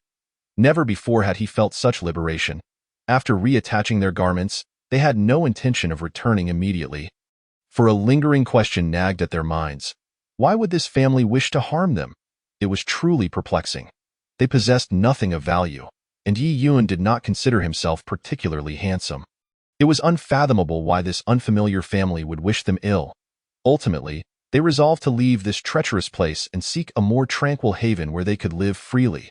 Thus, they ventured toward the far eastern lands, where Luo Dai's cousin resided. The scenery there was delightful, adorned with flowers and birds, truly a splendid locale. As they chatted amiably, They made their way toward that destination. Luo Dai's cousin seemed to Yi Yun to be a thorn in his side, continually pricking at his vulnerable heart. It was only natural that any man would find it challenging to pursue a woman who harbors affections for another. Such is the nature of human emotion. Life is filled with complexities that often require careful discernment. With each small step, Yi Yun moved toward the distant forest, both feeling an undeniable sense of joy. Breathing in the fresh air of the great woodland rejuvenated him, offering an exceptionally pleasant sensation.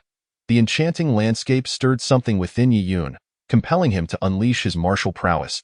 On the verdant grassland, he began to practice the dragon subduing 18 palms, his movements flowing naturally, each strike accompanied by the rush of wind, causing the very air to tremble. The sound of dragon cries occasionally resonated throughout the area. In this life, there are always discoveries awaiting exploration.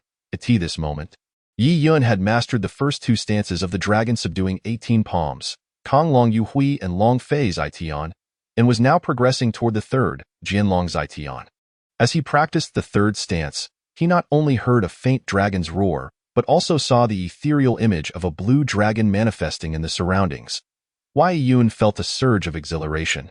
Such miraculous martial arts were beyond belief, and had he not witnessed it with his own eyes, he would never have accepted it as truth. As he continued, he felt compelled to test the power of his newfound skills. After refining his technique, he directed the Jianlong Zai Tian toward a large tree 10 meters away. A phantom of an enormous eastern dragon surged forward, twisting as it collided with the tree. The force of the impact shattered the tree into countless splintered fragments, scattering them like confetti in the air. Yi Yun beamed with joy at the sight, astonished at his own strength, so formidable that he could reduce a tree the size of a basin to mere dust.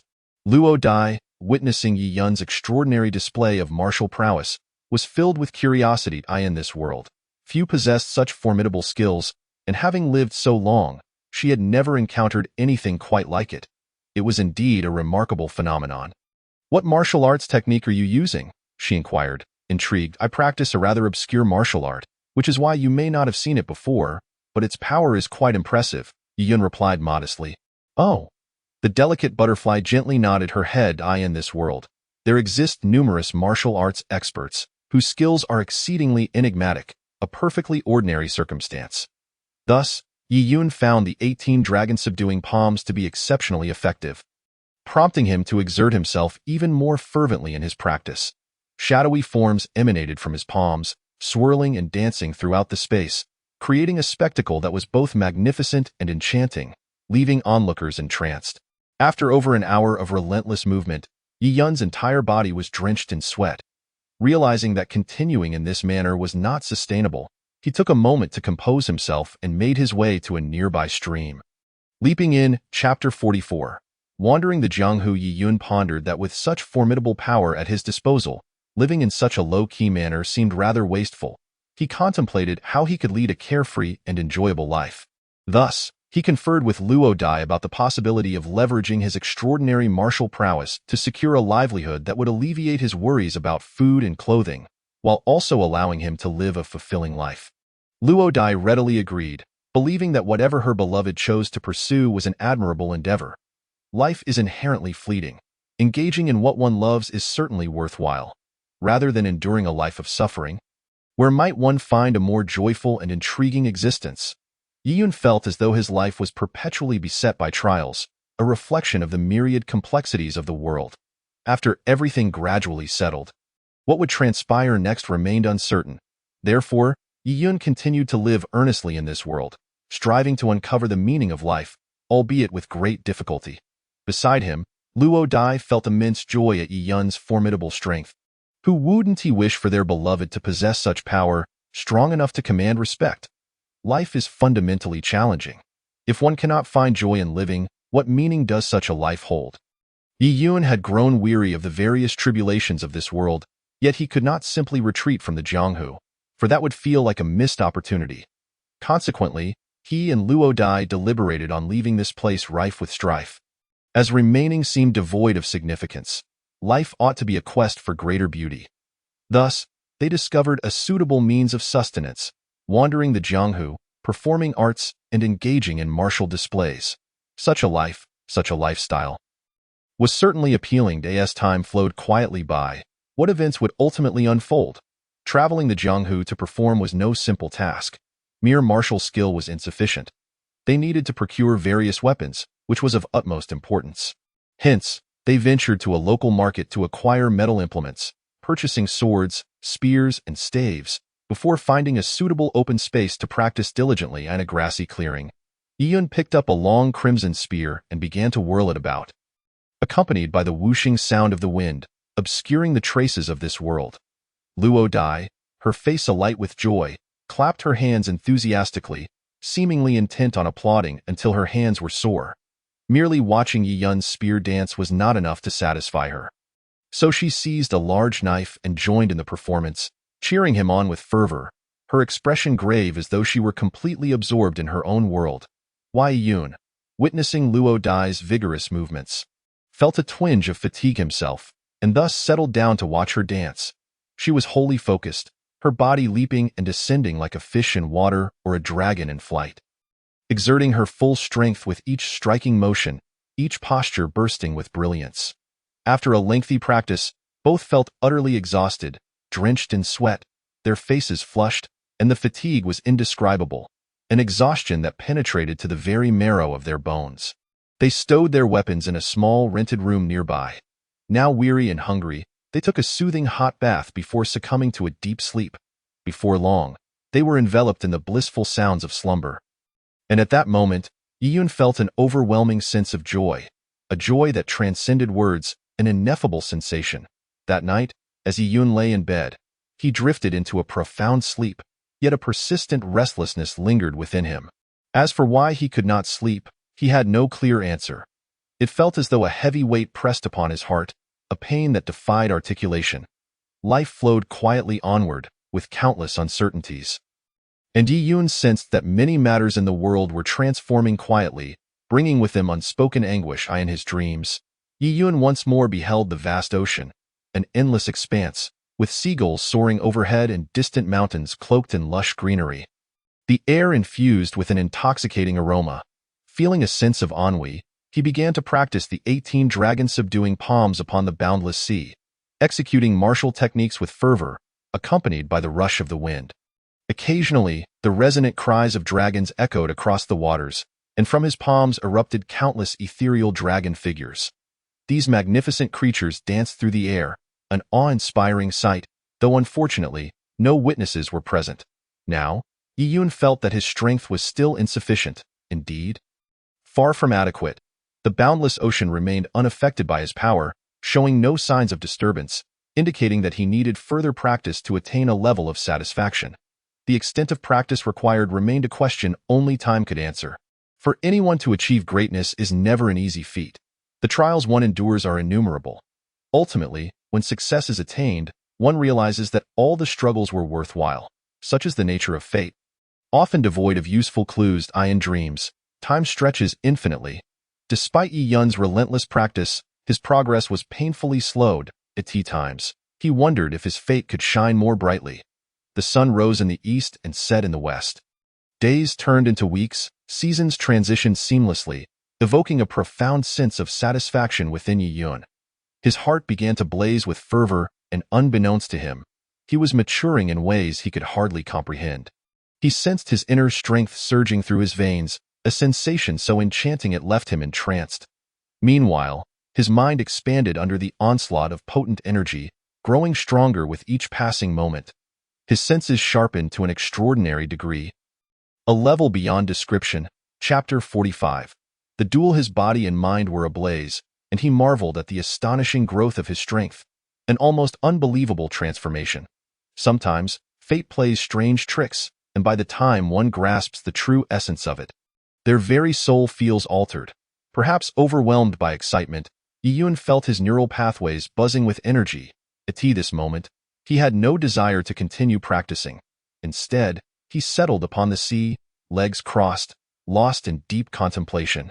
In his mind, countless thoughts swirled, and he sensed his power growing with every passing second, an utterly miraculous phenomenon. Yi Yun mused that this world was indeed wondrous.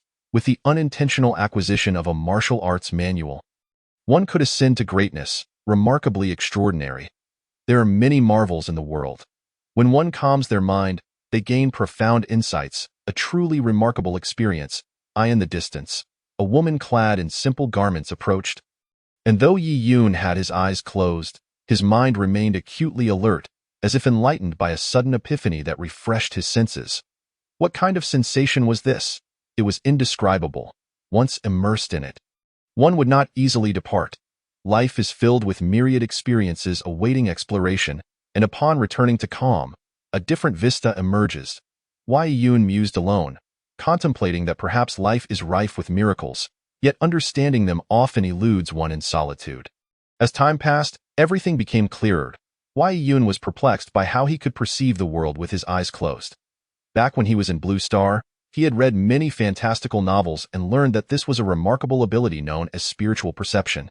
Once awakened, one's mental state and various capabilities could reach an extraordinary level. This spiritual perception surpassed mere sight, which only reveals surface attributes. In contrast, spiritual perception uncovers deeper qualities, rendering the two incomparable. The woman moved slowly across the ocean, each step seemingly taking an eternity. Her demeanor and grace exuded harmony and beauty as she traversed the undulating waves with ease. An extraordinary sight. Wei Yun could not help but wonder if such a powerful being existed in the world. A thought that made him quietly ponder. How formidable she must be. Yi Yun felt that his own demeanor had been influenced by this woman, becoming strangely attuned. Now, with his eyes closed, he could sense his surroundings even more clearly than if he were to open them. This was an unfathomable energy, awe-inspiring in its essence. The woman seemed to realize that Yi Yun had awakened his spiritual perception, yet she paid little heed to his thoughts, as they bore no significance to her purpose. She had not come seeking Yi Yun. Rather, she was here for a higher calling, pursuing a more distant goal. Having lived upon these seas for many years, it seemed she had existed here for centuries. Time indeed flies, and in the blink of an eye, decades can slip away. Life is often like this. Adaptation is key, and familiarity breeds comfort. Yi Yun traversed this world. An overwhelming emptiness filled his heart. Since a guest had arrived, keeping his eyes closed felt impolite. Thus, he gradually opened them. Before him stood a woman radiating a refreshing and transcendent aura, untouched by the muck of the world, embodying a serene beauty that captivated the soul. "Greetings, where do you hail from?" The woman took the initiative to speak first in the Far East. Wei Yun softly remarked, contemplating within the confines of his mind that, after all, this was merely a dream of his own making. No matter how he responded, it bore no actual significance. The woman, observing Yi Yun's striking appearance, could not help but entertain a fleeting thought. How splendid it would be if such a handsome young man were to become her husband. This lad hailed from the far eastern lands, a place teeming with formidable talents. It was no wonder he possessed such exceptional looks, a rarity indeed. Wei Yun regarded the woman as incredibly beautiful, rivaling the likes of Luo Dai, yet he remained oblivious to her true sentiments. Were Yi Yun to fathom her thoughts, he might very well leap in surprise. Since a guest had arrived, it was only natural for the two to exchange pleasantries before delving into other discussions. Through their conversation, the woman gleaned the intricacies of Yi Yun's journey, fostering a deep admiration for him. Such a person, indeed, was extraordinarily powerful, evoking an indescribable sensation. Particularly, his martial arts manual, the 18 Dragon Subduing Palms, was of exceptional caliber, stirring a tempest of curiosity within her heart. The interplay of romance and desire in this world is a natural occurrence. With enough time, one inevitably grasps this fundamental truth.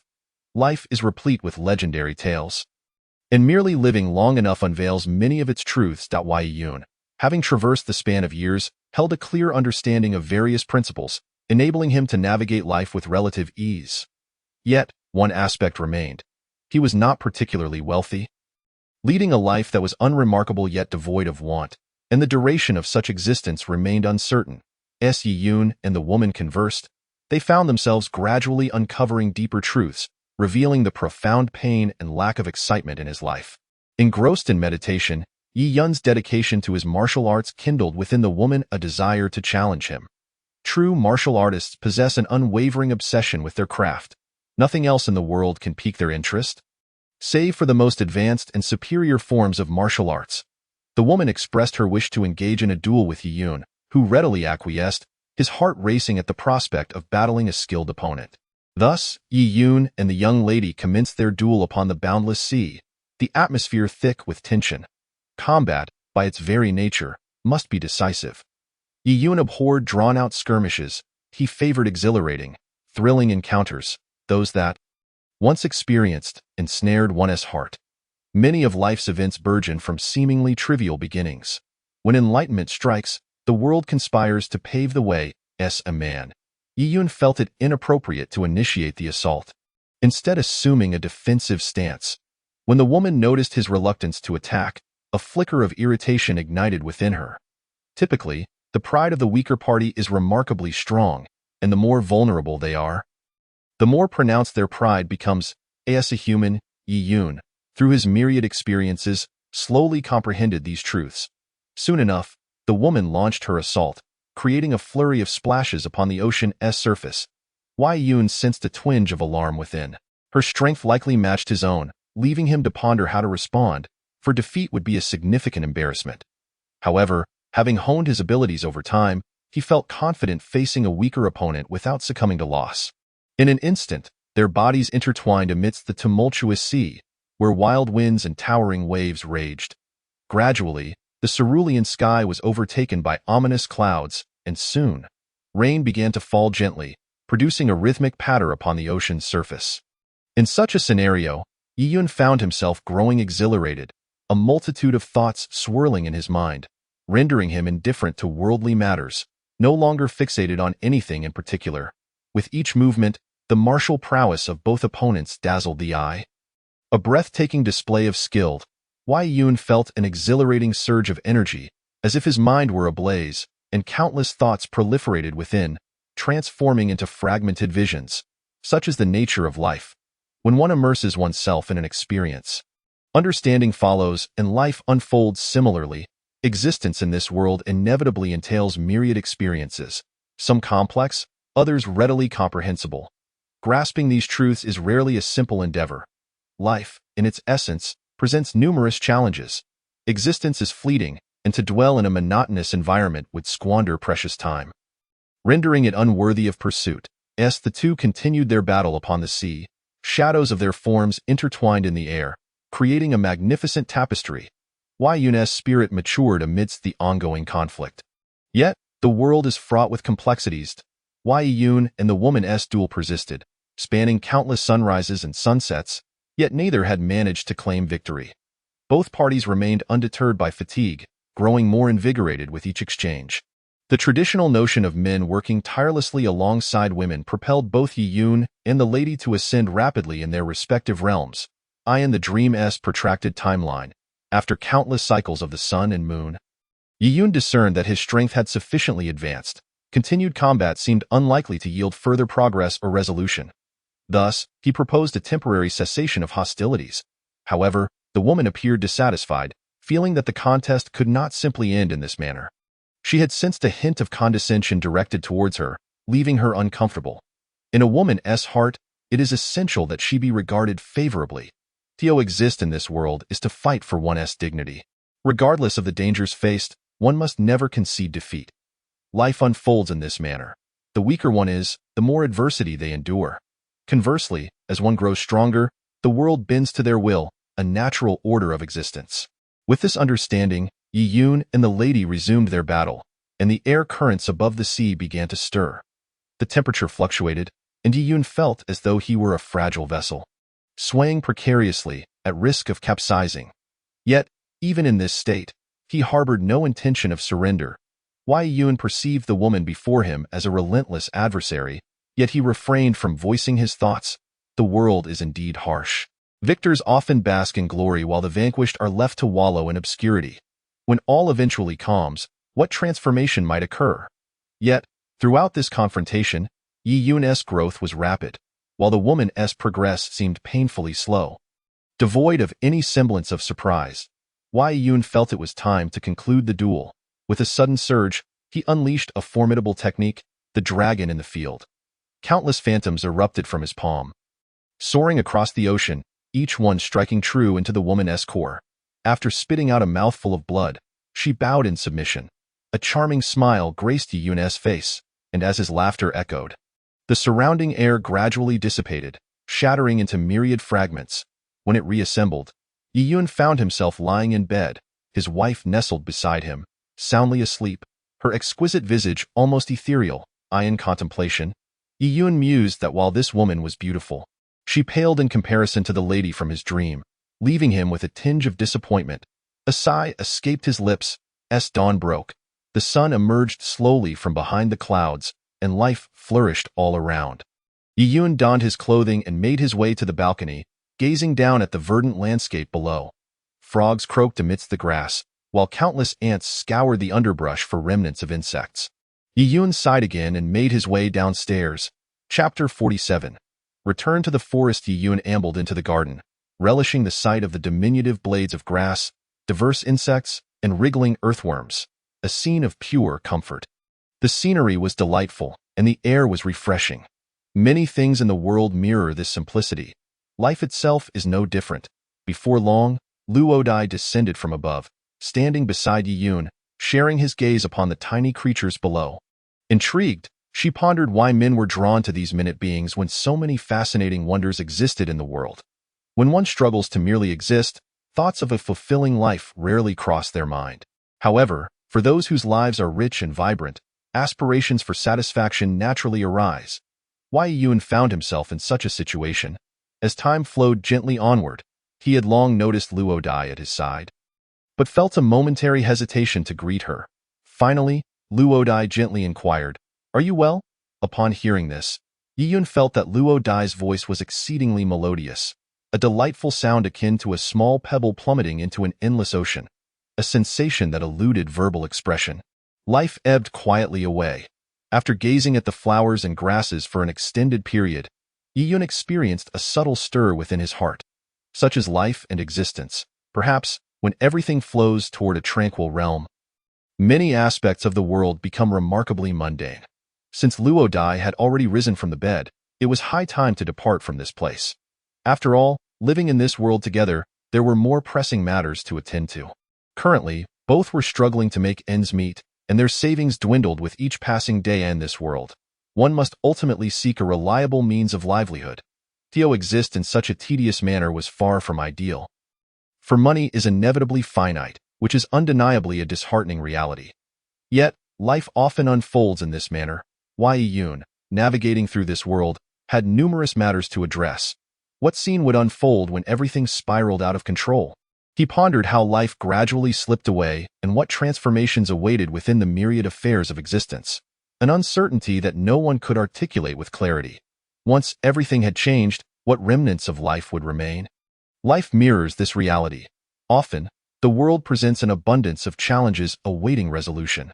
Thus, after tidying up their affairs, the two let out a sigh of relief and departed for more distant horizons. Destiny is such. Life at this moment resembled a dramatic spectacle, immensely captivating. After leaving this place, the pair journeyed together into the depths of the great forest. The scenery within the forest was still remarkably beautiful, birds chirping and flowers fragrant. The air refreshingly moist. Living in such an environment was, in any case, a profound enjoyment. Yun mused that to dwell in this paradise for a lifetime would be an incomparable delight. How many opportunities does one have to choose such a lifestyle? Life is inherently brief, and often, choices are limited. The complexities of the world make it challenging to select a universally favored way of living. With this in mind, Yun and Luodai returned to the vast forest, deliberating on continuing their existence in this place, leading a life free from strife, peacefully navigating their days. Regardless of circumstances, this was undeniably a comfortable choice. Yun felt that sometimes, opting for a lifestyle acceptable to all was indeed a worthwhile decision. In the great forest, despite the lack of worldly concerns, there was a stark absence of resources. Existing in a primitive society had its drawbacks, as convenience was sorely lacking. This was the price to pay. To live unburdened, one must inevitably distance oneself from society. Yun's heart sank gradually, an ineffable weight pressing down. Before arriving here, he and Luodai had purchased some logging tools from nearby convenience stores and began chopping down towering trees. With each swing of the axe, the trees fell with ease, crashing to the ground and stirring up clouds of dust. Thus, Yi-Yun and Luo Dai toiled diligently, felling tree after tree, stripping them of branches and bark, ultimately fashioning a modest abode for two. Residing within brought Yi-Yun immense comfort. Living in this well-ventilated shelter was indeed a significant blessing. They embraced a life of rising with the sun and resting at dusk. Such a lifestyle was profoundly fulfilling, free from any pressures. Yet, within Yi-Yun's heart lingered a hint of confusion, an unsettling sensation akin to something small lodged within, impossible to dispel. What could it be? He noticed that although he and Luo Dai lived in this primeval forest, there was a peculiar silence regarding her condition. Nothing stirred within her. This was undeniably strange. Could it be that one of them harbored an unspoken secret? Yi-Yun contemplated the inherent madness of this world. Many occurrences were intriguingly complex and difficult to articulate. However, as a man, it felt inappropriate to inquire, for such matters are challenging to discuss. Perhaps the issue lay within himself. An uncertainty that lingered. Life resembled a game. Those who take it too seriously often face dire consequences. The world operates in such a manner, requiring considerable time to adapt. Life within the great forest began to feel excessively dull. Existence devoid of joy rendered living seemingly pointless. Since procreation was unattainable, Yi-Yun and Luo Dai occasionally climbed trees to capture small birds from their nests to nurture. As days passed and the birds grew, Yi-Yun's spirits lifted with each passing moment. Yet, happiness, regardless of era or realm, remains fleeting. One day, a hunter arrived. Chapter 48. The visitor. Though the world is rife with those harboring ulterior motives, it also hosts a fair share of upright individuals. Often, maturity leads one to become less concerned with such matters. Many circumstances in this world are inherently unfair, and truly understanding them is no simple feat. Yi-Yun had lived in this world for many years. Grasping various truths, he had outgrown the age of capricious anger. Life unfolds in this manner. Just when one wishes to live in tranquility, numerous interferences arise, such as fate, offering no reprieve. Time flowed quietly, and everything adopted a more conventional pace. Yi-Yun's life was filled with challenges, yet under his formidable will, he overcame them with relative ease. In the forest, a strikingly handsome young man emerged, carrying a long rifle over his shoulder, his eyes gleaming with an unsettling intensity. He approached with no ulterior motive, simply intent on hunting. A novice, he had little experience, leading a rather uneventful life without any dramatic peaks or valleys. He lived merely to eat and sleep. At this moment, he treaded carefully deeper into the forest, his gaze sharp, each step cautious to avoid traps. Life is inherently brief, devoid of any lingering attachments. The journey is rarely smooth, and one must endure numerous trials to grow. Meanwhile, Yi-Yun relished his fulfilling life at home, consuming wild vegetables foraged from the woods. While the taste left much to be desired, health prevailed, as wholesome foods are seldom delectable. The world lacks perfection. As one lives long enough, these simple truths become clear. Yi-Yun mused that this is simply the nature of life. Observing Yi-Yun's contentment while eating wild vegetables, Luo Dai couldn't help but smile in response. In this world, some individuals lead remarkably comfortable lives. As the saying goes, love can satiate even the thirst for water. As long as love endures, what does it matter if life is arduous? Such matters are trivial and insignificant. As they dined, they engaged in vibrant conversation, sharing delightful tales and recounting stories from fairy tales. The cycle of day and night continued, nourishing both their bodies and souls, an oddly profound sensation. Yi-Yun's spirit began to transform. After spending considerable time with Luo Dai, all that needed to transpire had unfolded, yet they had yet to hold a proper wedding. This was undeniably a source of regret. Life is replete with numerous matters awaiting exploration. And once one expends great effort in this pursuit, rewards often follow.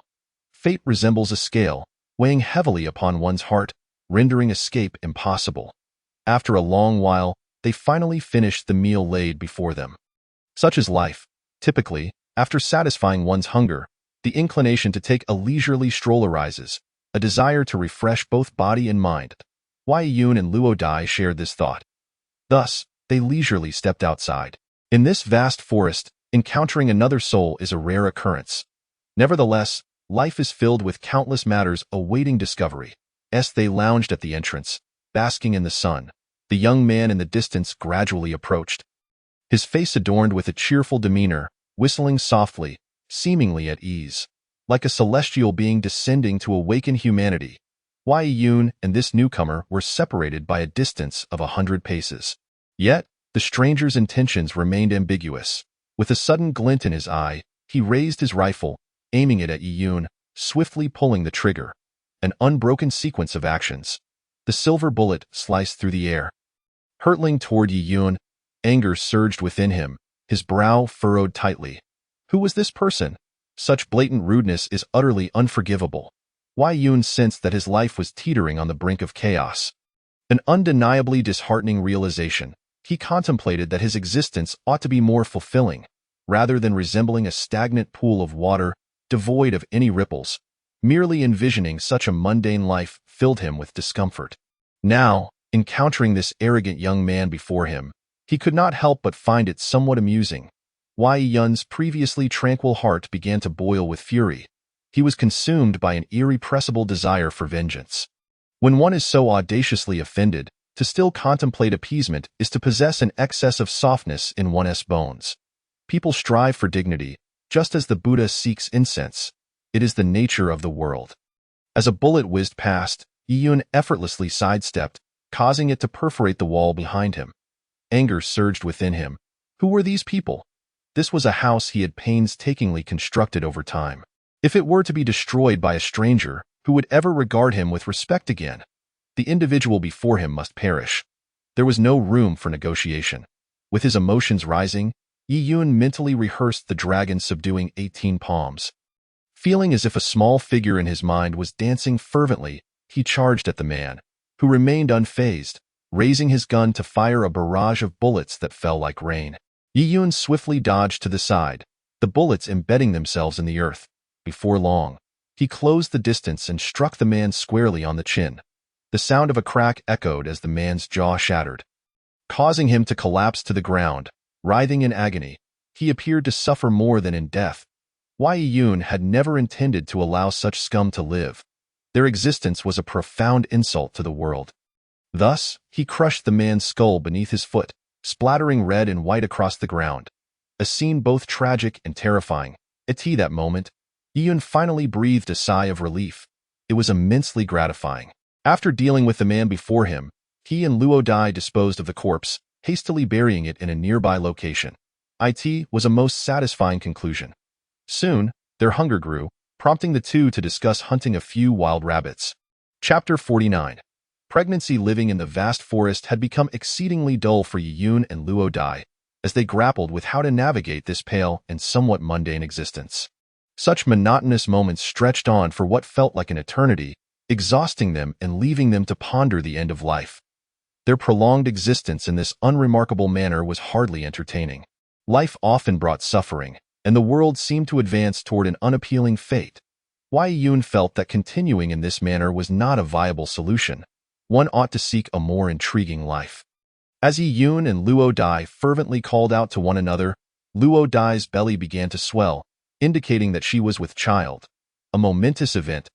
The essence of life lies in its continuous transmission until the world ultimately cools and turns to ash. This is the universe's final destination and the inevitable fate of this realm. Wei Yun felt that his life was invariably veering toward an unfavorable direction, a disheartening notion indeed. Everything ahead was gradually shifting. Such is the nature of destiny. Typically, the duration of human pregnancy is 10 months. During this time, Ian ventured out for hunting each morning, finding numerous small creatures frolicking joyfully throughout the forest. At times, he would watch these animals with a sense of delight, wishing he could become one in his next life, savoring the finest pleasures of existence. However, the finest things in life often accompany significant risks. Living without any danger is not an easy endeavor.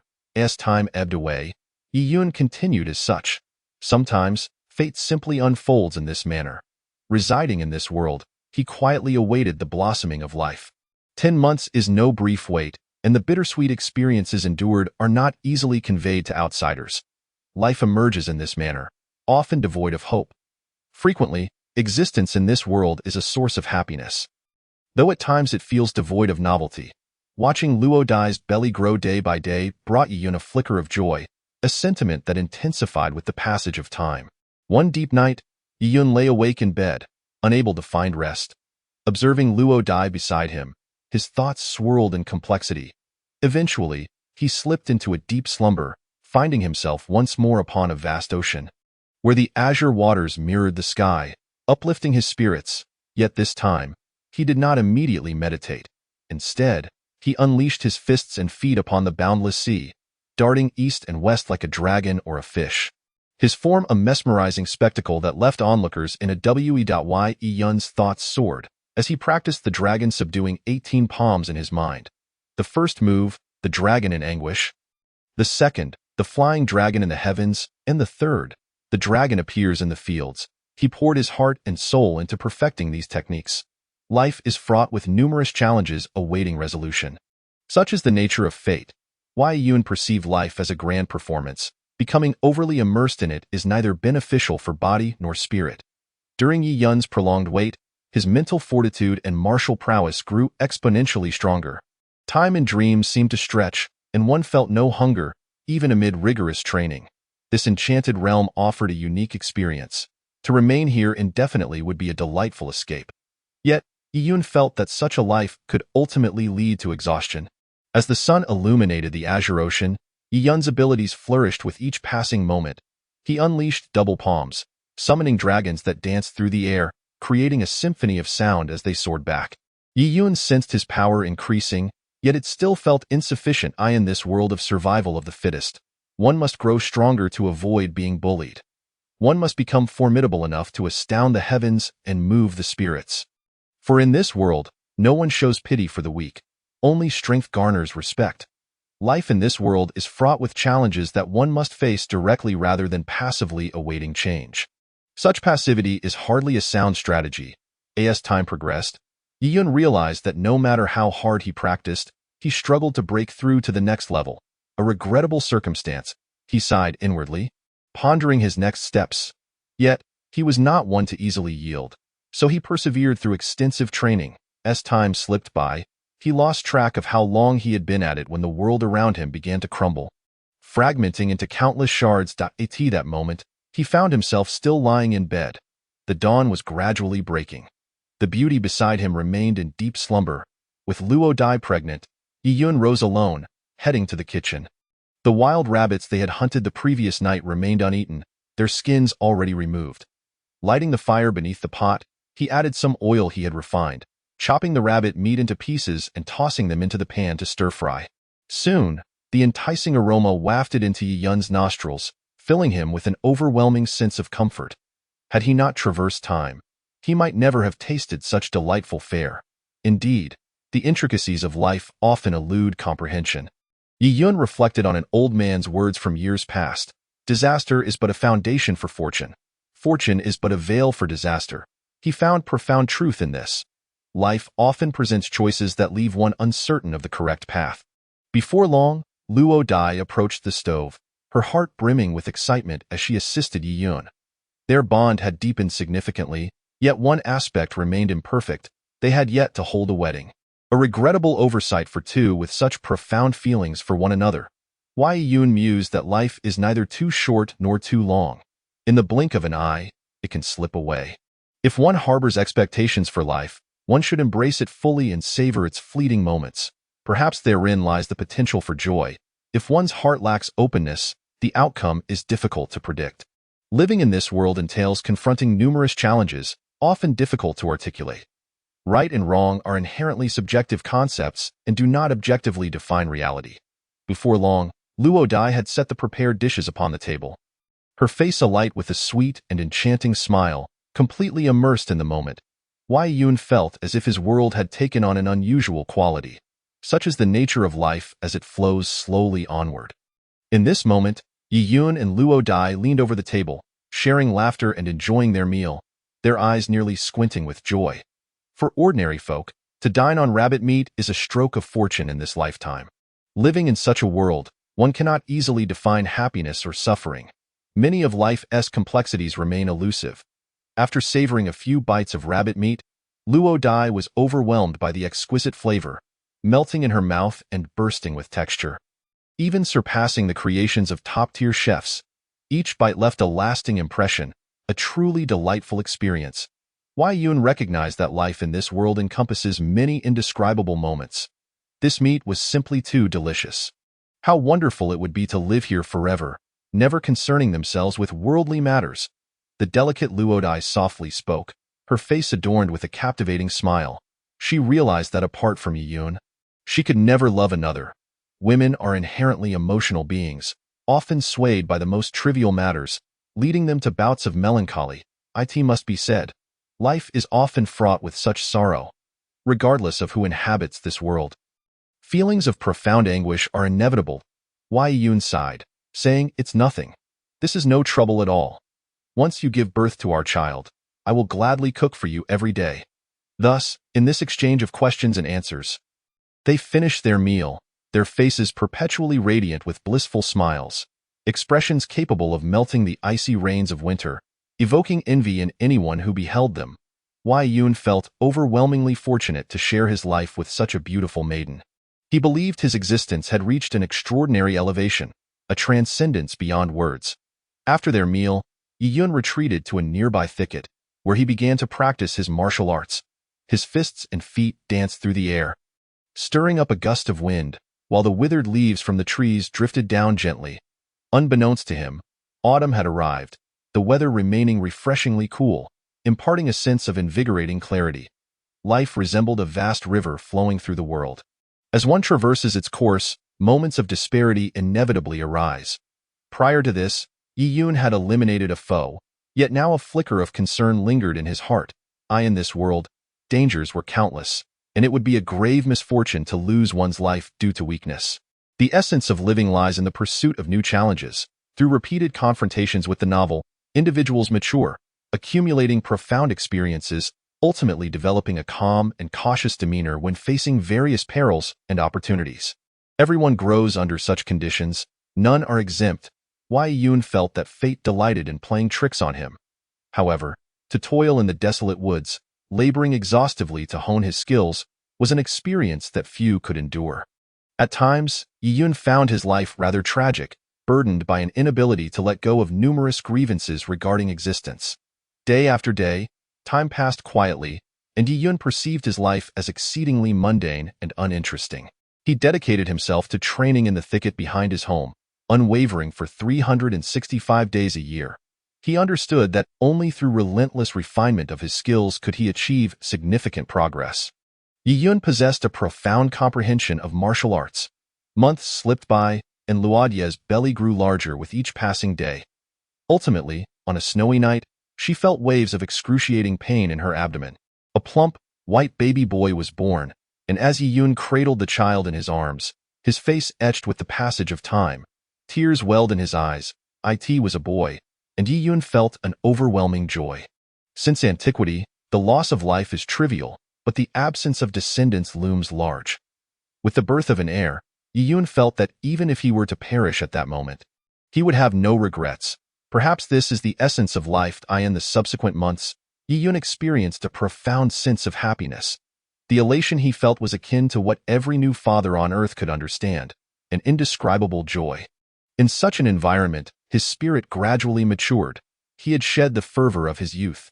His soul, weathered by time, had transformed. During one instance while caring for the child, the little one soiled his pants. Releasing a potent stench that filled the room, Wei Yun felt a wave of nausea wash over him, a torment that was beyond articulation. Such is often the nature of life. This was Yiyun's first experience changing a diaper. Afterward, he experienced a newfound sense of relief. Letting out a long sigh. It was simply exquisite, a pleasure beyond words. After Yiyun had changed his trousers, he took the soiled ones, tainted with excrement, to a distant stream, where he diligently began to wash them. The moment he scrubbed, an overwhelming stench surged into his nostrils. Chapter 51. The locals. In recent days, Yiyun felt on the brink of mental collapse. Caring for a child was indeed a profoundly distressing endeavor. Each day was a relentless confrontation with the child, who incessantly soiled his pants and created a cacophony of noise, rendering the task exceedingly arduous. There was scarcely a moment's respite, which significantly impacted Yiyun's mental state. leading to frequent lapses in concentration. At this juncture, he could not help but reflect on the truth that parenthood is far from an easy journey. Beside him, Luo Dai, a new mother herself, shared in the agony, often overwhelmed by a peculiar fatigue that enveloped both body and mind. Wei Yun observed that the infant in his arms was perpetually drowsy, seemingly spending 20 out of 24 hours in slumber. He couldn't help but admire this mysterious phenomenon. He had never known that infants possessed such extraordinary capabilities. His own distant memories of being an infant had gradually faded from his mind. At this moment, a flicker of regret surged within him for having brought this child into the world. Life, inherently fraught with suffering, made him ponder whether bringing a child into such a realm was somewhat selfish. Yet, he conceded. What could he say now that the child was already here? Life is fleeting, and once the body returns to ashes, the meaning of existence transforms into sheer void. Wei Yun understood deeply that this world is devoid of inherent meaning. Seeking significance in a meaningless realm is undoubtedly a foolish and thankless pursuit. Such is the nature of many things in the world. He felt that carrying this child was not entirely beneficial. So he entrusted the infant to Luo Dai and began to cultivate his martial arts in the dense woods behind them. His vitality surged to an extraordinary level, a state beyond description. Women seemed to possess an innate fondness for children. Upon receiving the infant, Luo Dai's face blossomed with an uncontainable smile, radiating joy akin to that of a flower in full bloom, as usual. Yi Yun trained fervently, executing techniques like Konglong Yuhui and Feilong Zaiyan, showcasing a dazzling array of martial arts forms that left onlookers breathless. Each punch and kick, each sweeping motion, profoundly influenced his spirit and energy. Yet, regardless of how diligently Yi Yun honed his martial skills, an overwhelming emptiness lingered within him, and no matter the effort, he could not find satisfaction in his current abilities. Living in this world, one is invariably confronted with myriad challenges, many of which are unreliable. Only one's fists can wield significant power. After all, this world is starkly realistic, compelling one to reevaluate the essence of life. At this moment, Yi Yun trained vigorously, occasionally producing a resonant dragon's roar that echoed through the area. Life is inherently so. The world operates on similar principles. When a person lacks strength in this realm, no one will regard them with esteem. Throughout history, the weak have never garnered respect. This is the unvarnished truth of existence. Thus, Yi Yun resolved to persist in his quest for strength, regardless of the obstacles ahead. Surrendering easily would render existence meaningless. Life is already a tragedy, and the amalgamation of various experiences creates a captivating narrative. As Yi Yun grappled with his martial arts in the forest, the absence of a worthy opponent weighed heavily on him, a matter of considerable gravity that defied articulation. Life is indeed so, fraught with countless hardships that elude description. Many affairs in this world are similarly intricate, and elucidating them is no simple task. To this juncture, with the sun perched high in the sky at noon, the temperature was remarkably pleasant. Wei Yun commenced a vigorous display of punches and kicks, generating a rushing wind accompanied by the sound of dragon roars.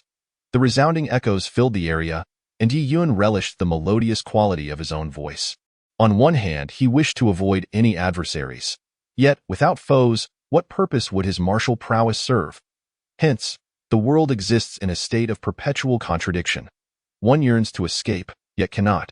Unbeknownst to him, the sun, positioned at the zenith of the sky, began its slow descent towards the west, casting a crimson hue across the horizon. Under this spectacle, Yi Yun intensified his training, his thoughts racing, and his excitement mounting. Perhaps due to Yi Yun's exuberance, his fervent practice drew the attention of hunters in the mountains. It is widely acknowledged that those who subsist by hunting small game in the wilderness are rarely virtuous individuals. At this moment, 5 individuals clad in tight-fitting garments approached slowly from the distance, each bearing a rifle. Their faces were marked by a menacing demeanor, unmistakably indicating their malicious intent. These individuals were locals, accustomed to hunting in the vast forest. Upon spotting Yi Yun laboriously perfecting his martial arts, their curiosity piqued in their eyes. Yi Yun resembled a plump lamb, and they, the hunters, saw an opportunity to profit from him. Thus, they encircled Yi Yun, their faces contorted into sinister smiles. "Kid, this is our territory. Where do you hail from? How audacious of you." One man, sporting a thick beard, stepped forward, pointing at Yi Yun while revealing a mouth full of yellowed teeth. His expression one of predatory menace. Yi Yun, having trained extensively in martial arts of the highest caliber, found it ludicrous to fear a handful of rustic brutes. I come from the far west, he replied calmly. The hunter's expressions darkened instantly. The denizens of the far west were known to be formidable beings. Having survived in this realm, they understood well whom they could provoke and whom they could not. They began to murmur among themselves, what is there to fear? Even if we dispose of him, who would know?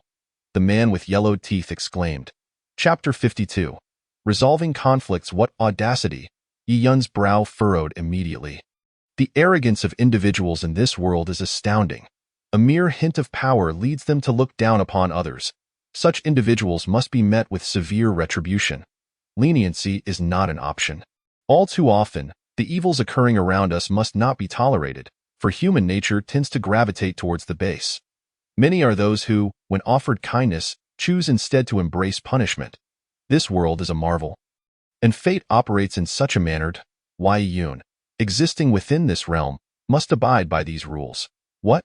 The brow of the man with yellowed teeth furrowed in disbelief, as if he suspected he had misheard. With a swift motion of his hand, those around him immediately understood and charged toward Yi Yun. Armed with bayonets, they lunged at him with reckless abandon. Yet, Yi Yun showed no inclination to tolerate their aggression, deftly deflecting their strikes with ease. The assailants were taken aback by Yi Yun's formidable strength. It was astonishing that he dared to confront them unarmed, parrying their blades with such prowess. However, their astonishment quickly transformed into determination. They were seasoned fighters accustomed to dominance in these woods, and they would not be intimidated by a mere youth. Thus, a fierce exchange ensued, with both sides engaging in a grueling battle, each strike met with a counter. Yi Yun felt that he had just mastered the third stance of the dragon subduing 18 palms, aptly named. The dragon appears in the field, and saw this as an opportunity to test his skills against these opponents. Resolving not to dispatch them too quickly, he allowed them to attack, skillfully evading their thrusts. These woodland dwellers were untrained in martial arts, and their attempts were met with Yi Yun's deliberate avoidance, creating a thrilling spectacle of movement that left onlookers in a w.s. The skirmish dragged on. Yi Yun grew increasingly bored. Their martial foundations were too shallow to provide him with any meaningful challenge. Thus, he decided to cease holding back and unleashed his full power, delivering a decisive punch and kick that struck at their vital points. One by one, they collapsed, lifeless, as their lives were extinguished in an instant. It must be said, life is often like this. When one possesses everything, they fail to cherish it, only to lament the cruelty of fate once it is lost. Yi Yun had long grasped this simple truth. Having effortlessly dispatched his foes, leaving their bodies behind would only invite trouble, something Yi Yun wished to avoid. Reluctantly, he began to dig a grave, laboriously working the earth with a pained expression, caught in a bittersweet struggle. Lacking proper tools, his progress was slow. Eventually, he managed to push the bodies into the pit, covering them with soil and compacting it with his feet, ensuring that everything was properly concealed. As he gazed at the mound of earth, Yi Yun felt a tumult of emotions. Why do people so often stray from the righteous path, choosing instead the road to their own destruction? Such questions are difficult to articulate. Nevertheless, he resolved not to waste his energy on matters unworthy of his attention. For the world is inherently complex, and true understanding comes only through experience. Once he buried the bodies, the sun began its descent beyond the horizon, casting the world into a hazy darkness. Yi Yun reflected on his prolonged training. Feeling a sense of failure for having caught not even a single hare, at home, Liao Dai and their child awaited sustenance. He could not afford to forget such a crucial responsibility, while his own hunger was manageable. Allowing his loved ones to suffer was entirely unacceptable. Time waits for no one, so he ventured deeper into the forest, hoping to encounter a few wild hares or chickens, should he find them. He would show no mercy, for letting them escape would likely result in hunger for his family. Life is full of complexities that often elude comprehension. Yi Yun always felt that by the time he grasped everything, it was already too late. Luckily, fortune favored him. Not far ahead, among the thickets, two white rabbits nestled together, appearing to be a pair of mates. That moment, Yi Yun hesitated, feeling a pang of guilt at the thought of ending the lives of such a couple. Yet, The thought of Liao Dai and their child waiting at home weighed heavily on him. Sometimes, being overly compassionate can be a burden. After contemplating for a few seconds, he resolved to take the rabbits' lives. With a swift motion, he lunged forward, capturing them and swiftly ending their lives. The two rabbits succumbed peacefully, leaving Yi Yun with a tumult of emotions. He considered the act cruel, yet he ultimately brought the rabbits home. There, he skillfully skinned and prepared them, tossing the meat into a pot to cook as the fire crackled beneath the pot. The enticing aroma of the meat wafted through the air, stimulating his senses and igniting his appetite. His stomach growled in response, and after more than 10 minutes of cooking, the rabbit meat was nearly ready. Adding a few seasonings, he served it alongside several plates of sautéed greens, savoring the simple pleasures of life. If such days could continue, it would be wonderful. Yet, the unpredictability of the world loomed large. Chapter 53. A new beginning. Life must progress forward. After burying those unruly foes, Yi Yun continued his existence within the confines of the forest. Living in such a world presents numerous challenges, and no matter how one chooses to live, they will inevitably face countless trials. The notion that one can avoid conflict is a fallacy. The world is rife with mutual aggression. Humanity is a curious creature, traversing this realm while contending with insurmountable difficulties. To truly comprehend these truths requires considerable time. At dawn, Yi Yun rose slowly from his bed. Liao Dai lay sleeping soundly, seemingly lost in a wondrous dream. The beauty of dreams starkly contrasts the harshness of reality. Yi Yun had long understood this simple truth. At this moment, he sought nothing more than to quietly accompany his child. He recognized that his life had become extraordinarily peculiar, revolving entirely around his offspring, leaving no moment of respite. Children possess boundless energy, and their incessant chatter could be overwhelming. After playfully engaging his child for a while, Yi Yun roused Liao Dai from her slumber, passing the little one into her arms. With that, he ventured deeper into the forest to hunt. The weight of his family's daily sustenance rested on his shoulders. He could not afford to slacken his efforts. Should he fail to work, his beloved and child would face hunger, a reality he understood all too well. The morning hours found the animals of the forest hidden away, making them difficult to locate. Few rose as early as Yi Yun, for the sun had yet to make its ascent. The forest was shrouded in mist, visibility reduced to less than 10 meters. Yi Yun's life was fraught with worries, and the burdens of his mind felt insurmountable. As time slipped away, he had yet to spot a single wild hare, a disappointing outcome. The pressure weighed heavily upon him. If he did not quickly find a couple of prey, his family would face the specter of hunger. This situation filled him with dismay, and the pain in his heart deepened, dragging his spirit into a low state. Yet, amidst this turmoil, clarity began to emerge in his thoughts.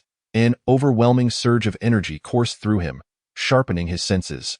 Even with the fog still thick, he envisioned the scene beyond it. He felt as though he could forego the need for sight entirely.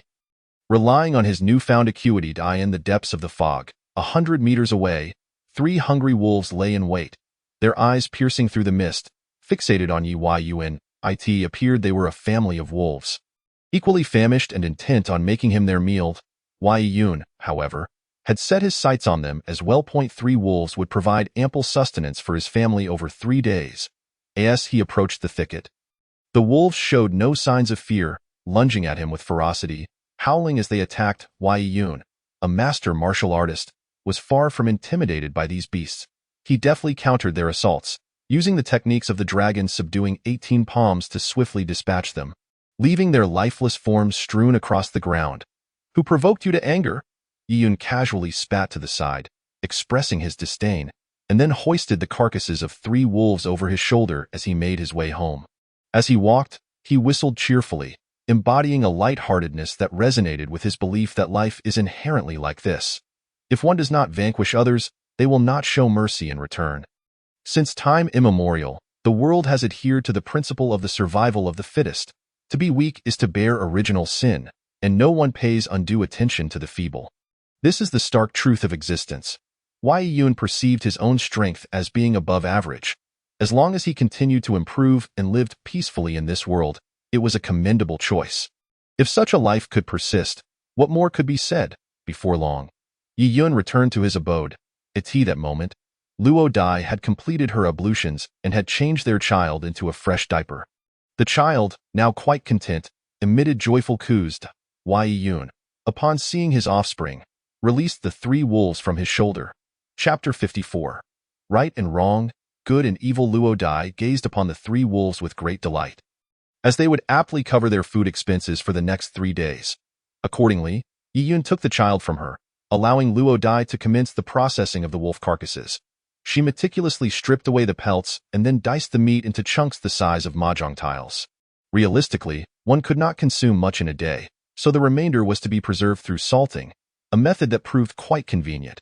However, as Luo Dai was engaged in preparing the wolf meat, the child in Yi Yun's arms began to cry once more.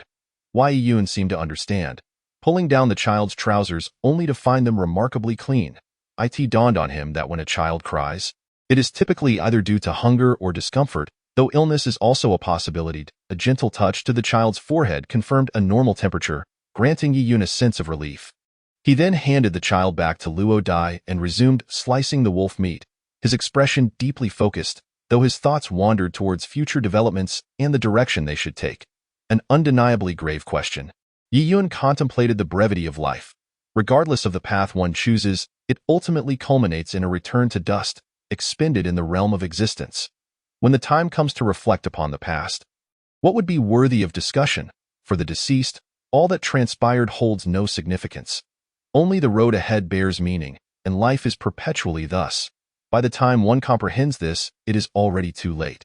Given that life lacks inherent meaning, pursuing it seems akin to drawing water with a bamboo basket, ultimately fruitless. Yun sensed a peculiar oddity and helplessness in his own life. Fate continuously played tricks on him, rendering his existence increasingly devoid of significance. Before long, Yi Yun had chopped the wolves into numerous pieces, their skins hung on a bamboo pole outside to dry. Once thoroughly desiccated, they could be fashioned into garments for the child. These leather items would look quite dashing. With the wolf meat all prepared, a portion was salted while another was placed in a pot to stir-fry. The sizzling meat emitted a delightful sound, a melody that resonated pleasingly in the air. Yun felt that his life was becoming extraordinary. Living in this place could indeed be considered a form of happiness. To exist in this world is, in any case, an immensely fortunate circumstance, albeit this fleeting joy leaves scant residue. Yun believed life should be thus. A tranquil existence invariably breeds endless suffering. To achieve substantial progress, one must exert considerable effort and endure boundless solitude.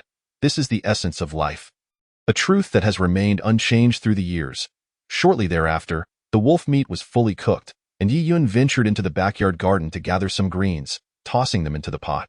He continued to stir, accompanied by the sizzling sounds, as the enticing aroma began to pervade the entire room.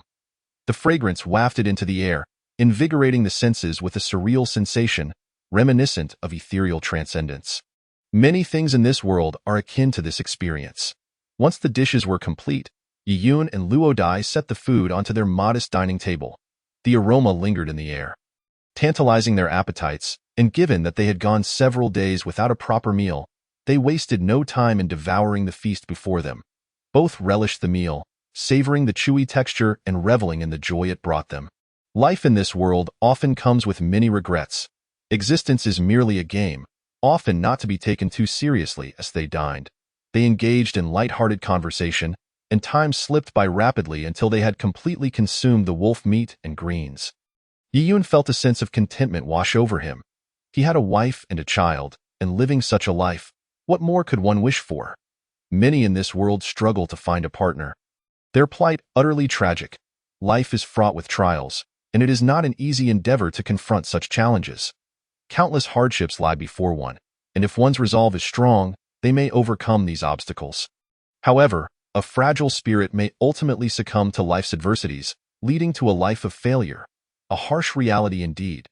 Yi Yun had grasped this simple truth many years prior, and now he possessed an even deeper understanding of life. After finishing the meal and tidying up the dishes, Luo Dai took the child while Yi Yun retreated to the backyard to continue honing his martial arts. He practiced with utmost seriousness, each move imbued with soul. He believed that within the vast forest, numerous hidden dangers lurked. Ill-intentioned individuals resided nearby. Not provoking them does not guarantee immunity from their malice. One's kindness might invite calamity. This is always a possibility. Over the years, Yi Yun concluded a fundamental truth. One cannot afford to be overly benevolent, lest they suffer consequences. This is an immutable principle of existence, unchanged through the ages. In his practice, Yi Yun focused on the techniques of the dragon subduing palm. Beginning with the first move, the dragon's regret, followed by the dragon soars in the sky and the dragon appears in the field. He practiced with vigor, the sounds of his movements echoing through the area like a dragon's roar. While executing the dragon appears in the field, ethereal dragon images occasionally emerged from his palms, dancing gracefully in the air. An awe-inspiring sight, accompanied by immense power. Yi Yun felt exhilarated with each practice session, wondering just how far he could advance. Facing the mountain folk here, he felt more than capable. Yet, no one could guarantee that these mountain dwellers would not resort to underhanded tactics, as the adage goes. An open attack is easy to evade, but a hidden arrow is hard to guard against. Caution is always prudent. Indeed, the more one wishes to avoid something, the more likely it is to manifest. At the foot of the mountain, a group of farmers was approaching, wielding hoes. Chapter 55. Another battle in this world, numerous conflicts remain unresolved, and seeking resolution is no simple task. One must exert considerable effort to achieve great success. The journey of life is often fraught with obstacles, and resolving disputes is far from easy. The farmers, armed with their tools, were indeed mountain dwellers, their hearts brimming with fervor seeking an outlet. They were now advancing into this dense forest. Their territory and could not tolerate the intrusion of an outsider in this world. Any infringement upon one's interests is deemed unforgivable. Soon enough, the farmers encircled Yi Yun, their demeanor aggressive as they demanded he vacate the premises. This place could not accommodate someone of his stature. Listening to their clamorous demands, Yi Yun seemed to grasp the underlying issue. He had inadvertently encroached upon their interests. Yet, he had no intention of leaving, for even if he departed to another location, he would still face hostility from the next group, and no matter where he went, he would encounter conflict. This was a profoundly tragic reality, leading Yi Yun to an epiphany.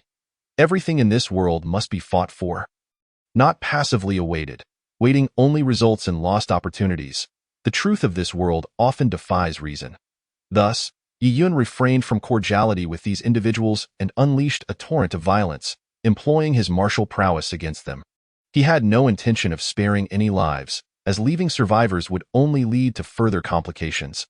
After dispatching them all, he swiftly dug a pit, pushing their bodies into it, covering them with earth, and compacting it down to that moment. He considered that his wife and child had awaited his return for quite some time. It was time to head back.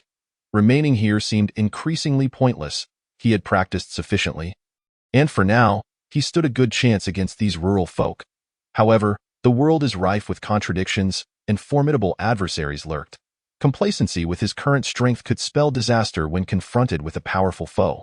Life is indeed filled with contradictions, and only the strong can navigate them.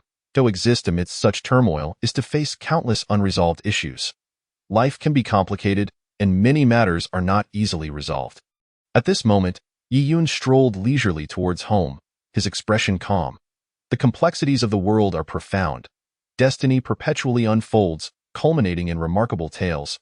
After a considerable time, Yi Yun finally arrived home, observing Luo Dai diligently stoking the fire in the stove with kindling, igniting it with a flint stone, and subsequently adding the chopped rabbit meat into the pot. Luo Dai began to saute the rabbit meat. A delightful aroma wafted through the air, tantalizing the senses. The scent was utterly mouth-watering, and before long, all the dishes were ready and served. Yi Yun, having exerted himself throughout the day, felt quite famished and wasted no time digging into the meal. Indeed, his wife's cooking remained consistently delightful. The flavors, the textures, all melded seamlessly, bringing an unparalleled satisfaction. The complexities of life are manifold. How delicious it is! Luo Dai gazed at Yi Yun with deep affection and spoke earnestly. Luo Dai's expression was profoundly sincere. Leaving Yi Yun momentarily stunned, he merely nodded gently. After a short while, Yi Yun returned to his meal at the table, feeling somewhat unsatisfied with just the rabbit meat. Thus, he ventured into the backyard garden to gather some fresh greens. After washing them in a well at the back, He chopped them finely and tossed them into the pan. Commencing to stir-fry, the wave of enticing aromas began to waft through the air, invigorating the senses and uplifting the spirits. Yun resumed his meal, thoroughly pleased with the wild vegetables flourishing in this wilderness. Moreover, the absence of pollution from the bustling city enhanced their taste, making each bite exceptionally satisfying. He couldn't help but contemplate that living here could be a splendid choice. Such a life is what countless individuals yearn for, and to continue living in this manner would indeed be a source of immense happiness. Life often unfolds in this manner, and existing in such a world can seem rather mundane. As the two engaged in conversation, they polished off their meal, both wearing expressions of joy. Subsequently, Luo Dai cheerfully played with their child at home. While Yun ventured outdoors to practice his skills, he was relentless, for life in this world is fraught with challenges that require resolution. If one were to relax even for a moment, others would show no mercy, instead intensifying their exploitation. Life operates under the law of the jungle. To exist within it, one must adhere to its rules. It is imperative to grasp this fundamental truth of existence. In the forest of the backyard, Yun resumed his training, the sound of wind whooshing resonating throughout the expanse. Yet, the departed souls of the mountain dwellers did not perish in vain. They too had loved ones residing in the village at the foot of the mountain. Those relatives, now filled with anxiety, were uncertain of what to do as darkness descended. The sun dipped below the horizon, yet their loved ones had not returned for dinner. Worry began to creep in. Indeed, it felt like an ill-omened day. Despite the warm, fragrant food laid out on the table, no one made an attempt to eat, even though adults and children alike were present. Perhaps they too harbored familial affection. Ultimately, they refrained from touching their chopsticks and collectively ventured toward the mountains, their hearts haunted by the certainty that danger lurked deep within. Chapter 56. No retreat. Life in this world is riddled with numerous challenges. At this moment, Yun was diligently honing his skills, exerting every ounce of energy, as if he were fighting for his very existence. He understood that being weak in this world is akin to original sin. The weak find no refuge anywhere. Only by growing stronger, to the point where no one can harm you, can you carve out a space for your voice. This is the essence of this world, where the pursuit of strength remains an eternal truth. In the dense forest, while Yun practiced relentlessly, the villagers approached with fierce determination, convinced their loved ones had been slain in this very place, fueling their anger. Inevitably, they crossed paths with Yun, their eyes locking in a fierce gaze, both sides radiating a palpable intent to annihilate one another, unwilling to relent. Such is life, such is the world, perpetually ensnared in conflict, with no respite. Yun was perceived as an outsider, and the villagers swiftly connected the demise of their kin with his presence, charging toward him with reckless abandon. And no matter the cost, they vowed to eliminate him, viewing this outsider as a malignant presence that could not be allowed to remain. This was a natural opposition, a deadly clash of wills. Yun, at a loss for words, understood that reasoning with these simple folk was futile. Only through their defeat would they yield. A moment of compassion would only provide them an opportunity to strike back. Thus he resolved to arm himself and unleash a devastating onslaught.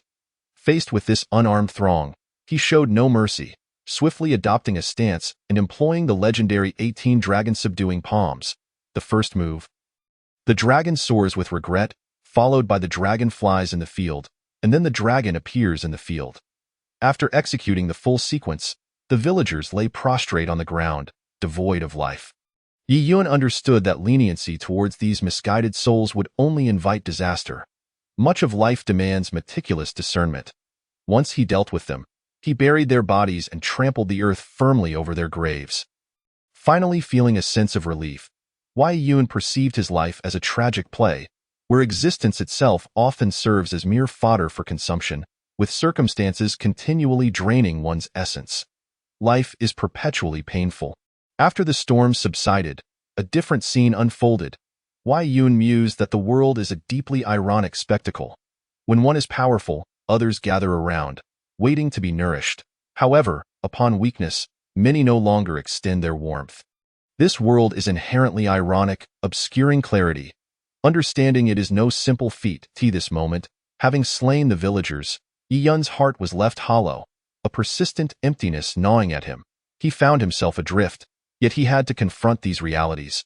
For life is ruthlessly unforgiving, allowing no retreat. Life often feels devoid of hope. As he practiced, the afternoon slipped away unnoticed. The blood-red sun hung low on the horizon, seemingly reluctant to descend. Yun sensed the tumultuous nature of his existence escalating. While the tranquil life he once sought appeared to recede into the distance, never to return, he longed for the carefree days of yore. Yet fate offered him no such reprieve, with nightfall upon him. Remaining there seemed futile, so he hurried home at tea that moment. Luo Dai was in the living room, playfully engaging with their child, her face radiating joy. Exhausted from a day of rigorous training, Yun, drenched in sweat, first prepared a pot of water and indulged in a refreshing bath. Afterward, he joined his wife at the table for a brief conversation before adding more firewood to the stove, heating the pot before tossing in the chopped vegetables and rabbit meat. Beginning to stir-fry with great care, Yun poured his heart and soul into the stir-frying, eventually serving the dish at the table. As the world around him continued to change, once everything settled, it would present a different scenario. Many times, life unfolds in such a manner. As the days passed, Yun finished his meal and lay down with his wife, hoping for sleep. Yet, throughout that night, slumber eluded him. The weight of those he had slain weighed heavily on his heart, and the haunting echoes of their souls lingered in his mind, presenting a significant dilemma he could not resolve. Would he meet his demise in the days to come? This possibility loomed large. Yet, an unwavering conviction resided within him. He did not wish to become the kind of person who perpetually lived in a state of crisis, for he could not afford to lose. Amidst these thoughts, his consciousness gradually succumbed to slumber, plunging into a realm of chaos, where everything appeared shrouded in white iron. That expanse of whiteness, he sensed his body and spirit being nourished, as though his powers surged forth, bringing with it a refreshing sensation. This feeling filled him with awe, an indescribable experience that seemed to grant him the ability to take on 100 foes. From the depths of his heart, an overwhelming confidence blossomed, a sensation that rendered him invincible in the eyes of others. Thus, in this realm brimming with vitality, he commenced his cultivation, feeling as though his strength was inexhaustible. Chapter 57. The winds of change, such overwhelming power, inevitably transformed Yun's mindset. Often, in this serene world, one harbors an impulsive yearning. This impulse seems to provide immense psychological solace. A tranquil life can poison the spirit and body, and if one can challenge the unknown without fatigue, it is indeed a remarkable feat. When everything aligns toward a brighter future, Yun, as an ordinary man, understands that achievements are rarely coincidental. They are earned through immense effort. The long night will eventually yield to dawn, and he felt an urge to venture beyond this place. The world is vast, filled with exhilarating storms and adventures. To linger here would be a waste of life. Many matters in the world are intricate and elusive, and through prolonged training, Yun had gleaned profound truths in the infinite span of the universe. Life itself holds little significance. As dawn broke, Yun rose early. At that moment, their child began to wail. Yun had intended to share a tender moment with Luo Dai, but faced with their crying infant, he found it difficult. Reluctantly, he picked up the child, realizing that a common cause for such distress was a wet diaper. Upon removing the soiled pants, he confirmed his suspicion. After changing the child's diaper, he felt a considerable sense of relief, experiencing a clarity of mind he had not felt before. Life is often riddled with questions that elude resolution. After a brief chat, Luo Dai dressed and entered the kitchen to prepare breakfast. Her culinary skills had matured significantly through practice in no time. The rabbit meat and cabbage were expertly stir-fried, releasing a delightful aroma. Yun found joy in their life together, recognizing the happiness that resided in this place. Yet, a conflicting voice within him protested against complacency. He believed that life invariably presents challenges, and if one does not muster the courage to confront them, who will take responsibility for one's existence? When faced with the option of a mundane and powerless life, one should strive for something greater. Nevertheless, Yun harbored ambitions beyond mere survival. The world seemed to beckon him, urging him to reject a life of mediocrity and pursue one filled with challenges. However, the path forward remained unclear. Life is fraught with obstacles that cannot be easily articulated. Yun sensed that such an existence left an unsatisfactory taste. Soon, The kitchen was filled with the tantalizing aroma of freshly cooked food, and he no longer hesitated to partake. The rabbit meat and greens brought a delightful satisfaction, truly mouth-watering. As Yi-Yun and Luo Dai savored their meal, their infant began to wail once more. The child, now 4 to 5 months old, had reached an age where he too required nourishment. Yi-Yun prepared a small portion of food for the baby. Feeding him enthusiastically, however, the infant grimaced as he opened his mouth for the vegetables, seemingly displeased. Perhaps the food was too hot. After allowing it to cool, Yi-Yun carefully resumed feeding the child. This time, the baby displayed no discomfort, instead eating cautiously with a look of delight on his face. Many aspects of life are deceptively simple. When one truly comprehends them, the experience transforms into something entirely different. Life continually progresses toward greater complexity, leaving individuals with an inescapable sense of endurance. Once Yi-Yun had eaten his fill, he returned to the dense forest in the backyard to practice his martial arts. Autumn had arrived and the ground was carpeted with fallen leaves, the air growing cooler. Yet, Yi-Yun dared not slacken his training, exerting himself with unwavering determination. Each punch and kick radiated an overwhelming aura of lethality, accompanied by the resonant sounds of dragon roars emanating from his palms. While phantoms flickered and danced around him, Yi-Yun felt his strength increasing daily, yet his heart grew increasingly hollow. This peculiar phenomenon left him in a state of turmoil.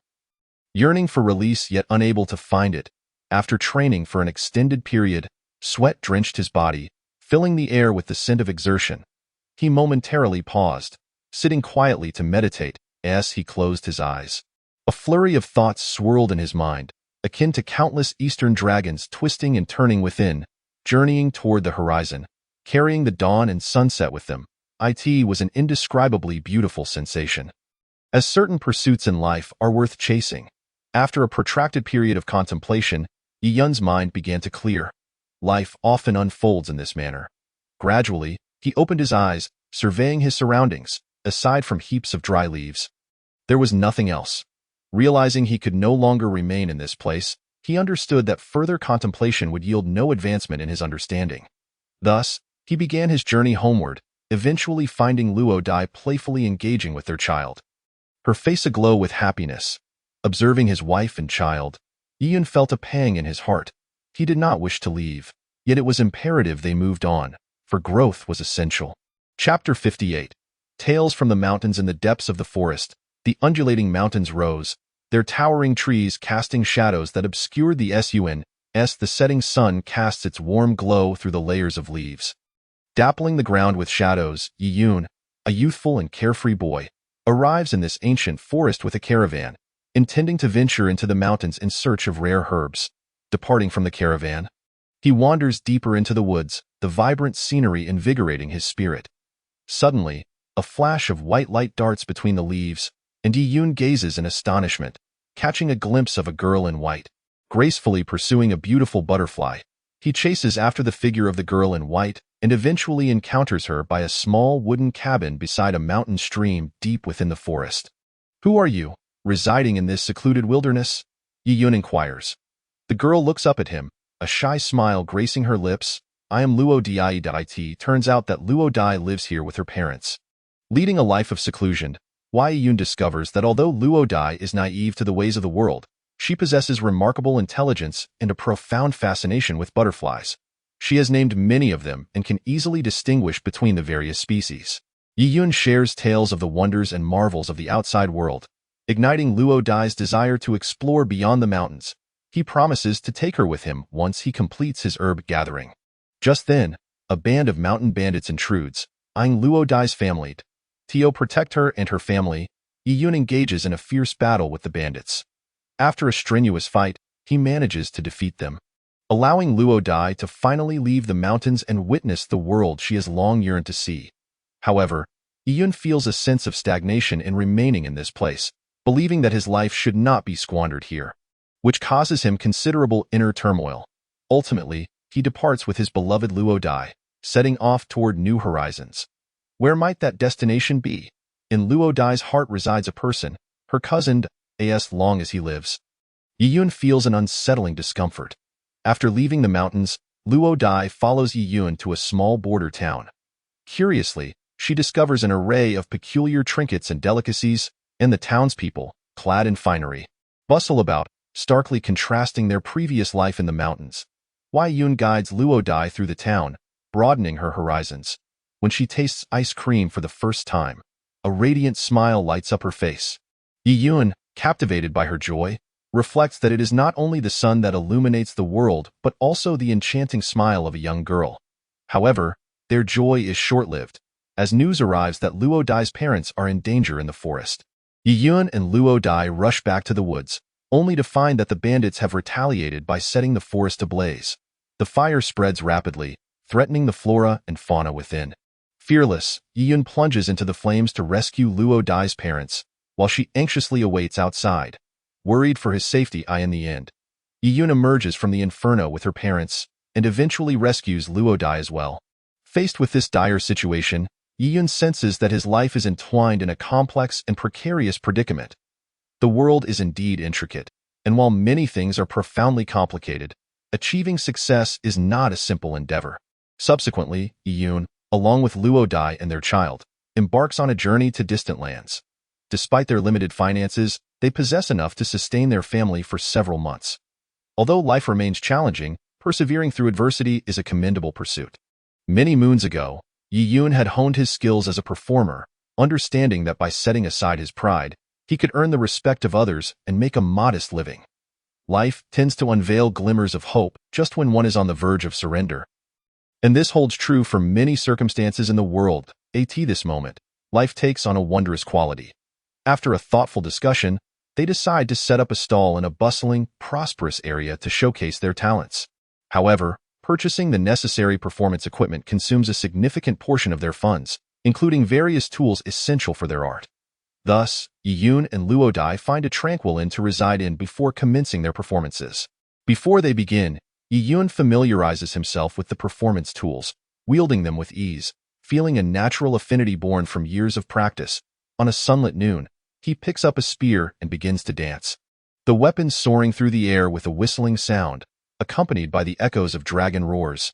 Yet, he soon feels that this is insufficient. In the following days, he practices somersaults, finding that his solid foundation makes it effortless.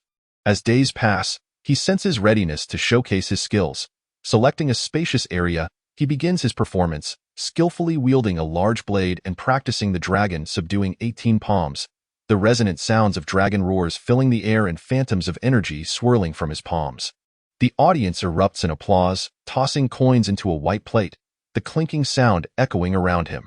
For the first time, Yun realizes that relying solely on his martial prowess can yield substantial rewards. And he feels as though his life has entered a new realm. He perceives this way of life as a splendid choice, pondering the beauty of continuing down this path.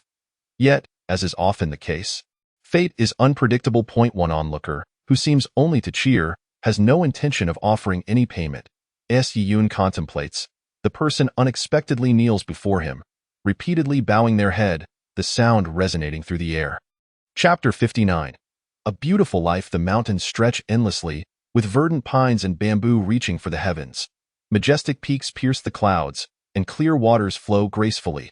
Amidst this picturesque landscape resides Yun, the son of a hunter.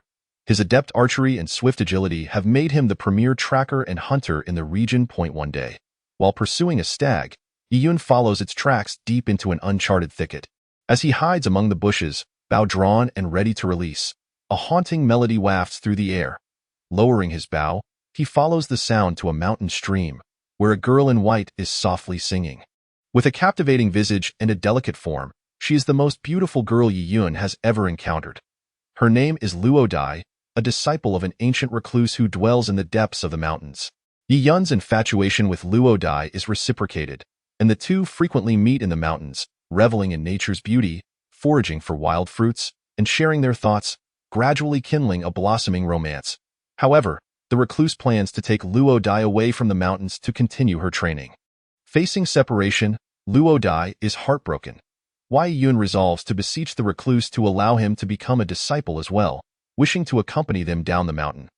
Recognizing the depth of their feelings, the recluse consents to Yun joining their journey.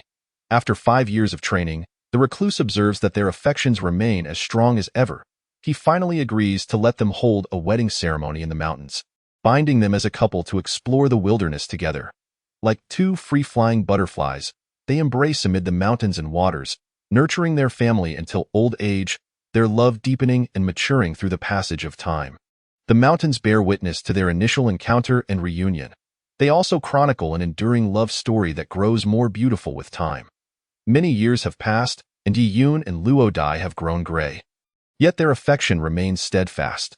Their children have settled in the mountains, raising countless cherished grandchildren. One day, Yi-yoon and Luo Dai prepare a flower basket and return to the mountain stream where they first met.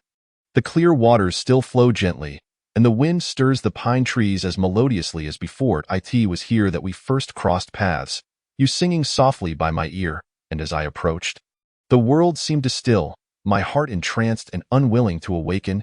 Yi-yoon reminisces. Tears well in Luo Dai's eyes, her melodious voice from years ago echoing in the valley. Indeed, you emerged from the forest like an immortal, and my heart has continued to flutter for you all these years. They embrace, hand in hand, reveling in each other's company. Though half a lifetime has passed, in this moment, they have returned to their youthful beginnings. In the days of yore, two youths encountered one another amidst the verdant hills and flowing waters. Now, they remain uniged in each other's gaze. My dear, our years together have been a journey of companionship, steadfast and unwavering. Our meeting in this majestic mountain range was not in vain. The greatest joy in this life is to share it with you. I love you, as I did in our youth, and shall continue to do so for eternity. Yi-yoon spoke softly. I too love you, my dear. My affection will endure, like a spring that never runs dry, until the very end of my days. Luo Dai replied, her eyes shimmering with tears. They embraced, as if returning to their youthful days, reliving their love beneath the witness of the mountains and waters. A bond that, though nearly petrified by the passage of time, remains ever sweet. Life flows by in such moments, much like many things in this world, which often unfold in a similar fashion, as all things progress toward beauty. Many years hence, in a winter blanketed with snow, Yi-yoon and Luo Dai had been each other's solace for nearly 80 years. Their descendants had established families of their own, yet these two elders still held hands each day, supporting one another. On this particular day, Luo Dai suddenly expressed her weariness and wished to rest at their cherished spot by the mountain stream. Yi-yoon carried Luo Dai to the place of utmost significance in their lives. With his support, she sat facing the stream, her smile as refreshing as the spring waters. My dear, I feel somewhat fatigued and wish to traverse another segment of our life's journey with you. Luo Dai gently articulated. Yi-yoon's heart sank, his face betraying reluctance. He held her hand tightly, his voice quivering. Do not rush. We have ample time. When spring arrives next year, with blossoms blooming and falling, I shall take you to admire the flowers in the mountains, shall I not? Luo Dai shook her head, fully aware that her time was limited. She merely wished to reminisce about their long and blissful life together. My dear, the last two lines of the song I sang by this stream all those years ago are, in this life, I have you by my side. In the next, we shall be together once more. I want you to know that you alone reside in my heart. Across lifetimes, my heart belongs to you. Luo Dai, my butterfly. Our love shall transcend the cycles of reincarnation, enduring endlessly. We shall reunite in paradise to continue our unfinished journey.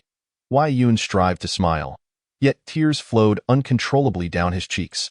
Luo Dai leaned into Yi-yoon's embrace, her face radiating contentment, for she had found the most precious person in her life, living a life devoid of regrets, whether in heaven or hell. Gently closing her eyes, she peacefully departed for the place where they would reunite in heaven. Yi-yoon clutched Luo Dai tightly, crying out in despair, his solitary figure appearing so small and helpless against the backdrop of the white snow. Yet he knew his other half awaited him in paradise. Though life is fleeting like morning dew, love endures eternally. Yi-yoon interred Luo Dai by their beloved stream, visiting her grave daily to tend to her tombstone. Reminiscing about their life filled with love and memories, as Yi-yoon's health waned. His descendants urged him to descend the mountain and reside with them, but he insisted that this place held his memories, his very soul, and he could not bear to leave. One day, before Luo Dai's grave, Yi-yoon's body met its end. However, as he lay in the snow, enveloped in cold, a smile of liberation graced his face. For in his final moment, he beheld the beautiful Luo Dai standing before his grave, extending her hand, her familiar smile illuminating her features. "My dear, I have waited for you all these years. You have finally come. We can continue our unfinished journey now that I am here." My butterfly, Wei Yun's spirit soared from his mortal frame, taking Luo Dai's hand, and together they danced freely amidst the mountains and forests. Their silhouettes gradually faded beneath the falling snow. The following day, Yi Yun's body was discovered by his descendants, quietly resting before Luo Dai's grave, a blissful smile gracing his lips, for his soul had reunited with his beloved in paradise. The mountain's ever-changing visage concealed a beautiful and timeless love story. Yi Yun and Luo Dai embodied the essence of love, eternal and unwavering. Their tale shall flow with the mountain springs, passed down through generations. Deep within these mountains, if one listens closely, one might still hear the echoes of their song. Two loving souls, united in a sea of flowers in heaven, dancing the dance they left unfinished in life. Chapter 60. The Little Girl. This is a love story of two souls who have cherished each other throughout their lives. Love is the most exquisite of life's surprises, infusing existence with color and instilling courage within it, is also the most magical of phenomena, for it does not fade with the passage of time. Rather, it deepens and becomes richer, akin to a fine-aged wine. Luo Dai and Yi Yun supported one another through the long journey of life, aging together, experiencing each stage of existence side by side. They illustrated what it truly means to rely on one another in this mundane world. They discovered the most genuine of emotions, guarding it until the end of their days. Such enduring affection commands profound respect. In today's age, where emotions seem as fragile as gossamer, it appears increasingly challenging to find such profound and lasting connections. Yet, if we open our hearts and invest genuine feelings, love is ever present. It merely awaits our discovery. Within each of us lies a stream where we might encounter our own Luo Dai. The encounter itself is a beautiful surprise, and to embrace this beauty and persistently nurture it is the essence of our individual journeys. Yi Yun and Luo Dai's story encourages us to seek our true love, to strive to protect it, and to accompany it throughout our lives. Life is brief, yet love can bind two souls in understanding and support, reuniting them through cycles of existence. Perhaps this is the meaning of life, to share years with the most sincere person. May each of us encounter our own Luo Dai in life, growing old together, savoring every moment, and when the end arrives, still hand in hand, supporting each other as we cross over to the other side. This, indeed, may constitute the most fulfilled life. Thus concludes this tale, a harmonious and complete ending.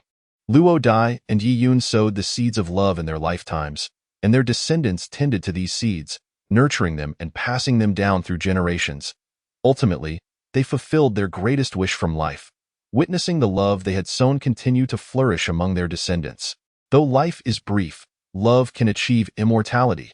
This perhaps embodies the most significant meaning of existence, to seek the truest affection in our lifetimes, and to extend that love with a guarded heart, allowing it to be passed down through each life story.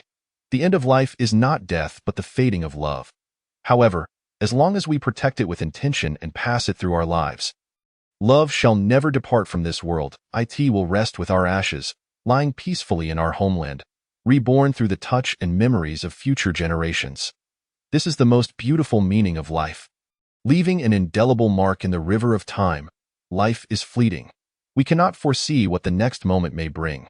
Yet, as long as we dare to pursue the most sincere emotions within our limited time, as long as we possess the courage to safeguard and perpetuate it, then even when life departs and we are no longer present, love will remain, like an eternal rock, witnessing the passage of time. Our lives shall become a radiant light in the river of time, a star that never extinguishes. This is the meaning of life, and the philosophy that our materialistic yet spiritually vacant era urgently needs to learn: the immortality of love. On the other side of life, we shall ultimately comprehend that the meaning of existence lies within love. All physical forms and laws shall conclude with the passage of time. Only the love within our hearts can endure through the passage of time. This is the ultimate message that life seeks to impart to us, to love wholeheartedly and to pass on that love through our existence, which embodies the most exquisite meaning of life. Yi Yun feels that his life has become remarkably magical. From that moment on, Yi-Yun and Luo Dai live beautifully in the depths of the mountains, embracing a fulfilling existence marked by the rhythm of rising with the sun and resting at its setting. Life is indeed profoundly interesting. Everything unfolds in such a manner. When numerous phenomena in the world exhibit such wonder, what transformations might all things and beings undergo? Yi-Yun understands that the myriad experiences in this world evoke a sense of nostalgia and longing. Life inevitably brings forth various pains, yet when everything becomes so beautiful, how many moments are truly worth cherishing? Their child is growing day by day, yet they remain uncertain about what name would be best for their offspring. They ponder this conundrum, even to the point of their hair turning gray with worry. Nevertheless, they do not entertain thoughts of giving up. This feeling is indeed extraordinarily enchanting. Why Yun believes that one must always move forward. Even as the trials and tribulations continuously torment the human spirit, instilling a sense of wanting to give up, yet being compelled to persevere. Such is the state of fate. One cannot easily find a point that feels perfectly suited to oneself. When everything eventually returns to its origin, what will life transform into? It is truly difficult to articulate, for many complex matters in the world are similarly enigmatic. Why Yun feels that his life is perpetually becoming quite extraordinary.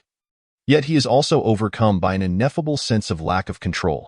The story of Yi Yun and Luo Dai will inspire us to strive to discover the most precious emotions nestled deep within our souls, while life still flows through us.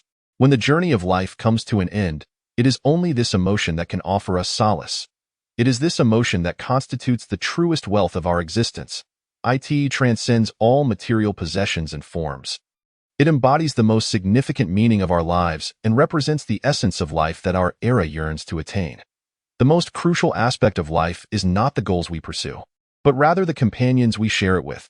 The meaning of life resides in love. I hope we can all find our own Luo Dai in life and safeguard this emotion with our very existence. May it transform into the most radiant light in the river of time, marking the most beautiful conclusion of life. Ultimately, the two of them continue to dwell in the depths of the mountains, side by side, leading a blissful existence. Their child grows day by day, basking in the beauty of sunrises and sunsets, also living a life filled with happiness. Yet, misfortune often arrives unannounced. One day, their child falls gravely ill. And in his moment of despair and worry, Yi-Yun finds himself at a loss. He is compelled to venture beyond the mountains, for within the mountains, there are no capable doctors. Only the outside world holds the promise of skilled healers. Thus, he walks onward towards the outside world, heading for the bustling city, undeterred by the fierce winds or torrential rains. However, as he passes a bustling street, a little girl tugs at his sleeve. In the depths of the forest, towering trees obscure the sky. A small stream babbles along, crystal cleared. Yi-Yun is foraging for herbs when he hears footsteps approaching. A little girl hops out from the thicket, and upon seeing Yi-Yun, she joyfully exclaims, "Brother?" Yi-Yun smiles and replies, "Little girl, are you playing in the mountains all by yourself?" The little girl responds, "I came with my father to gather firewood. I was playing nearby. My father said we'll be leaving soon, and I should find him." Yi-Yun suggests, "Then let us go find your father together." The little girl nods in agreement. Yi-Yun places the herbs he has gathered into a bag, and they set off to locate her father. The mountain path is rugged, and when the little girl struggles to keep up, Yi-Yun carries her on his back, prompting her to sing a joyful mountain song. After some twists and turns, they finally find the villager chopping wood by a mountain pool, who turns out to be the little girl's father. Upon seeing them, he rushes over, exclaiming, "Ah Seong, where have you run off to? I've been searching for you for ages." The little girl hops down from Yi-Yun's back and says, "Father, I met my brother. He helped me look for you." The father repeatedly thanks Yi-Yun, who humbly replies, "It's nothing. Such a lovely little girl deserves a helping hand." The father and daughter load the firewood onto their backs, while Yi-Yun carries the herbs, and the three bid farewell in the mountains. As Yi-Yun watches their figures gradually fade into the dense forest, he feels a warmth in his heart. Yi-Yun returns to the small village at the foot of the mountain and sells the herbs to the owner of the village's old apothecary. The owner counts the money and remarks, "Brother Yi, these herbs are of excellent quality. Your skills have improved again. This money is rightfully yours." Grateful, Yi-Yun reflects on the hard work of foraging herbs finally being rewarded. In the evening, Yi-Yun goes to fetch water from the village well, where several village women are boiling water and chatting. Upon seeing Yi-Yun, One of the women smiles and says, "Brother Yi, we just met that little girl you helped in the mountains. She was singing the mountain song you taught her. Truly adorable." Ian chuckles and responds, "Indeed, children are so innocent and carefree." As night falls, Ian practices his skills alone in the bamboo grove. Yet, his thoughts often drift back to the little girl he met in the mountains that day. Her innocent smile and sweet voice frequently appear in his mind, bringing him an inexplicable warmth. The next morning, Yi-Yun returns to the valley where he foraged for herbs the previous day. From a distance, he hears a familiar voice. It is the little girl, Ah-Seong, singing in the valley. As Yi-Yun approaches, Ah-Seong spots him and joyfully runs over. "Brother, are you here to gather herbs again?" "Yes, little girl. It seems you woke up quite early," he replies. They exchange smiles in the valley, and this serendipitous encounter fills the tranquil space with vitality. And Yi-Yun and Ah-Seong become good friends, often meeting in the mountains. Ah-Seong sings cheerfully, while Yi-Yun teaches her to recognize various mountain plants as they gather herbs together. Occasionally, Ah-Seong brings little snacks to share with Yi-Yun, and they sit by the cliff, savoring treats and chatting merrily. One day, Ah-Seong does not come to the mountains. After finishing his herb foraging and noticing that it is getting late, Yi-Yun begins his descent. In the distance, he sees people burning items at the village entrance, emitting thick black smoke. Confused, he quickens his pace. It turns out that a fire has broken out at Ah-Seong's home, destroying their house. The entire village is helping to extinguish the flames and clear the debris. Upon seeing Yi-Yun, Ah-Seong joyfully runs over and hugs him, crying that it turns out that her father accidentally knocked over a lamp while napping, igniting the fire. Fortunately, Ah-Seong pulled her father out of the burning house. However, everything they owned has been reduced to ashes, leaving them with nothing. Yi-Yun comforts Ah-Seong and, after discussing with the village chief, decides to let Ah-Seong and her father temporarily stay in his bamboo home. Finally calming down, Ah-Seong says, "Thank you, brother, for saving our lives and providing us shelter. My father and I will work even harder to rebuild a bigger and prettier house." Her words bring a glimmer of warmth to Yi-Yun's heart. The optimism and courage of this little girl remind him that the most precious qualities in this world are innocence and perseverance. Ah-Seong and her father move into Yi-Yun's humble abode, forming a small family. Ah-Seong continues her daily adventures in the mountains, singing joyfully, while Yi-Yun accompanies her, though he sometimes needs to go to nearby villages to procure supplies and sell herbs. Ah-Seong's father works in the village, performing odd jobs to earn money for rebuilding their home. One day, upon returning from the town after selling herbs, Yi-Yun discovers two thieves rummaging through his bamboo dwelling. Ah-Seong and her father are bound and lying on the ground. "We thought this place was uninhabited and sought some money to reward ourselves. Who knew there were two of you here?" One thief remarks. Seeing the situation unfolding, Yi-Yun swiftly blows a loud whistle to summon the village guards. The thieves, realizing the danger, attempt to flee, but they are quickly apprehended by the villagers. Ah-Seong and her father are rescued. Unharmed, "Brother, you returned just in time. If you had been even a moment later, we could have been in serious trouble," Ah-Seong exclaims.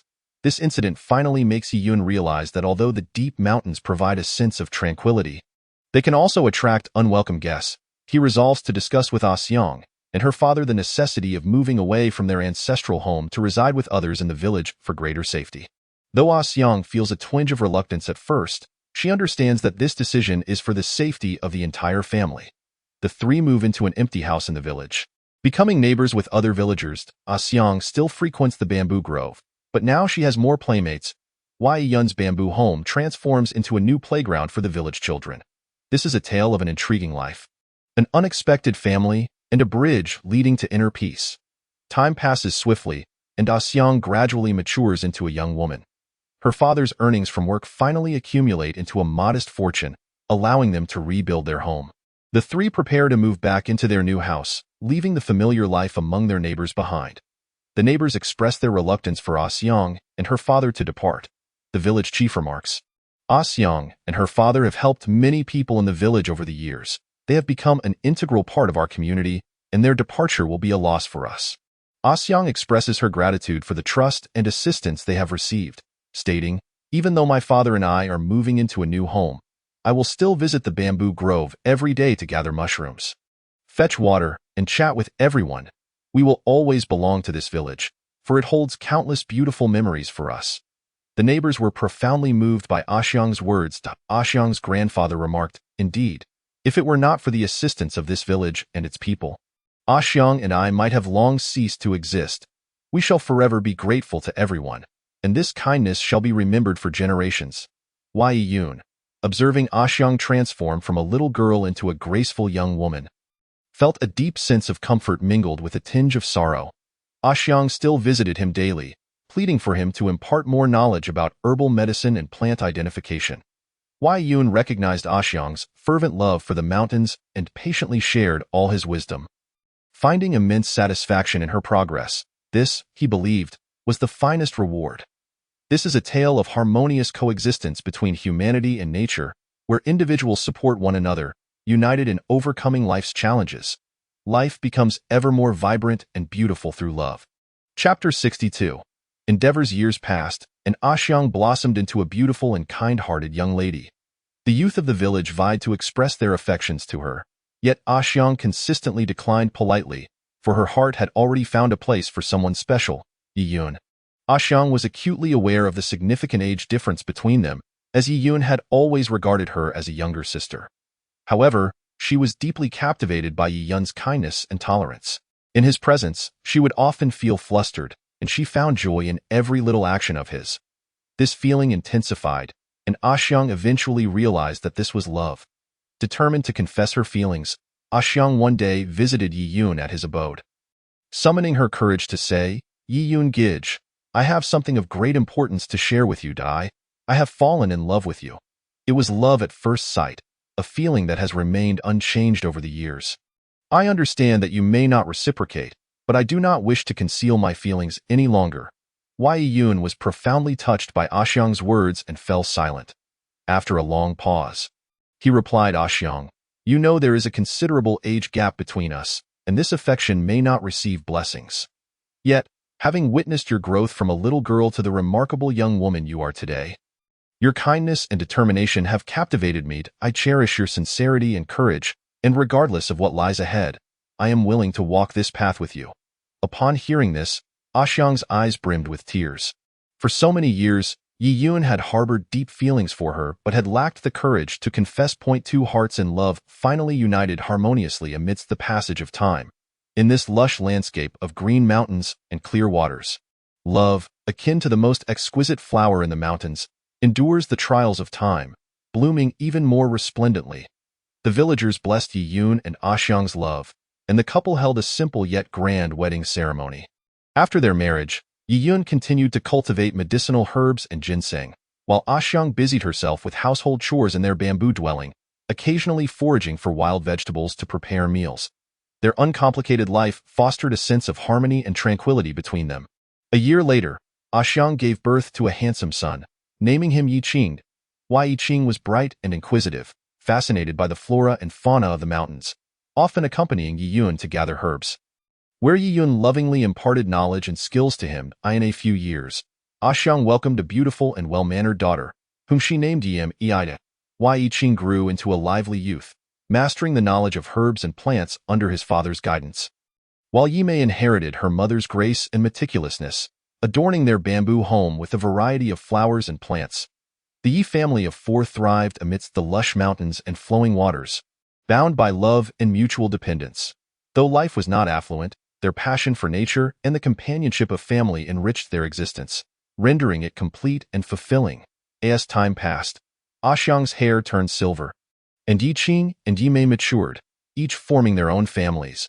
They would visit Yi Yun and Xiang, bringing their children to engage in lively discussions beneath the bamboo groves, marveling at the wonders and magnificence of life. In this mountain haven, love blossomed, life was birthed, and generations succeeded one another. Yet the affection for the mountains was a legacy passed down through the ages. In nature's embrace, life forever brimmed with hope. This epitomizes the simplicity and beauty of life, as well as the most heartwarming tales of human relationships. As time flew by, over a decade had slipped away unnoticed. Yi Qing and Yimei's offspring grew into adulthood, with the lineage of the Yi family flourishing, bringing forth many new lives. Yi Yun and Xiang, now aged, continued to cherish one another as in their youth. They would sit together on the stone bench before their bamboo home, reminiscing about the myriad moments of their past, casting affectionate glances at their grandchildren frolicking in the yard. One evening, as the sun set, Yiyun and Axiang sat side by side on the stone bench. Admiring the fading light, Yiyun gently clasped Axiang's hand and tenderly said, "Axiang, thank you for accompanying me throughout this life, for giving me such a beautiful family and descendants." Leaning against Yiyun's shoulder, Axiang replied softly, "It is I who should thank you, Yiyun. You saved me and my grandfather, providing us with a warm home and teaching me to cherish life in the mountains. Everything stems from your kindness and love. Encountering you has been the most wonderful fate of my life." Yiyun and Axiang exchanged smiles, their eyes reflecting the same affection as in the moment they first met in the mountains many years ago. Their dwelling stood as a testament to their shared life, and the silver-haired couple concealed the shadows of their youth. Though time may age their appearance, it could not alter the profound love nestled within their hearts. What a simple yet touching scene, akin to the most meticulously crafted masterpiece by the heavens. Life finds completion in love, a miraculous and enchanting phenomenon in this world. The following morning, the villagers discovered Yiyun and Axiang peacefully resting on the stone bench, their faces still radiating happiness. They had completed the final chapter of their lives together, passing into eternity in the most familiar and tranquil of places. The Yi family's descendants were numerous, yet everyone understood that this was the final blessing from Yiyun and Axiang. In this realm, having experienced such a fulfilling and harmonious bond, their lives were indeed a long-held aspiration. The bamboo dwelling, which held the essence of their deep love, quietly witnessed the end and beginning of life. Weathering storms and rains, the departure of Yiyun and Axiang cast the entire village into sorrow. Villagers flocked to pay their respects, and the scene of the entire community bidding farewell to the elderly couple was profoundly moving. Though the descendants of the Yi family mourned, they also recognized that their grandparents had lived the happiest and most complete life, and their peaceful passing was the greatest comfort. They resolved to lay Yiyun and Axiang to rest on a small hill behind the bamboo dwelling, a spot Axiang cherished, where they often enjoyed the scenery and shared their hearts. After the funeral, the descendants began to organize the belongings in the bamboo home, eyeing an old cabinet that Axiang had tended for many years. They discovered a thick diary. This was a record of Axiang's daily life, begun in her youth and continuing until the couple grew old together. The descendants gathered in the bamboo house, taking turns reading Axiang's diary.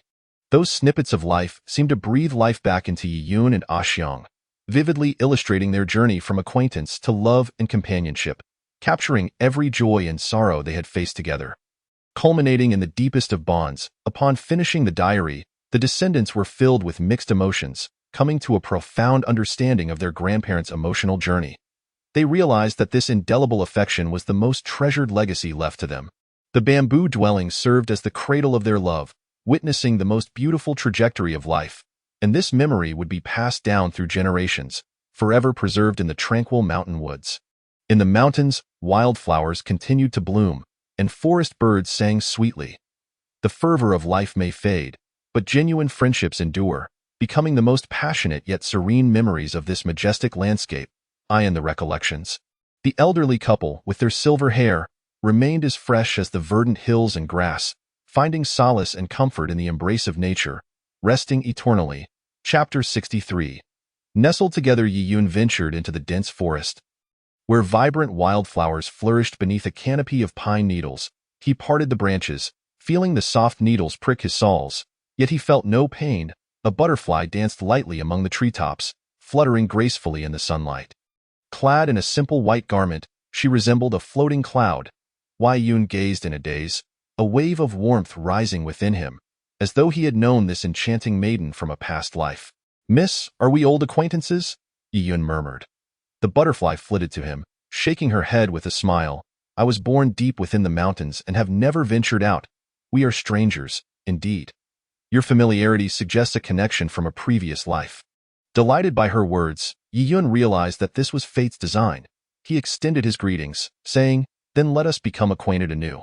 I am Yiyun from the village at the foot of the mountain." The butterfly gently touched her sleeve and bowed. "I am called Luo Dai. Having grown up in this mountain, I have heard tales of the wonders beyond. If you have time, would you take me to see the world outside?" Yiyun readily agreed. Thus, they became confidants of the forest. Wei Yun led Luo Dai down the mountain to admire blooming flowers in the town, to witness fireflies twinkling in the fields. Under the moonlight, they climbed high places to gaze at the stars, sharing their dreams. As time flowed, their bond deepened, ultimately culminating in a commitment to a life of seclusion together in the heart of the mountains. Yi Yun and Luo Dai built a small cottage within the woods, enjoying a few simple yet fulfilling years together. One day, Yi Yun journeyed down the mountain to procure supplies. Upon his return, he found many villagers gathered outside their cottage, their expressions grave. It turned out that a mysterious creature had emerged in the forest, having taken the lives of several hunters attempting to capture rabbits. The villagers, in a state of panic, implored Yi Yun to help eliminate the source of their distress. Wei Yun could not refuse their plea. After reassuring Luo Dai, he ventured into the mountains in search of the enigmatic creature. He soon discovered it to be a massive white beast, resembling both a tiger and a bear, yet much larger and stronger, its roars echoing through the forest. Wei Yun, with his adept hunting skills, laid a trap and ultimately captured a rare snow leopard alive. It appeared that the creature had resorted to attacking humans due to a scarcity of food. Rather than ending its life, Yi Yun chose to confine it in a cave, personally delivering food to it each day. Gradually, the snow leopard grew accustomed to Yi Yun's presence, shedding its initial wariness and even displaying signs of affection. After a fortnight, Yi Yun coaxed the snow leopard out of its den and presented it to the villagers. To their astonishment, the enigmatic creature turned out to be a magnificent white cat. Yi Yun explained the situation, and the villagers realized they had mistakenly revered the snow leopard as a mountain deity, subsequently requesting Yi Yun to safeguard it each day to prevent further attacks. Yi Yun gladly agreed, and Luo Dai was equally thrilled to have the beautiful snow leopard as a companion. They named it Dabai and shared countless moments together in the forest. Inseparable. Years passed, and Yi Yun and Luo Dai had become the closest of friends with Dabai. One day, while searching for Dabai in the mountains, Yi Yun discovered it lying in the cave. Its eyes dim and seemingly unwell. Alarmed, he hastily assisted Dabai out of the cave, prompting Luo Dai to panic as well. They brought Dabai back to the village, seeking the expertise of the finest veterinarian. After an examination, the veterinarian gravely informed them that Dabai appeared to have been poisoned for some time and, coupled with its advanced age, its health was deteriorating. It had little time left. At most a month, both Yi Yun and Luo Dai choked back tears, unable to fathom that their cherished companion would depart from this world so soon.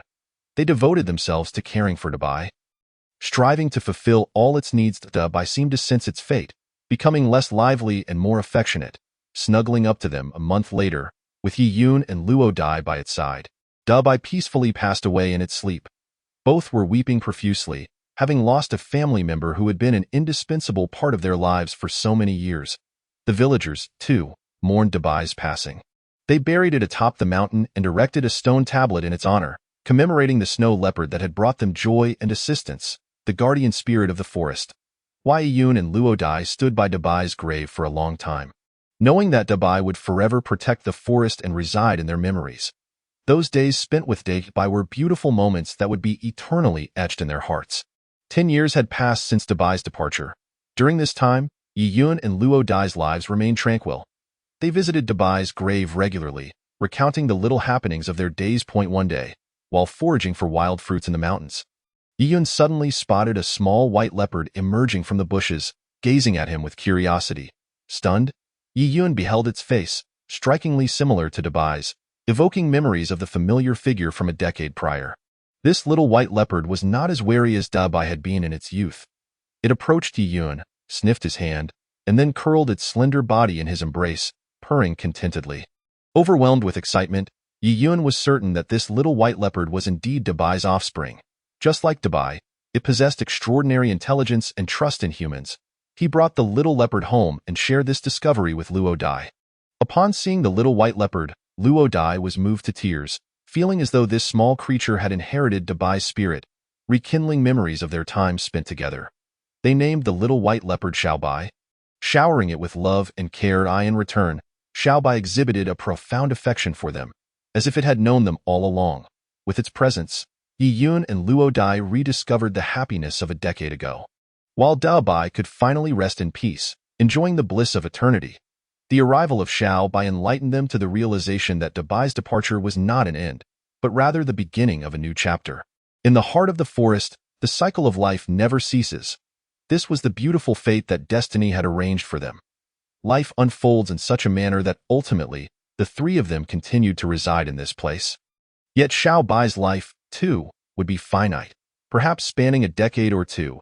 Wei Yun and Luo Dai peacefully accompanied the leopard through its final days, ultimately laying its body to rest in the earth. Not long after, a dense growth of wild grass emerged upon the grave, adorned with vibrant blossoms that attracted countless bees and butterflies, all vying for their nectar. Time passed day by day, and Yi Yun and Luo Dai lived together in the depths of the mountains, savoring and reminiscing about their shared experiences. They had grown old, and the inevitable end loomed ahead.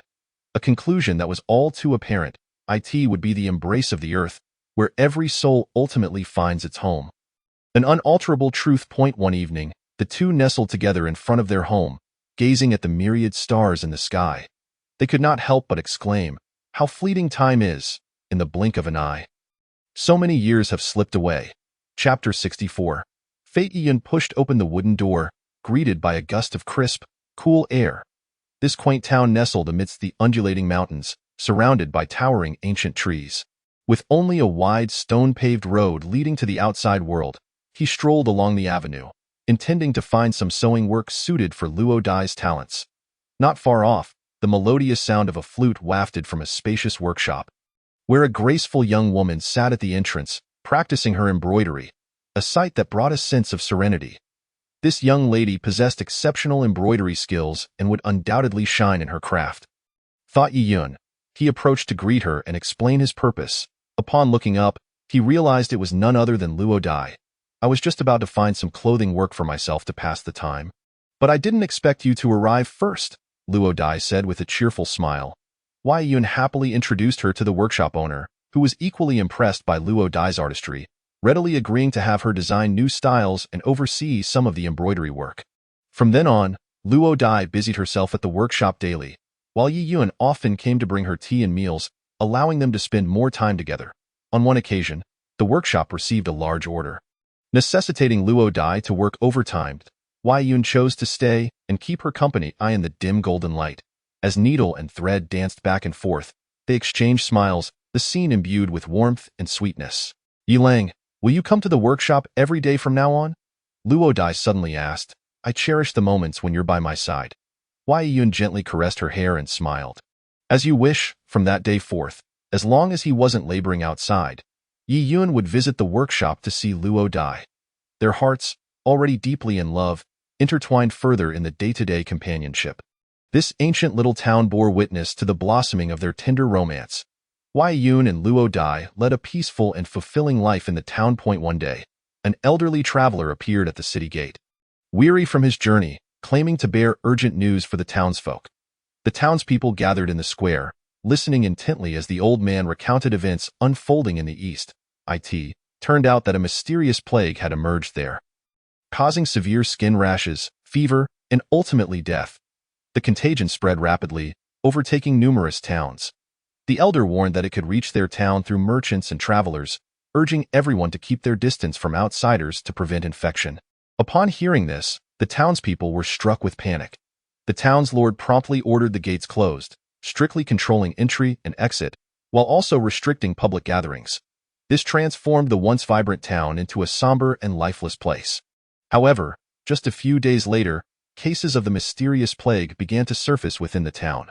The speed of its spread plunged everyone into fear. The workshop was forced to close, and Luo Dai could no longer work, leaving her and Yi Yun confined to their home. They prayed day and night for the plague to pass swiftly, all the while worrying for those around them in the face of this sudden epidemic. Could Yi Yun and Luo Dai remain unscathed? Would they risk their lives for one another? What calamities awaited the small town? As the plague intensified, many fell ill, and the Lord found himself at a loss for solutions. One day, while Yi Yun was out procuring supplies, he walked along the eerily deserted street, feeling the tension in the air. Suddenly, a strange voice whispered in his ear, "Seek the red sacred tree deep in the forest. Its sap can cure the plague."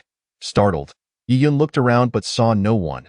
He hurried home to share this revelation with Luo Dai, and they resolved to investigate. At dawn the following day, They ventured into the depths of the forest, discovering an ancient tree, hundreds of years old, with a striking crimson hue on its trunk. This must be the legendary red sacred tree. They rejoiced, tears of joy streaming down their faces. They carefully collected the tree's sap and discreetly added it to the town's well. Within a few days, those gravely ill began to recover. The townsfolk, witnessing this miracle, declared it a divine blessing, and the Lord himself, upon consuming it, was instantly healed. The Lord ordered the gates to be reopened and spread the news to neighboring towns. People flocked to seek the miraculous sap, and the town regained its vibrancy. As Yiyun and Luo Dai exchanged glances amidst the townspeople's praise, they realized they had saved the town with their wit and safeguarded one another. That night, they returned to the forest to pay homage to the red sacred tree. Suddenly, a luminous, ethereal figure appeared above the tree, addressing them. "Thank you for saving this town and countless lives. Your kindness will be remembered by the divine. May your love endure and flourish, free from worries henceforth." With that, the figure vanished into the night. It turned out that the divine resided within the red sacred tree. Yiyun held Luo Dai close, their hearts swelling with gratitude. This plague had taught the townspeople the value of mutual aid and love. While leaving an indelible mark on the hearts of this devoted couple, in the quaint little town, the true spring had finally arrived, bringing forth a revival of life and an exuberance among the people. Under the gentle glow of the moonlight, a legendary tale began to unfold. In the scorching desert, beneath a clear sky, the sun blazed fiercely. Yun traversed the golden sands on his camel, serving as a protector for a merchant caravan hailing from the eastern lands. Their destination was the Oasis City in the Western Territories, where they aimed to trade silk and other treasures from the east. The journey was long and dreary, stretching over several days. Today, in the distance, Yiyun spotted a figure that appeared to be a woman on the verge of collapse.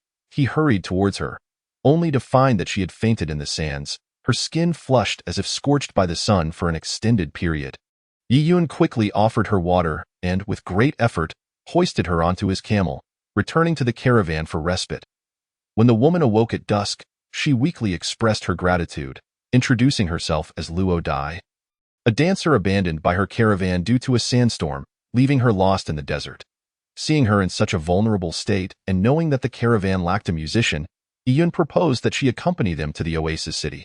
Overwhelmed with gratitude, Luo Dai agreed. Henceforth, each night, she would grace the caravan with her exquisite dances, illuminating the entire group with her artistry. Especially under the moonlight, her silhouette was enchanting, akin to a beautiful red butterfly fluttering in the night. As Yiyun watched her, his heart raced, uncertain whether it was the firelight or something deeper stirring within him. Days later, the caravan finally reached the Oasis City. The townsfolk were equally captivated by Luo Dai's performances, eagerly bowing before her in admiration. Overnight, she became the talk of the town. Yet this newfound fame rendered her somewhat unapproachable. Meanwhile, Yiyun could only observe her from the periphery, his heart a tempest of emotions. Such is life.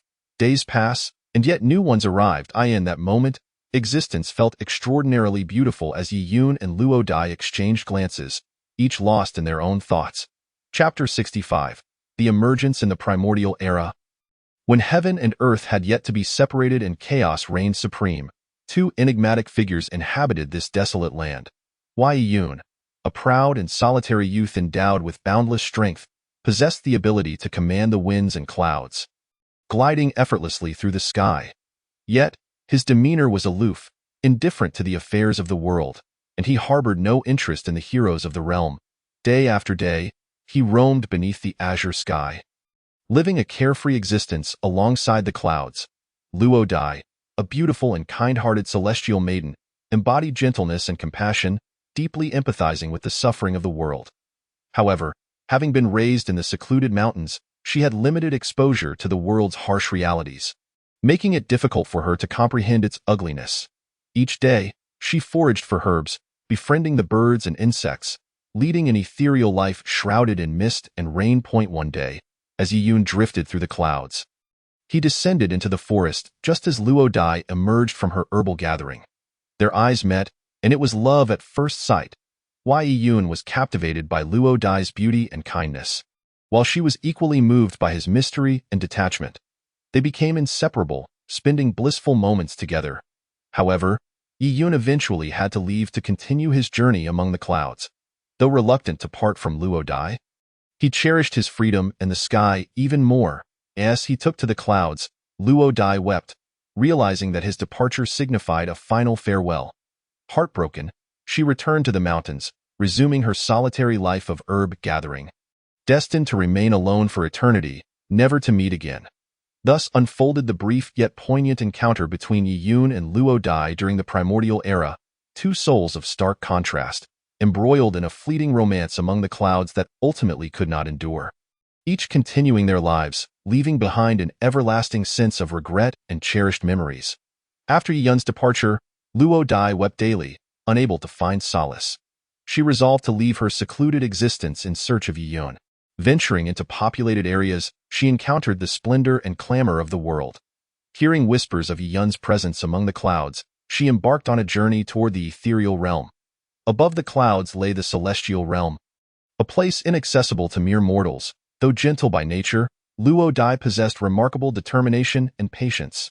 Day by day, she traversed mountains and waters, ultimately arriving at the vibrant rainbow bridge leading to the celestial realm. The elder guarding the bridge informed Luo Dai that to cross, she must prove her steadfastness. Without hesitation, she accepted the challenge. Surmounting numerous trials, she ultimately crossed the rainbow bridge, entering the celestial realm. The celestial realm was resplendent and teeming with life. Luo Dai encountered numerous deities and celestial maidens but could not find Yi Yun. Inquiring persistently, she learned that he had ventured further, beyond the celestial realm, seeking higher and farther places. Her heart sank deeper with sorrow. Yet love compelled her to persist. She decided to continue her search, even knowing that the outcome might be futile. The story continues, as Luo Dai's quest unfolds. Love instills courage and tenacity, leading one to embark on endless searches rather than confront the finality of separation. Upon leaving the celestial realm, Luo Dai ascended to the loftiest heights, where scattered immortals resided. She continued her inquiries regarding Yi Yun's whereabouts, ultimately learning that he had departed for the boundless expanse beyond the clouds, where he was living a hermetic existence. Beyond the clouds lay the supreme realm of deities, inhabited by exalted beings like the Jade Emperor and the great Luo Golden Immortal.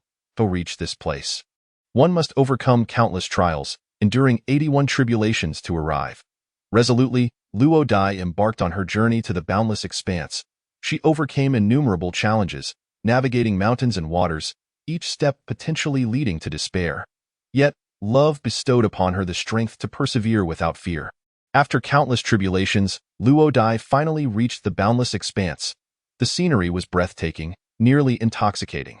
There, she encountered the Jade Emperor and other supreme deities, but still could not find Yi Yun.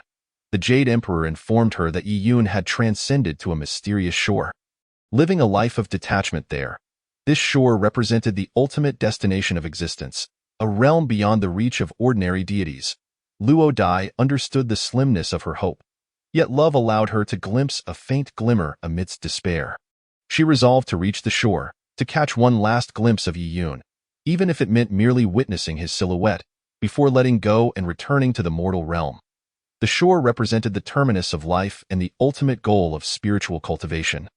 A realm free from the cycles of birth, aging, illness, and death, where time did not exist. To reach this shore, one must relinquish all desires and transcend mortal existence, a daunting undertaking. Luo Dai commenced her arduous journey toward the shore, striving to let go of all emotions and sever earthly attachments. This path was fraught with torment, yet the thought of reuniting with Yi Yun motivated her to endure. Throughout her lengthy trials, Luo Dai faced innumerable hardships, enduring the most excruciating moments of existence. At times, she yearned to surrender, yet the longing for Yi Yun propelled her forward.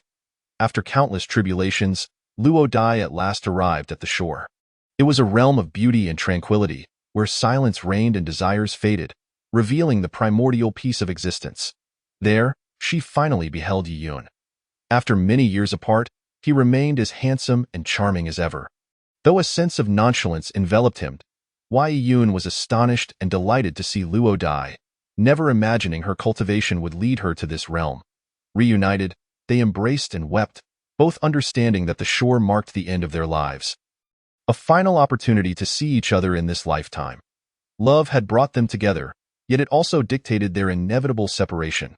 In this realm, the concept of time vanished, each moment stretching into eternity. Yiyun accompanied Luo Dai as they reminisced about their past, sharing laughter and stories, finding solace in the tranquility and beauty of that moment, sufficient to eclipse all life's suffering. As the final moments approached, Luo Dai realized it was time to let go and return to the mortal world. Wei Yun escorted her to the edge of existence, both reluctant yet devoid of sadness. They grasped the essence of life, understanding the true nature of love. The conclusion of their tale symbolizes the ultimate destination of existence and the pinnacle of love's expression. Letting go does not signify an end, but rather completion, a liberation that transcends life and death. Take care, my Luo Dai. We shall meet again on the shore. Life mirrors this sentiment. The world is often filled with evolving narratives. Sometimes, the essence of existence is truly wondrous, as time gently ebbs away. Yiyun and Luo Dai sat embraced before a wooden cabin, gazing at the sun as it gradually descended, each lost in profound reflection. Chapter 66. The Departure Upon Returning to the Mortal Realm. Luo Dai comprehended the essence of life and the ultimate form of love. She embarked on a journey of cultivation, and gradually, her appearance began to transform, radiating an inner tranquility and harmony. One day, a young man entered the mountains and encountered Luo Dai. He bore a striking resemblance to Yiyun, yet his demeanor was gentle, brimming with enthusiasm for life. The moment he laid eyes on Luo Dai, he was deeply enchanted, and she, in turn, discerned the echo of Yiyun within him. Day after day, the young man visited the mountains, accompanying Luo Dai and listening to her recount her journey of cultivation. Gradually, her heart began to waver. She grew to appreciate his passion and sincerity, finding solace in his warmth and kindness. One day, the young man confessed his feelings, declaring his profound love for her and his willingness to forsake everything to remain by her side. Luo Dai never anticipated that such a day would come again. She had once believed that her journey with Yiyun had reached its conclusion in this lifetime. Yet, fate has bestowed upon her a new love, rekindling her hope for life. Luo Dai begins to feel a stirring in her heart. She realizes that no one could be more suited to her than the sincere and kind young man before her. She recalls Yiyun's words from across the river, "Take care, my Luo Dai. We shall ultimately reunite on the other side."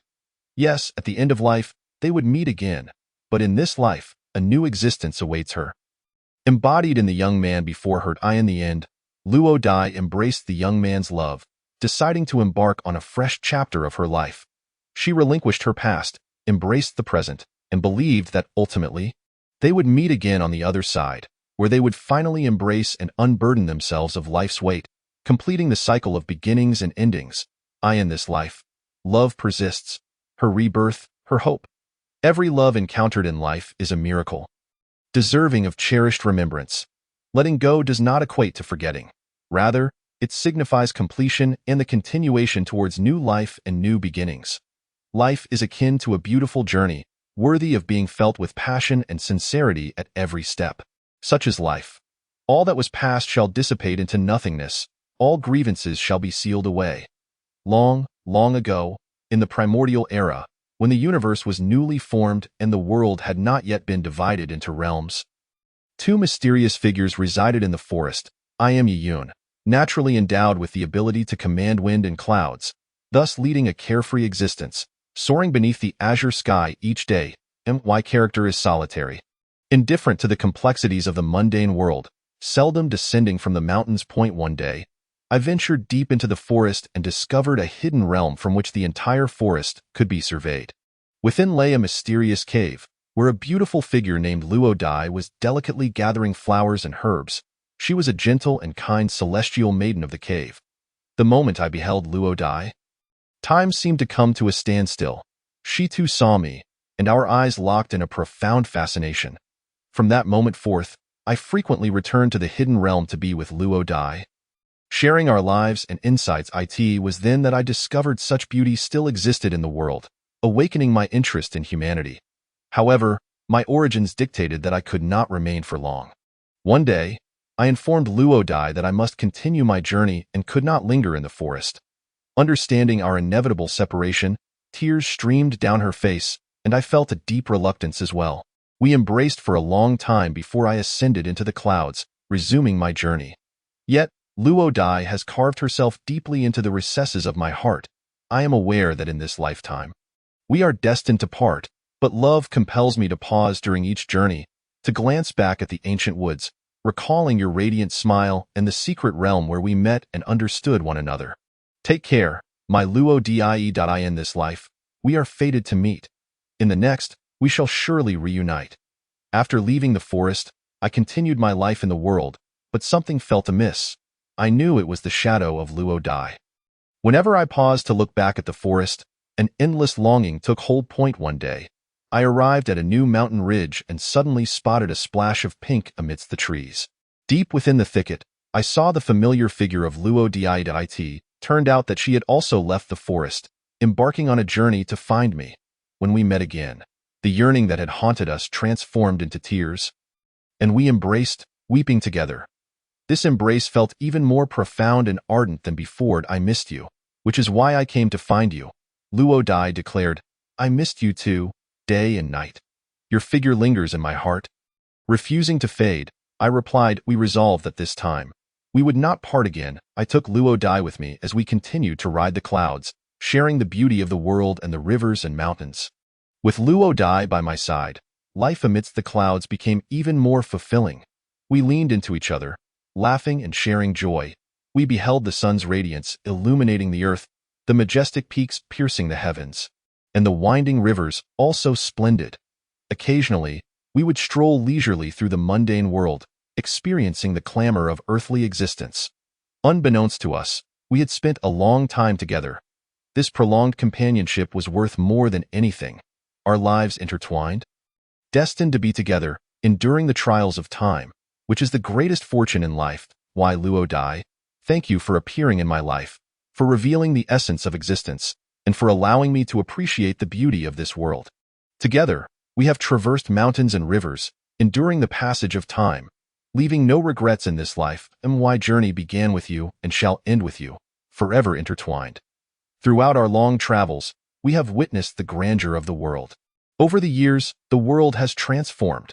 The three realms have become distinct, and boundaries have emerged between the earthly realm and the heavenly realm. One day, we arrived at the border of the heavenly realm, where the celestial guards informed us that mortal beings cannot enter at will. I noticed a flicker of disappointment in Luo Dai's eyes. She was reluctant to part from our carefree existence. I comforted her, saying, Luo Dai, we have seen the beauty of the world. Now it is time to return to the forest, to the place where it all began, our homeland. Upon hearing this, a smile returned to her face. Indeed, with you, anywhere is home. We lingered at the border of the heavenly realm before deciding to return to the world, to the forest where we first met. Everything remained unchanged there. The cave was serene, filled with the songs of birds and the fragrance of flowers. In this place, we welcomed the twilight of our lives, planting and gathering, forever companions. Sometimes, I would transform into clouds, carrying Luo Dai to soar through the skies. Reliving the days of our cloud-bound journey, life is filled with myriad changes and losses, yet some things remain unchanged, such as our life spent together in mutual companionship. As we approached old age, we shared laughter, and everything remained as it was. In the final stages of life, we lay quietly in the forest, listening to the wind whispering through the treetops and the sounds of flowers blooming and withering. In that moment of tranquility, we found the most beautiful attitude towards life. Chapter 67. A New Day. The sun blazed overhead, and waves of heat surged towards us. Deep within the desert, a young man clad in coarse garments was guiding a black horse forward at a leisurely pace. Yi Yun, we must hasten. Let us move quickly. A clear voice rang out from behind, as a girl in an embroidered long dress rode a white horse beside the young man. Luo Dai, what is the rush in this sandstorm-laden desert? Yi Yun replied, somewhat helplessly. Everyone else is eager to leave the desert, yet you seem intent on entering it. That, of course, I am here to find you, Luo Dai exclaimed with a laugh, her joy shimmering like blossoms in the wind. Ever since you traversed the desert to prove your path, you have concealed your identity in this vast wilderness. Had I not encountered you by chance, I would have spent a lifetime searching for you in this desert. Yi Yun sighed lightly. Her enthusiasm seemed capable of melting the ice of the desert, Yet his heart felt frozen by the cold depths of this barren land. He had come to the desert solely to seek the mystery that transcends life and death. Unwilling to be disturbed by anything or anyone, Luo Dai, you should return. The desert is desolate and unsuitable for you, Yiyun said gently but resolutely. Suddenly, Luo Dai felt aggrieved, tears welling in her eyes, ultimately cascading down her cheeks. Why, Yiyun? Do you truly wish for me to leave? Ripples stirred in Yiyun's heart, yet he remained steadfast. Yes, you should go. Luo Dai gazed at Yiyun's indifferent profile, her heart aching, yet she understood his resolve was firm. No amount of tears or pleas could change that. Very well, if Yiyun wishes for me to leave, then I shall depart, Luo Dai declared through gritted teeth as she turned her white horse away. But remember, Yiyun, you cannot chase away my heart. With that, Luo Dai spurred her horse and vanished into the distance. Wei Yun watched the fleeting white figure, feeling a pang in his heart. Memories of their encounters surged through his mind, the awkwardness and innocence of their youthful acquaintance, the intimacy of their bond, now culminating in today's farewell. Wei Yun preferred not to dwell on these thoughts. He needed to focus on uncovering the secrets of transcending life and death, leaving no space for distractions. He urged his black horse to hasten, plunging deeper into the desert. In the valley of the desert, an ancient temple lay in ruins, its broken walls standing as a testament to time. Luo Dai arrived at this ancient temple, the very place where she had met Yiyun. She traced her fingers over the weathered stone, where they had carved the words Yiyun and Luo Dai, for eternity, and tears flowed anew. She knew well that Yiyun's heart no longer belonged to her, yet her own heart lingered by his side, unable to depart, bound for eternity in this desert, besides the weathered earth that bore witness to their past. Only these memories reminded her of what they once shared. Following the faint footprints revealed by shifting sands, Yiyun navigated through a labyrinth of obstacles, finally arriving at a glowing cave deep within the valley. I have finally found it, Yiyun murmured. According to the ancient texts, within this cave lay the supreme secrets left by the celestial beings of old. Mastering this knowledge would allow one to transcend mortality. Yiyun inhaled deeply and stepped into the cave. The interior was nothing like he had imagined. There were no strange features, only a stone platform radiating a soft, blue light. Upon the platform lay an ancient, tattered scroll. Wei Yun cautiously opened the scroll, revealing a single line. To transcend mortality, one must forsake all worldly attachments and devote oneself entirely to the path of enlightenment.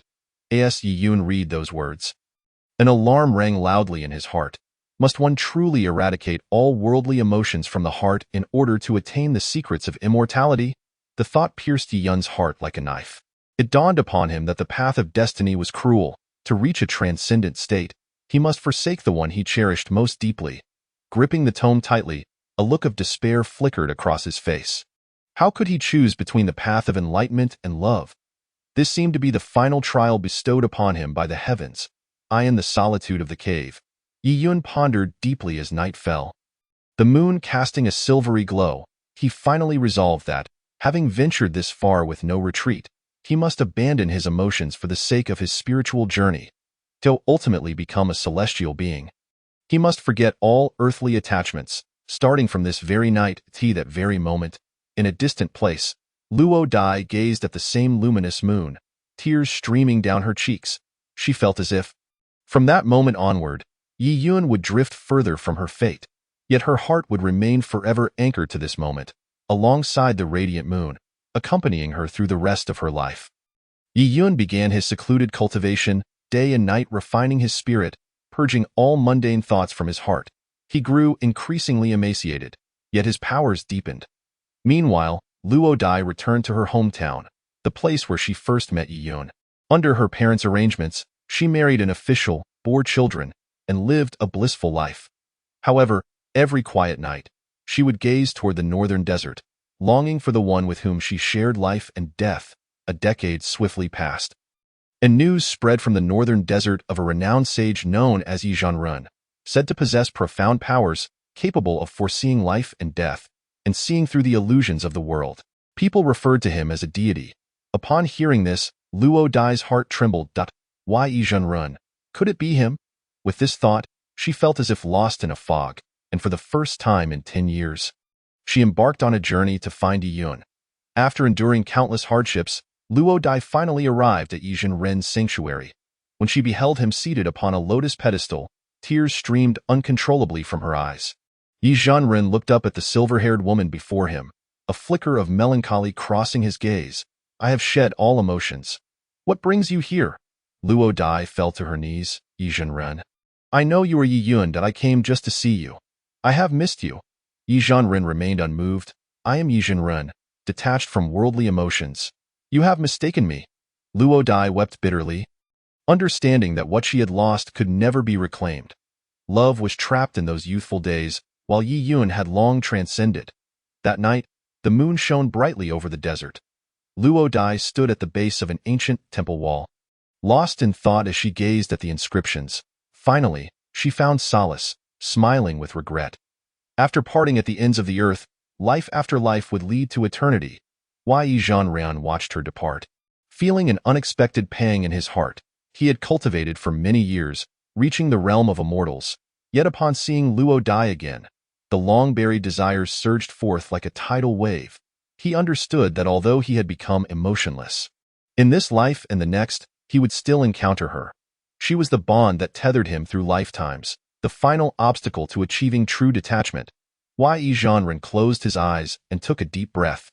To truly sever ties with the mundane and attain genuine freedom, he had to completely sever their bond. That night, as the moon reached its zenith, a beam of golden light surged forth from Yizhen Ren's sanctuary. Soaring into the heavens, Yizhen Ren transformed into a streak of golden light, ascending to the Moon Palace. Chapter 68. Achievement. Yizhen Ren ascended to the heavens, standing alongside the Celestial Emperor, enjoying boundless glory. Yet whenever he gazed down upon the mortal realm, a dull ache lingered in his heart, as if he had lost something precious. He knew that the Jade Emperor had severed his ties with Luo Dai. Yet the bittersweet entanglement of love and hate seemed impossible to truly relinquish. One day, unable to endure the sense of loss any longer, Yizhen Ren approached the Jade Emperor and requested permission to descend to the mortal realm.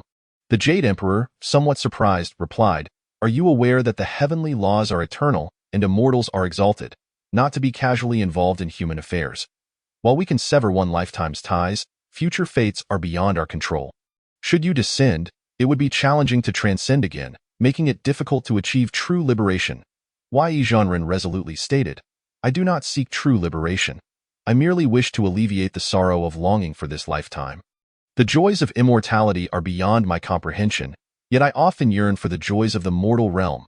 If the Celestial Emperor does not grant permission, I shall willingly embrace the cycle of reincarnation." Vowing to accompany that life through countless lifetimes, the Jade Emperor sighed, recognizing the depths of Yizhen Ren's yearning. "Very well, since you insist on descending, I shall grant your wish. However, remember that once you descend, it will be challenging to transcend again, and you must accompany that life through countless lifetimes until you both achieve liberation." Yizhen Ren's face lit up with joy upon hearing this. Expressing gratitude to the Jade Emperor, "I am willing to accompany that life through countless lifetimes." The Jade Emperor, with a wave of his hand, transformed Yizhen Ren into a streak of white light. Descending to the mortal realm, the white light floated down, illuminating the earth in Luo Dai's courtyard. An ancient tree suddenly hollowed out, and white light cascaded from the heavens, gradually coalescing into a human form. "Luo Dai, I have returned." The figure was unmistakably Yizhen Ren. At that moment, Luo Dai was preparing for court. Her heart startled as she looked up, unable to believe her eyes. "Why, Yun?" Yizhen Ren nodded and took Luo Dai's hand. "I promised, through life and death, we would meet again in this lifetime. I could not bear to part with you, so I implored the Celestial Emperor to allow me to descend. We shall never be separated again. We will be together through countless lifetimes." Luo Dai wept uncontrollably. "Do you have any idea how I have spent these 10 years, yearning for you day and night?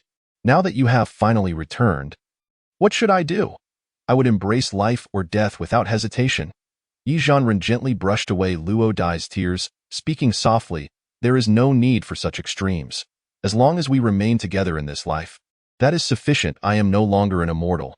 In this lifetime, I will share with you the joys and sorrows of life until we both achieve liberation. Then I shall share life and death with you. Through every lifetime, We shall be together. Luo Dai finally smiled, radiant as the girl she once was. Yi Zhanren held Luo Dai's hand tightly, and they exchanged knowing smiles. Through countless lifetimes, they would undoubtedly encounter guiding souls to lead them through the cycle of reincarnation. In this life, they needed only to live simply together, loving and cherishing one another. The sun shone brightly in the sky. The desert was tranquil, the winds having cleared the dust, revealing vitality. The past faded into mere memories. Unwavering and eternal, they finally reunited, truly sharing their lives until liberation together. From then on, Yi Zhanren and Luo Dai opened a modest apothecary in a small village by the desert, living a simple and ordinary life. Though Yi Zhanren was no longer an immortal and could not wield supernatural powers, he possessed profound knowledge of herbs and remedies, quickly attracting many patients seeking his healing touch. The villagers began to respectfully refer to him as Dr. Yi. Despite knowing his time was limited, every day spent with Luo Dai was a happiness he could not have wished for more. Each quiet night, he would hold her close, reminiscing about their years together.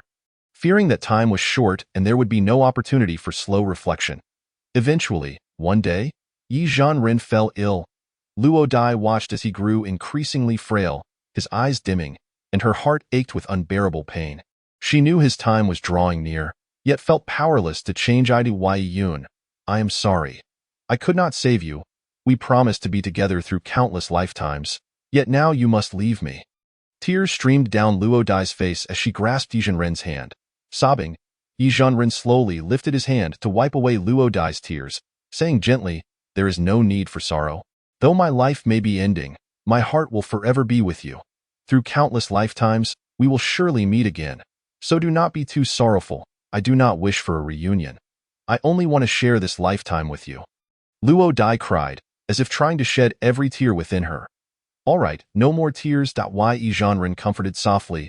"Our time is limited, so let us cherish these remaining days. Life and death are but our destiny in this lifetime.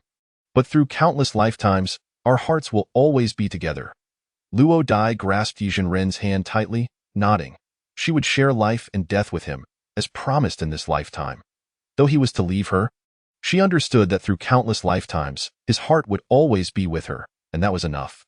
Under Luo Dai's watchful gaze, Yi Zhanren slowly closed his eyes. He had chosen to descend to the mortal realm, to share a lifetime with her. Brief yet beautiful, this experience would be unforgettable for a lifetime. Through countless lifetimes, they would ultimately reunite. In this life, they truly held each other, sharing life and death, and this bond would become eternal. Yi Zhanren's departure left Luo Dai heartbroken. She buried him alone and then shut herself away, seemingly devoid of will to live. The villagers worried that Luo Dai would fall into despair and visited to comfort her. Yet each time they appeared, she was reminded of the myriad moments spent with Yi Zhanren, and tears would flow uncontrollably. Finally, one day, the village chief visited and solemnly said to Luo Dai, "Before his passing, Yi Zhanren entrusted me with your care. Now that he has been gone for some time, you must find the strength to move on. You cannot remain trapped in sorrow. If he knew how you are now, it would surely pain him." Upon hearing this, Luo Dai's tears flowed like a spring. She understood the chief spoke truthfully. Yi Zhanren had always worried about her excessive grief. If he knew her current state, he would undoubtedly be concerned. The village chief was right.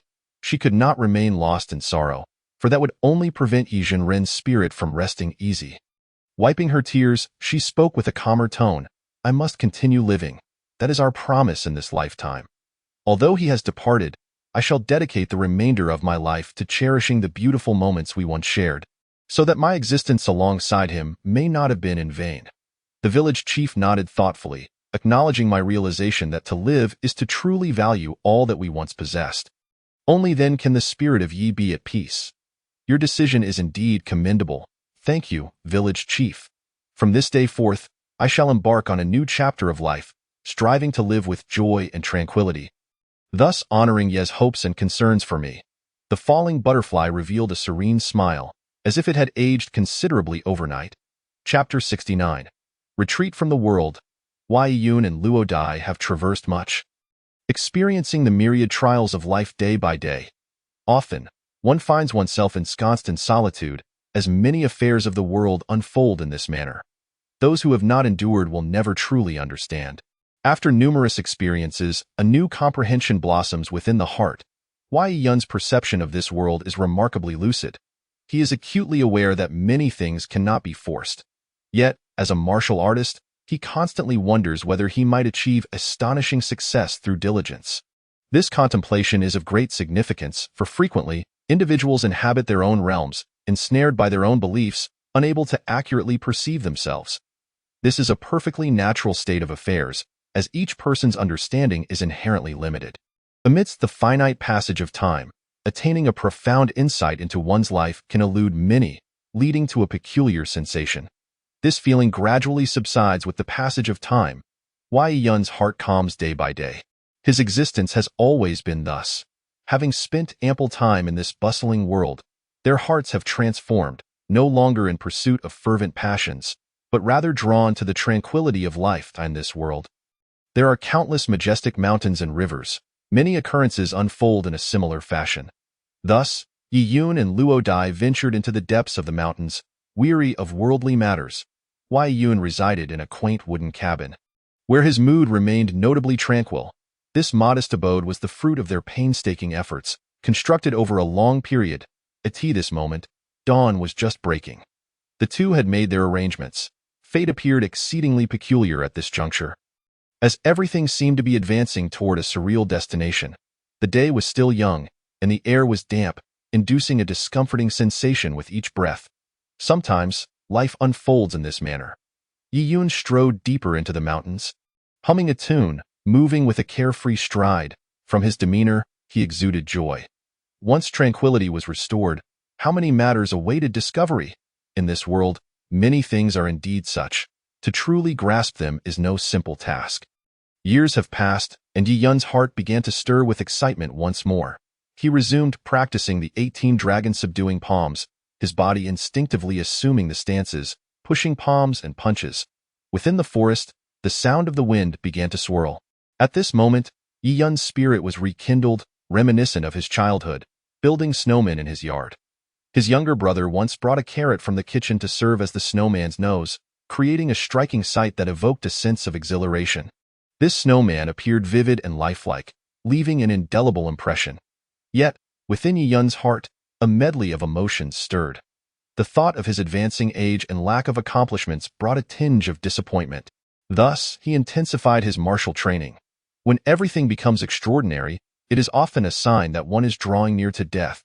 Wei Yun sensed his life entering a new chapter, rather than inching closer to demise.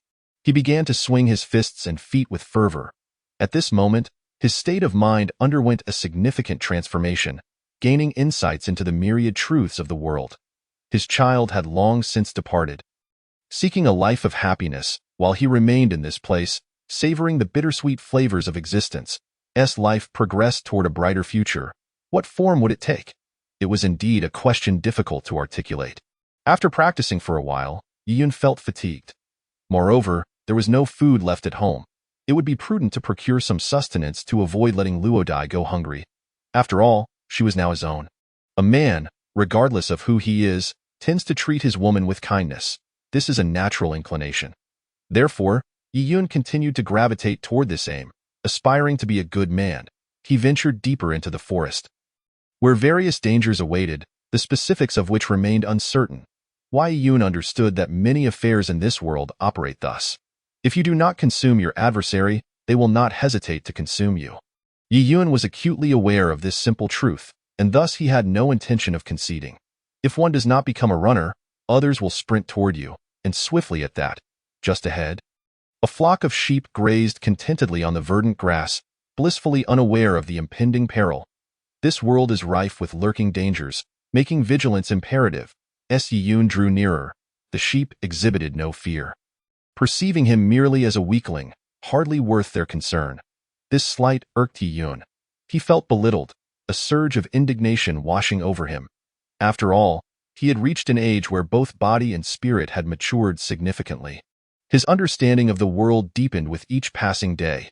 Discerning right from wrong became increasingly trivial. It was paramount to focus on oneself. Within life, many matters unfold in this manner. Wei Yun did not wish to inflict undue harm upon these endearing sheep. Yet he found himself compelled to do so. for he too was a creature of life, striving for survival. Regardless of the sheep's perception of him, he strode past without ceremony and a gesture of respect for these lives. Yi Yun unleashed the 18 dragon subduing palms. Countless spectral dragons soared, danced, and leaped around him. After more than 10 minutes of this performance, when Yi Yun finally halted, he was drenched in sweat. The sheep lay motionless on the ground, lifeless and forlorn, a harrowing sight. After a brief respite, Yi Yun's breathing gradually steadied. The sheer number of sheep's corpses was overwhelming. He could not immediately process the gravity of the situation. This posed a significant dilemma. If left unattended, this precious protein would ultimately go to waste, a regrettable outcome. Chapter 70. Family Reunion. At long last, Yi Yun exerted tremendous effort, dragging each sheep back home. Together with Luo Dai, they meticulously skinned, chopped, and salted each carcass for preservation. Given the sheer quantity of meat, consuming it all at once was impractical, so preserving it was a wise choice. Allowing it to spoil without proper storage would indeed be a lamentable fate. Yi Yun gradually grasped these fundamental truths. He wished not to meddle excessively in these affairs. However, often, life in this world can feel beyond one's control, fraught with challenges. Yi Yun was reluctant to dwell on such matters, for they held little significance. As Yi Yun's martial prowess grew day by day, the two continued to live in this forest, day after day, year after year. His mindset became increasingly resilient, an indescribable evolution. Life often unfolds in this manner. Many years prior, they had a child who ventured far away to carve out a life of his own, and they had not visited in many years. In this moment, a profound longing welled within them, compounded by the knowledge that their time was limited. The intense yearning took root in their minds, creating a suffocating sensation, an ineffable emotion. Life ebbed away gradually. After all, that young person in a distant land was Yi Yun and Luo Dai's child. In their twilight moments, they felt an overwhelming desire to see him once more. Thus, they spent many more years in the mountains, preparing their belongings and setting out toward the outside world.